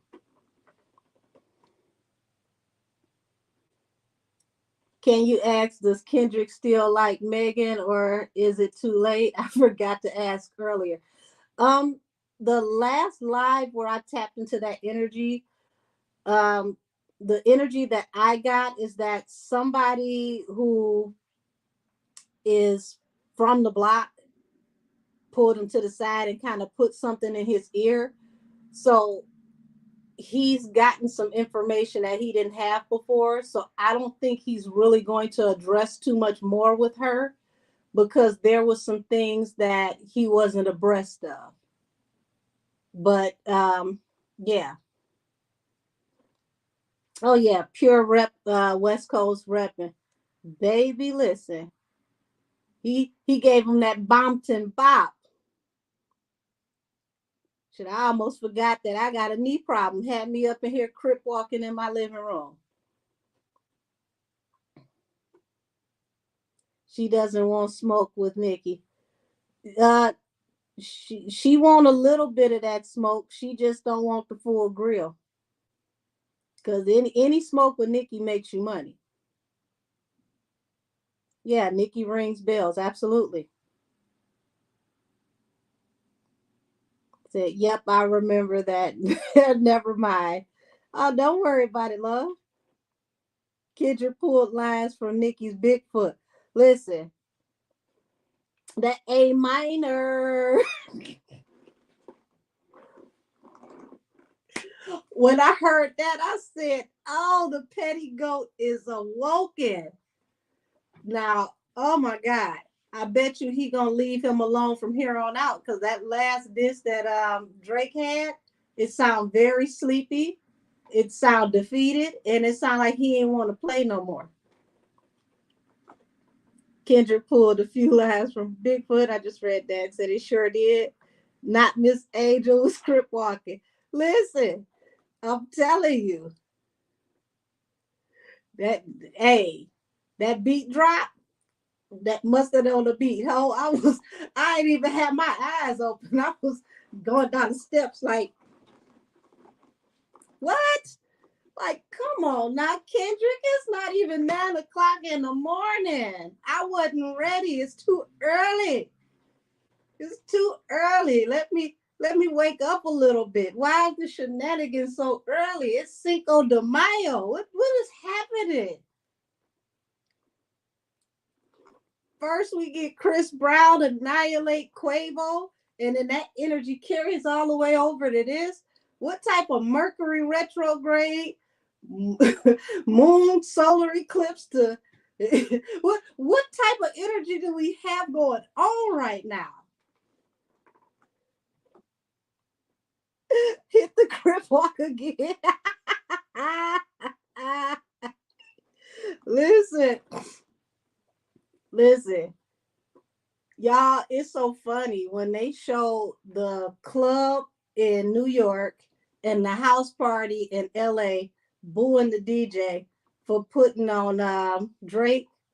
I said they think they funny with that, but that was very strategic. I don't know if y'all know that the big three of radio is LA, New York, and Detroit.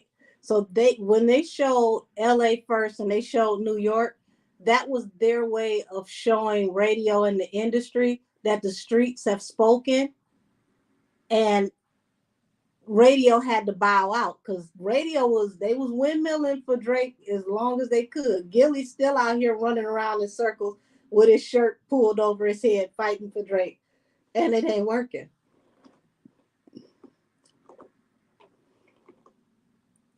He ain't even done, y'all. Apparently Kendrick has more coming. Listen, I believe Kendrick knew that all he had to do was play on Drake's ego, and Drake was gonna fall into this damn bear trap. And we gonna have possibly a dance hall diss next. Like he hitting him from every angle. And it's just Drake, for the sake of whatever it is you're trying to do, just don't do nothing else. Don't say nothing else to this man. Leave this man alone. Don't talk about the squirrel in his yard. Don't talk about his grandma. Don't talk about his mailman. Don't say nothing about nobody else no more. Let's see. So Kendrick brought the Bloods and the Crips together with Not Like Us. Man, listen. You ain't seen that much unity since Nip. The Angel, the Rabbit, Crip. Listen. I'll guarantee you Drake won't ask for back to back no more. You knew it was bad when Meek Mills came out and said that he was excited for this damn rap battle. Meek, you excited? And y'all, I don't know if y'all know this, but Daylight, which is also a rapper, came forward and said that he wrote the diss for back to back. And then he dissed Drake with a freestyle of his own, saying that Drake never paid him. And I'm just like, how your ghostwriter gonna come out and diss you in the midst of all of this? He telling us that he gave you back to back and you ain't pay him for it. And until you pay him for it, he gonna make sure he keep getting back at you. Like, what is this? What's happening? So one thing about Kendrick is he always stay saying he a Gemini. Listen, he stay proving it too. So I'm ready for Henny to fall into Nicki's trap. Didn't I tell y'all that it was a trap? I told y'all that Bigfoot was not the real song. Look at what Kendrick did. The first song Kendrick put out, it was, it was cerebral and it felt sleepy. So because it felt slower and sleepy, Drake thought, oh, that's all he got? Oh, I don't want. And then what happened? What happened? Meet the Grams, and then they're not like us.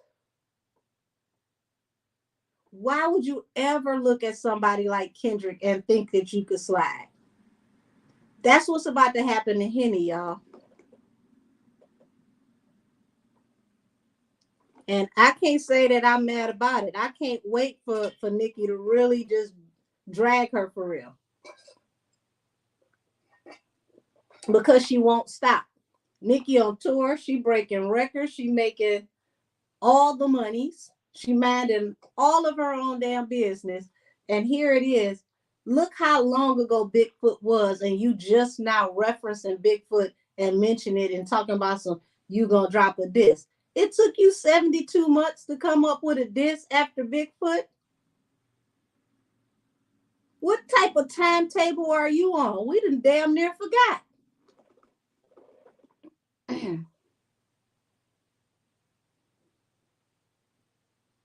Says something about you telling me he's someone. Sorry.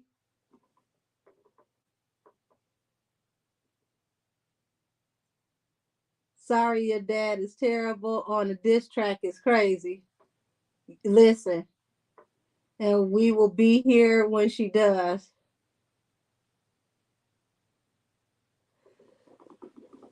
Listen, this is gonna be the year of discovery because we're gonna discover everybody's business. If you've been with me, I've been telling y'all since last year, 2024 was gonna leave no crumbs left. Okay. Oh my God. 2024 and 2025 are going to be crazy because everybody getting exposed, everybody getting called out. The real is going to be real, the fake is going to be washed away. We're about to see a huge upsurge of real talent coming back. We're going to see fake people getting exposed. We're going to see people facing charges that have never faced charges before.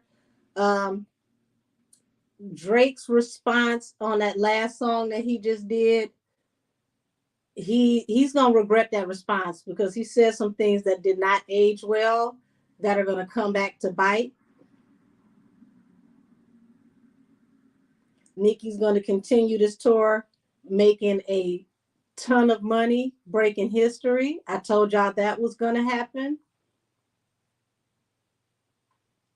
Henny's gonna make history on the other side by having one of the lowest, worst selling tours ever of a major artist. She jumped off the porch before she was ready. She should have done more smaller venues and built up her brand. Her brand was not ready for arenas. And that's no shade. It just wasn't.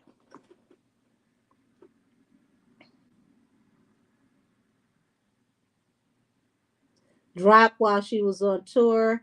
Nicki's news caught off guard.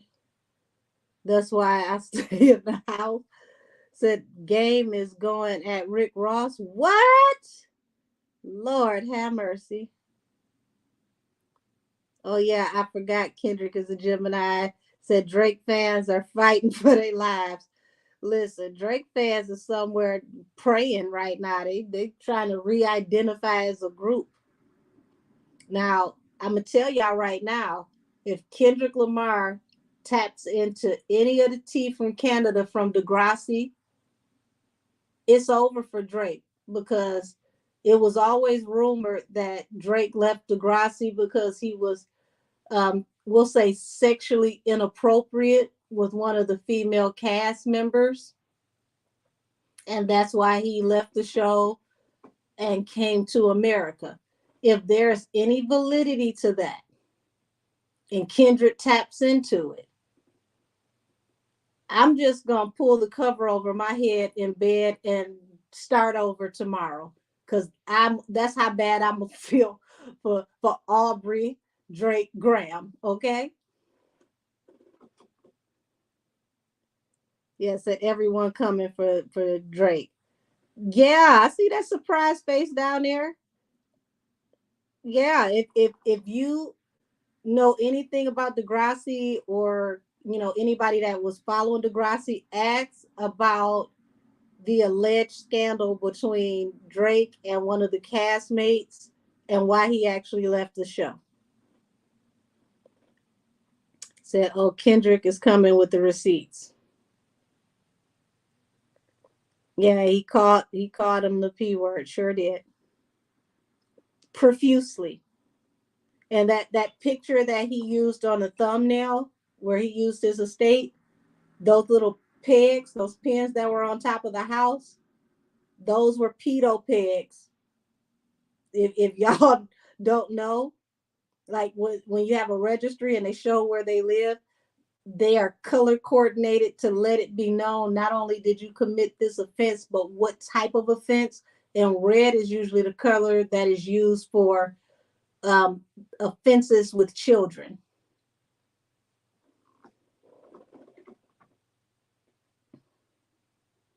So, like I said, if Kendrick taps into that, they might as well use taps in the background for the beat. Just play taps.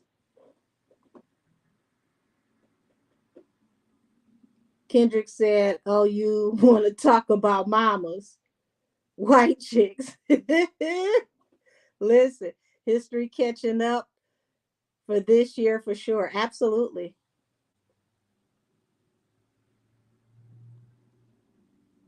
And see, that's a thing when he talked about Kendrick was allegedly touched.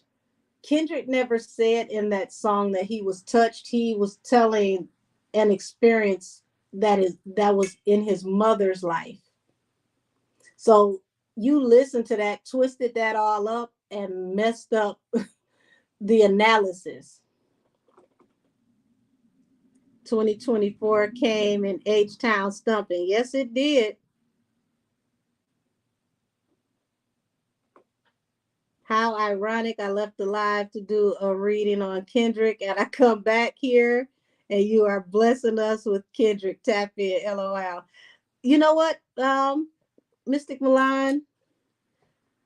I got to make sure that I get over there to your page so I can come and support your content.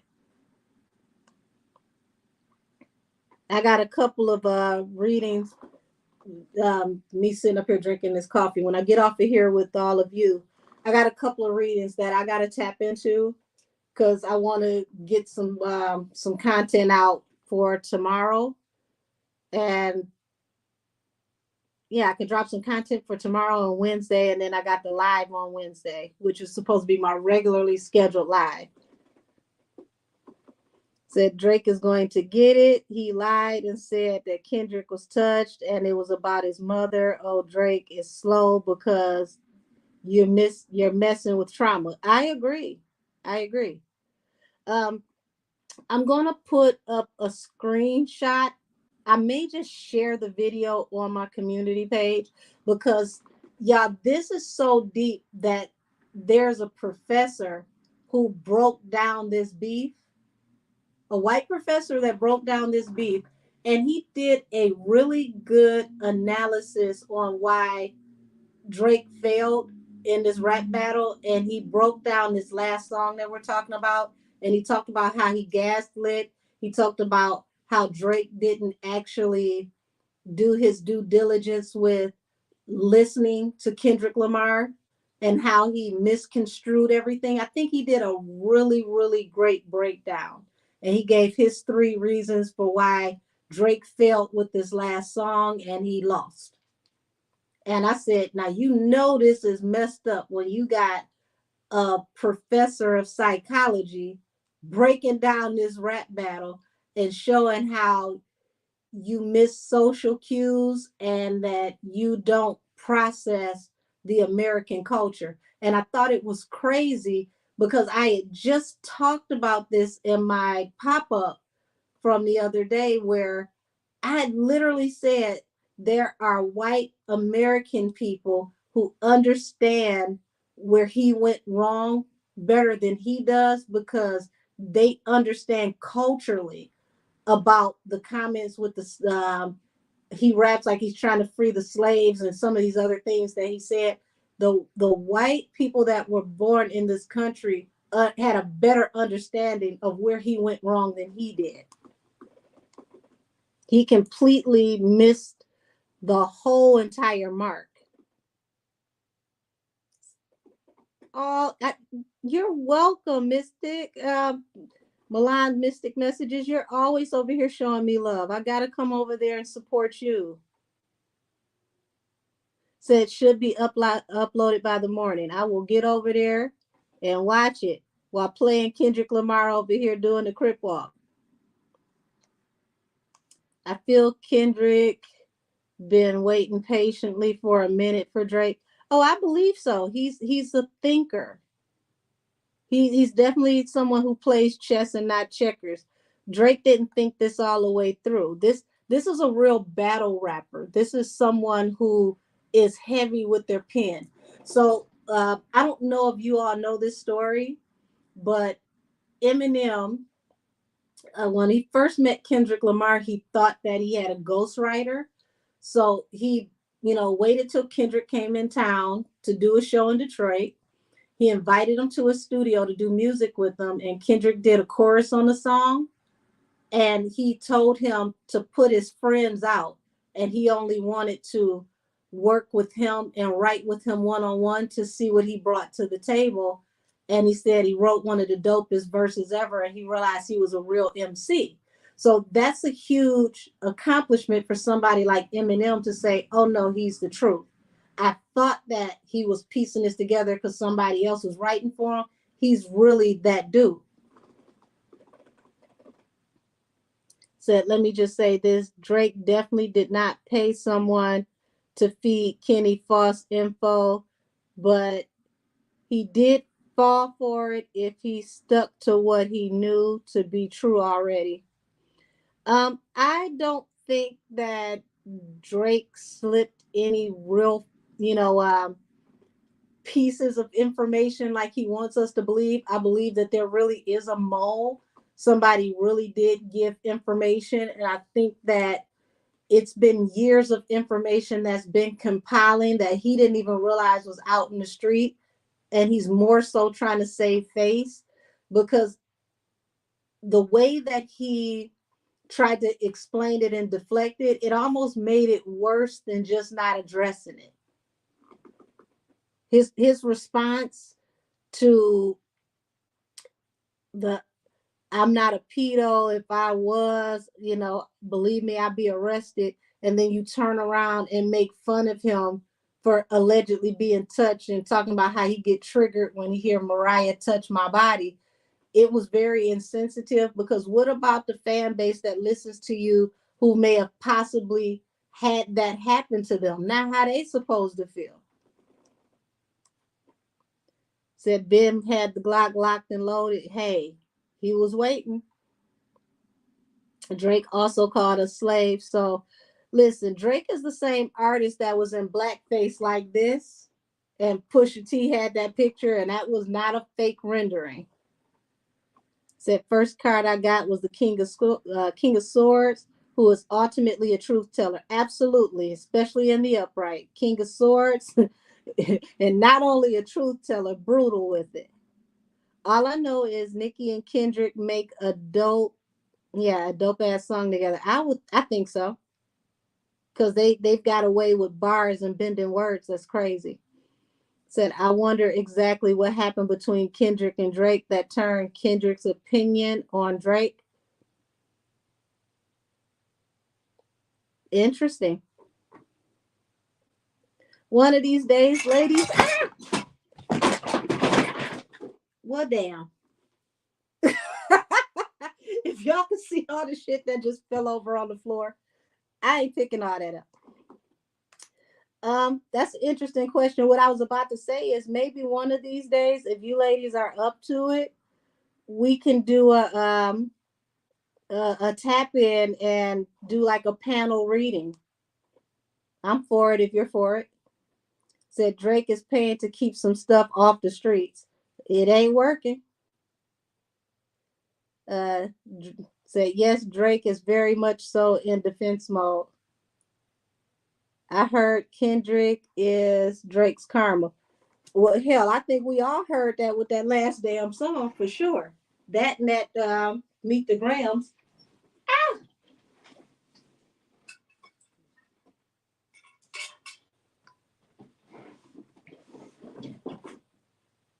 Okay, all this other stuff will get picked up later.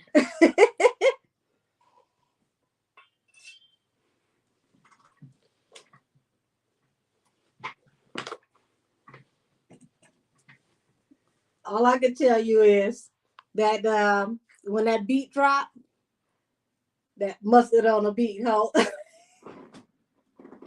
Listen, I don't care what nobody say. The moment I heard that beat drop, I said, "Oh Lord, Aubrey in trouble." Ooh.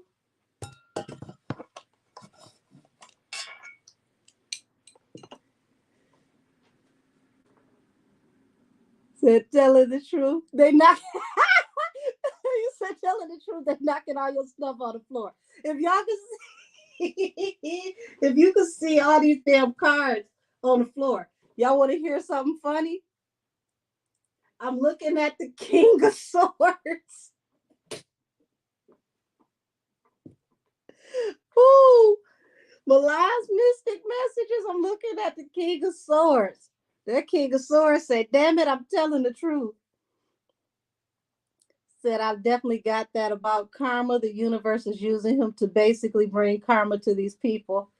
Kendrick taught us how to hate in a different way. I love it. Not the OBO. Listen, the fact that he did it to simulate a line dance, because he know black people love to dance. So you you have people have people stepping like they stepping in the name of love to a diss track. I love it. I think Kendrick witnessed some things while on tour with Drake because they ain't been cool since. I agree. I agree. Nicki and Kendrick are mirroring one way, mirroring one another heavy. Well, that's the reason why I did that pop up, because I want people to understand that the energy that Kendrick is in is definitely going to be mirrored by Nicki, but Nicki's going to intensify it. And baby, when I tell you, it's going to be some folks ready to cry if Nicki get activated. But oh well, you can't keep poking the bear and cry when you get mauled.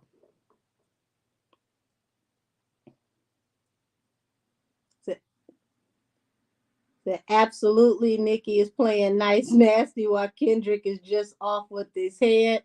LOL, no sympathy or loyalty to the Drizzler.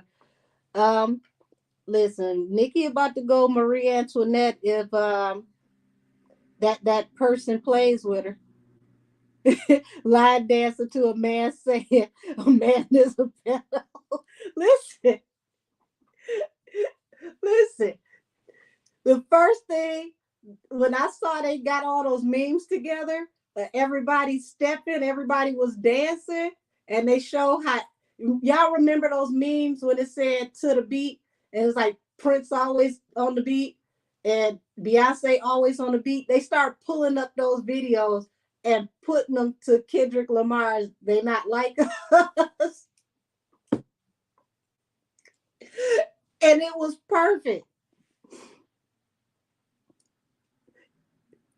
Listen, that King of Swords want to be talked about for real, because I'm looking at it. A whole entire case of cards just flew across the floor, and the one that's on top is the King of Swords. Kendrick is not playing. Whatever he about to drop is about to be nasty. Kendrick done unlocked another level of pettiness. I'm not lying, because damn it, how did all these cards fly out here on the floor? And the only one I can see is the King of Swords. Oh, oh, so that's crazy. The King of Swords on the floor. Wow, LOL. No such thing as a coincidence. I do listen. It can't be a coincidence. Because soon as you said that that's what you pulled, everything flew off the table, and that's what I'm looking at down here. It's a it's a fairy tale deck. It's a King of Swords, and then it's a Six of Swords, but the Six of Swords is in reverse. So that's letting me know that it's nowhere to run and there's nowhere to hide for Drizzy. And he should have hung it up. He shouldn't have got involved. Oh my God. Spirit is not playing with these folks in this industry this year. No, not at all. So one thing about tarot, when the spirit guides want you to see the card, they will show you. Well, I need them not to come in here and slapping nothing down, damn it, because I got the point without all my stuff flying off the table. Listen, I declare that it's gonna be war. I just want to be able to sit on the sidelines and enjoy it peacefully, like watching a parade go by. Don't come over here slapping all my stuff down. I'm afraid of whatever cards you're talking about. I don't need nothing else to fly off the table. Said I also got an oracle card saying the Grim Reaper. They've been calling Kenny the boogeyman for a reason. Listen, I told you I'm looking at the second card that I see next to the King of Swords is the Six of Swords in reverse, which means literally there is no escape from this ass whooping for Drake. He's not going to leave out of this victorious. I'm gonna hate to go over there and pick up all these damn cards. Oh well.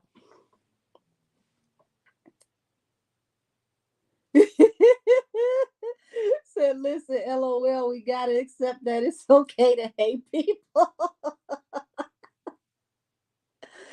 Oh, hey, Kimberly Stalwart. I was supposed to be getting off of here. I got cards flying everywhere. I didn't even think the end of this live was going to end up turning into giggles, but hey.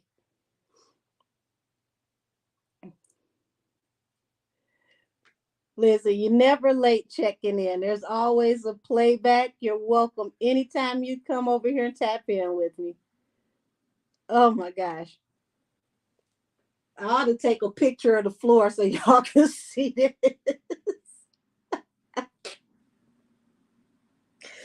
Kendrick, don't send your bullies over here to slap my stuff down no more. I was on your side. Yeah, Kendrick is a real MC. Absolutely. That's why, when I saw that they were going back and forth and it's funny because 50 instigated this whole thing trying to get Drake to jump off the porch, knowing that he was jumping off and about to fall into a gator pit. Like, why would you do that, man, like that, 50?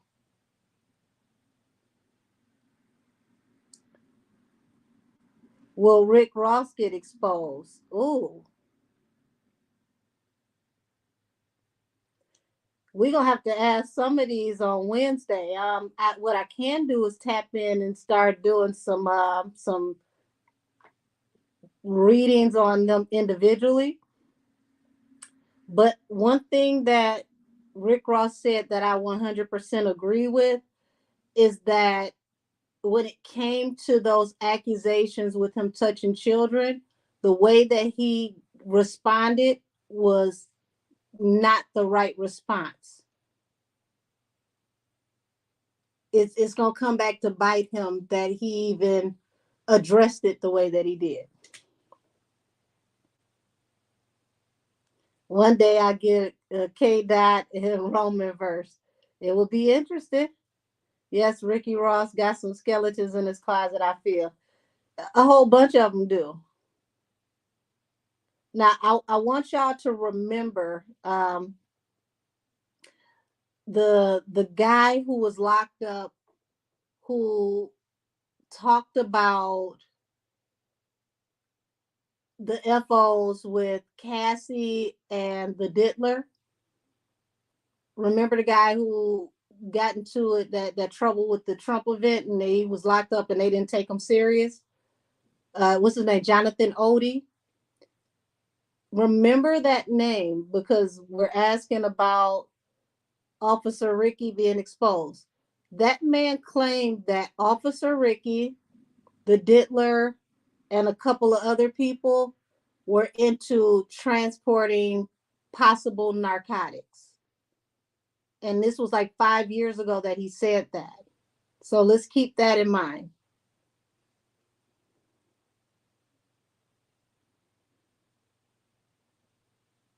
Yeah, Aquarius love.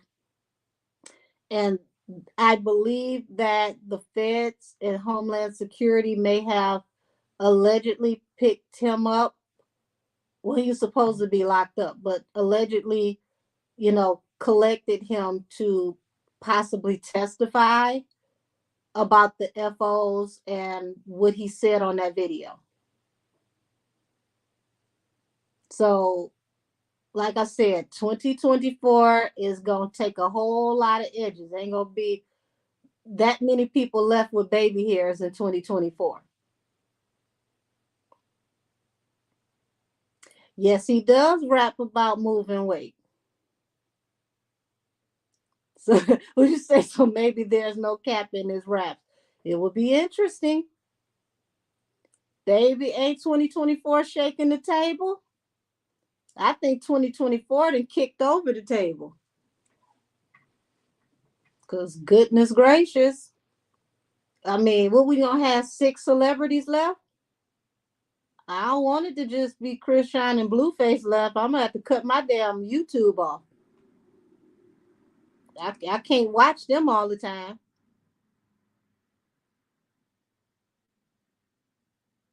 It's getting so messy. It's like, damn, we gonna have to start finding out who the underground people are to listen to, because there ain't gonna be no more mainstream people left. They all gonna be in court.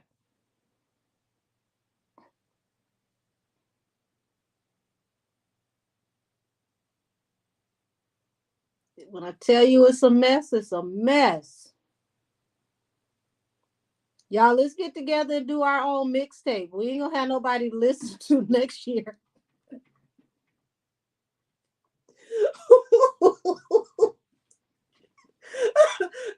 I mean, for real, they getting in trouble at an alarming rate. Who gonna be left in the next year? Damn. We go.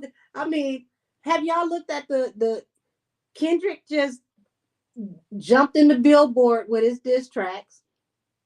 He was when I went to bed last night. He was number 1 and number 3 on Apple Music. I'm all for the diss tracks making money, being big business. I'm for it. As long as it stays on wax, let's do it. Let's get some money. Said as long as I got SZA, Tyler, JT, and Doja, I don't care. Okay, I don't think they going to jail, so you should be good.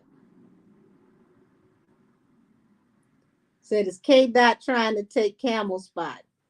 Interesting. Interesting. Would you say Princess Pool, let's make a diss track?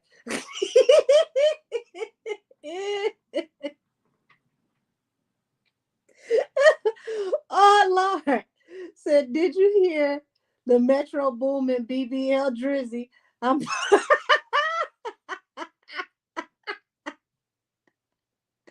First of all, Metro Boomin is messy because when Kendrick dropped the last song, he he went on social media and said, why he ain't call me?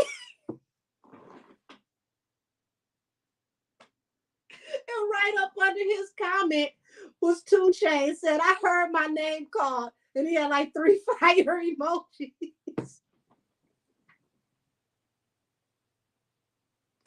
Oh Lord. Oh. The fact that they calling him BBL Drizzy. But listen, Kendrick is such a wordsmith, y'all.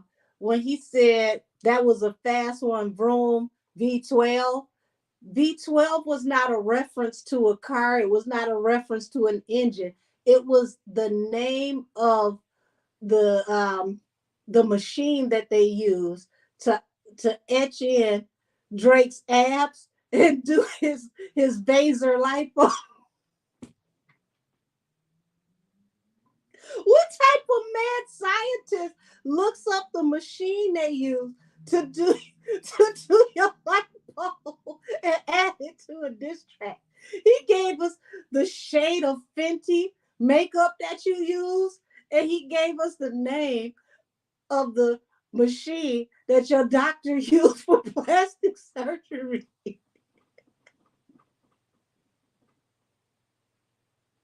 Yo, oh my God. The fact that I had to go and check my Fenty makeup, like, wait a minute, that's a shade. The shade of it all. He just named his shade. Oh Lord.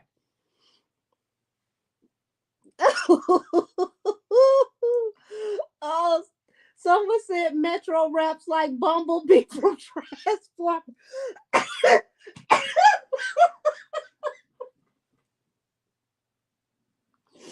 Oh, not Bumblebee. Damn. Oh, so as if they all had a video chat and came to one conclusion: annihilate Drake. Listen, something happened. Something happened. Because when the last time, I don't remember ever in the history of life a diss track dropping on Cinco de Mayo. He dropped his diss track while everybody was in church on Sunday morning.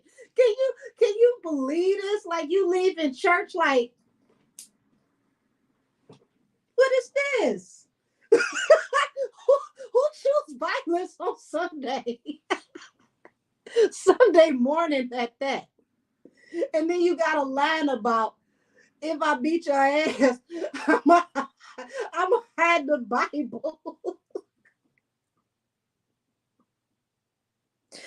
Oh my God. Just please leave Christopher Maurice and Kendrick Lamar alone. Leave Nikki alone. It's certain people. If you are not equipped, you're not ready, just sit in the back and be a spectator. Do not get involved. It will change your life in the worst way. Oh my God. Oh,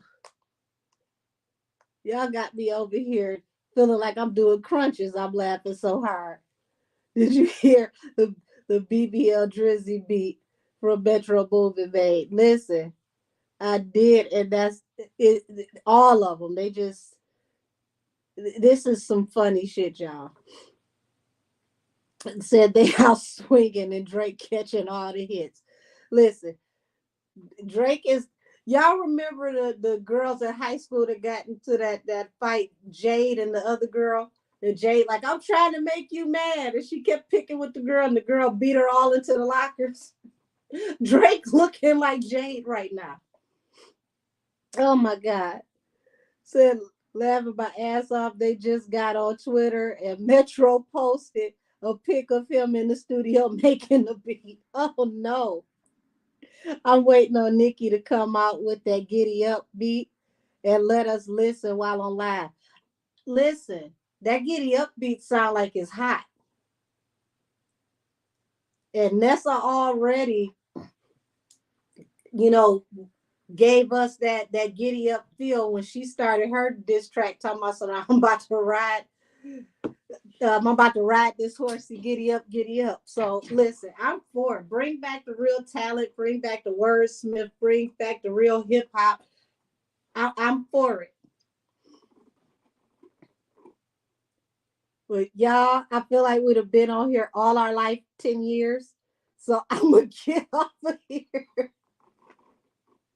And I will be back on Wednesday. They're knocking the Beijing out of BBL Drizzy beer. Not the Beijing. Oh my God. This was a funny laugh. Baby, I didn't know it was going to take this turn, but I love it. So what time on Wednesday? Wednesdays are always 7 p.m. That's my original live day, but I've been doing these pop-ups, and I promise you, y'all make my day. Like, Drake need to go and listen to some Clark sisters right now and heal his soul. I don't think this whole battle rap thing is for him. Somebody go and play "You Brought the Sunshine" for Drake. Oh, you're welcome, baby. Mystic, thank you. I'm gonna make sure I get over there to see your reading so I can come and support you tomorrow morning. I'm gonna be up playing Kendrick Lamar bopping while I listen. Oh, thank you so much. Thank you, Aquarius Love. Thank you, Princess Pooh. Good night to all of you. Now, remember, we're going to do this again in 2 weeks. I want to get some people on this panel, so it's not just me, because I would love to do an open exchange where we can share ideas, we share information, and we really delve into the paperwork of this case so that we can get into the meat and potatoes of everything that's going on.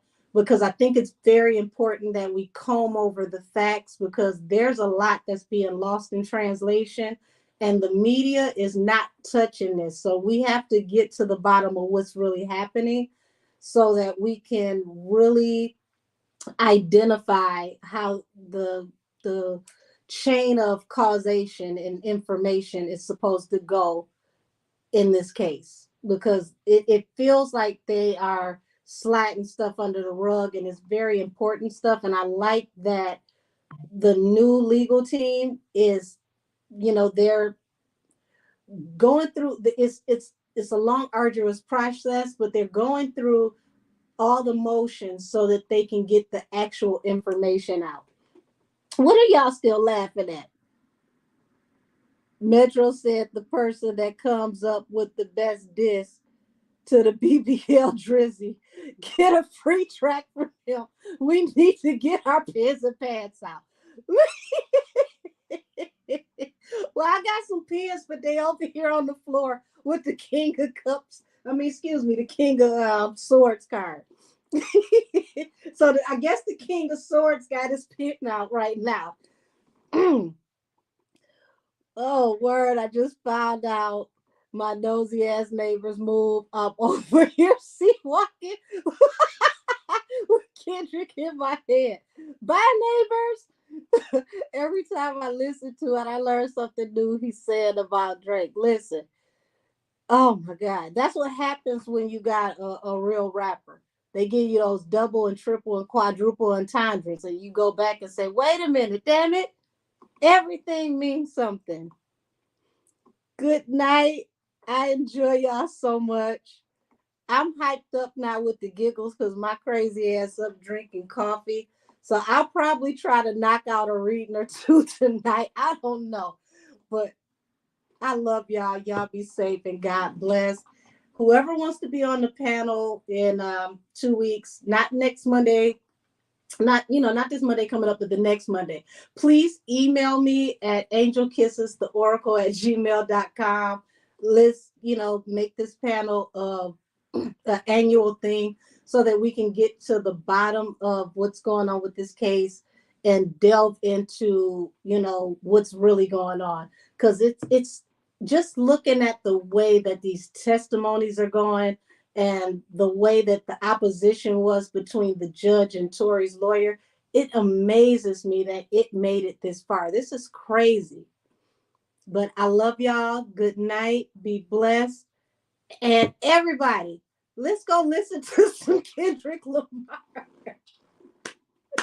I see y'all again on Wednesday. Good night and God bless all of you.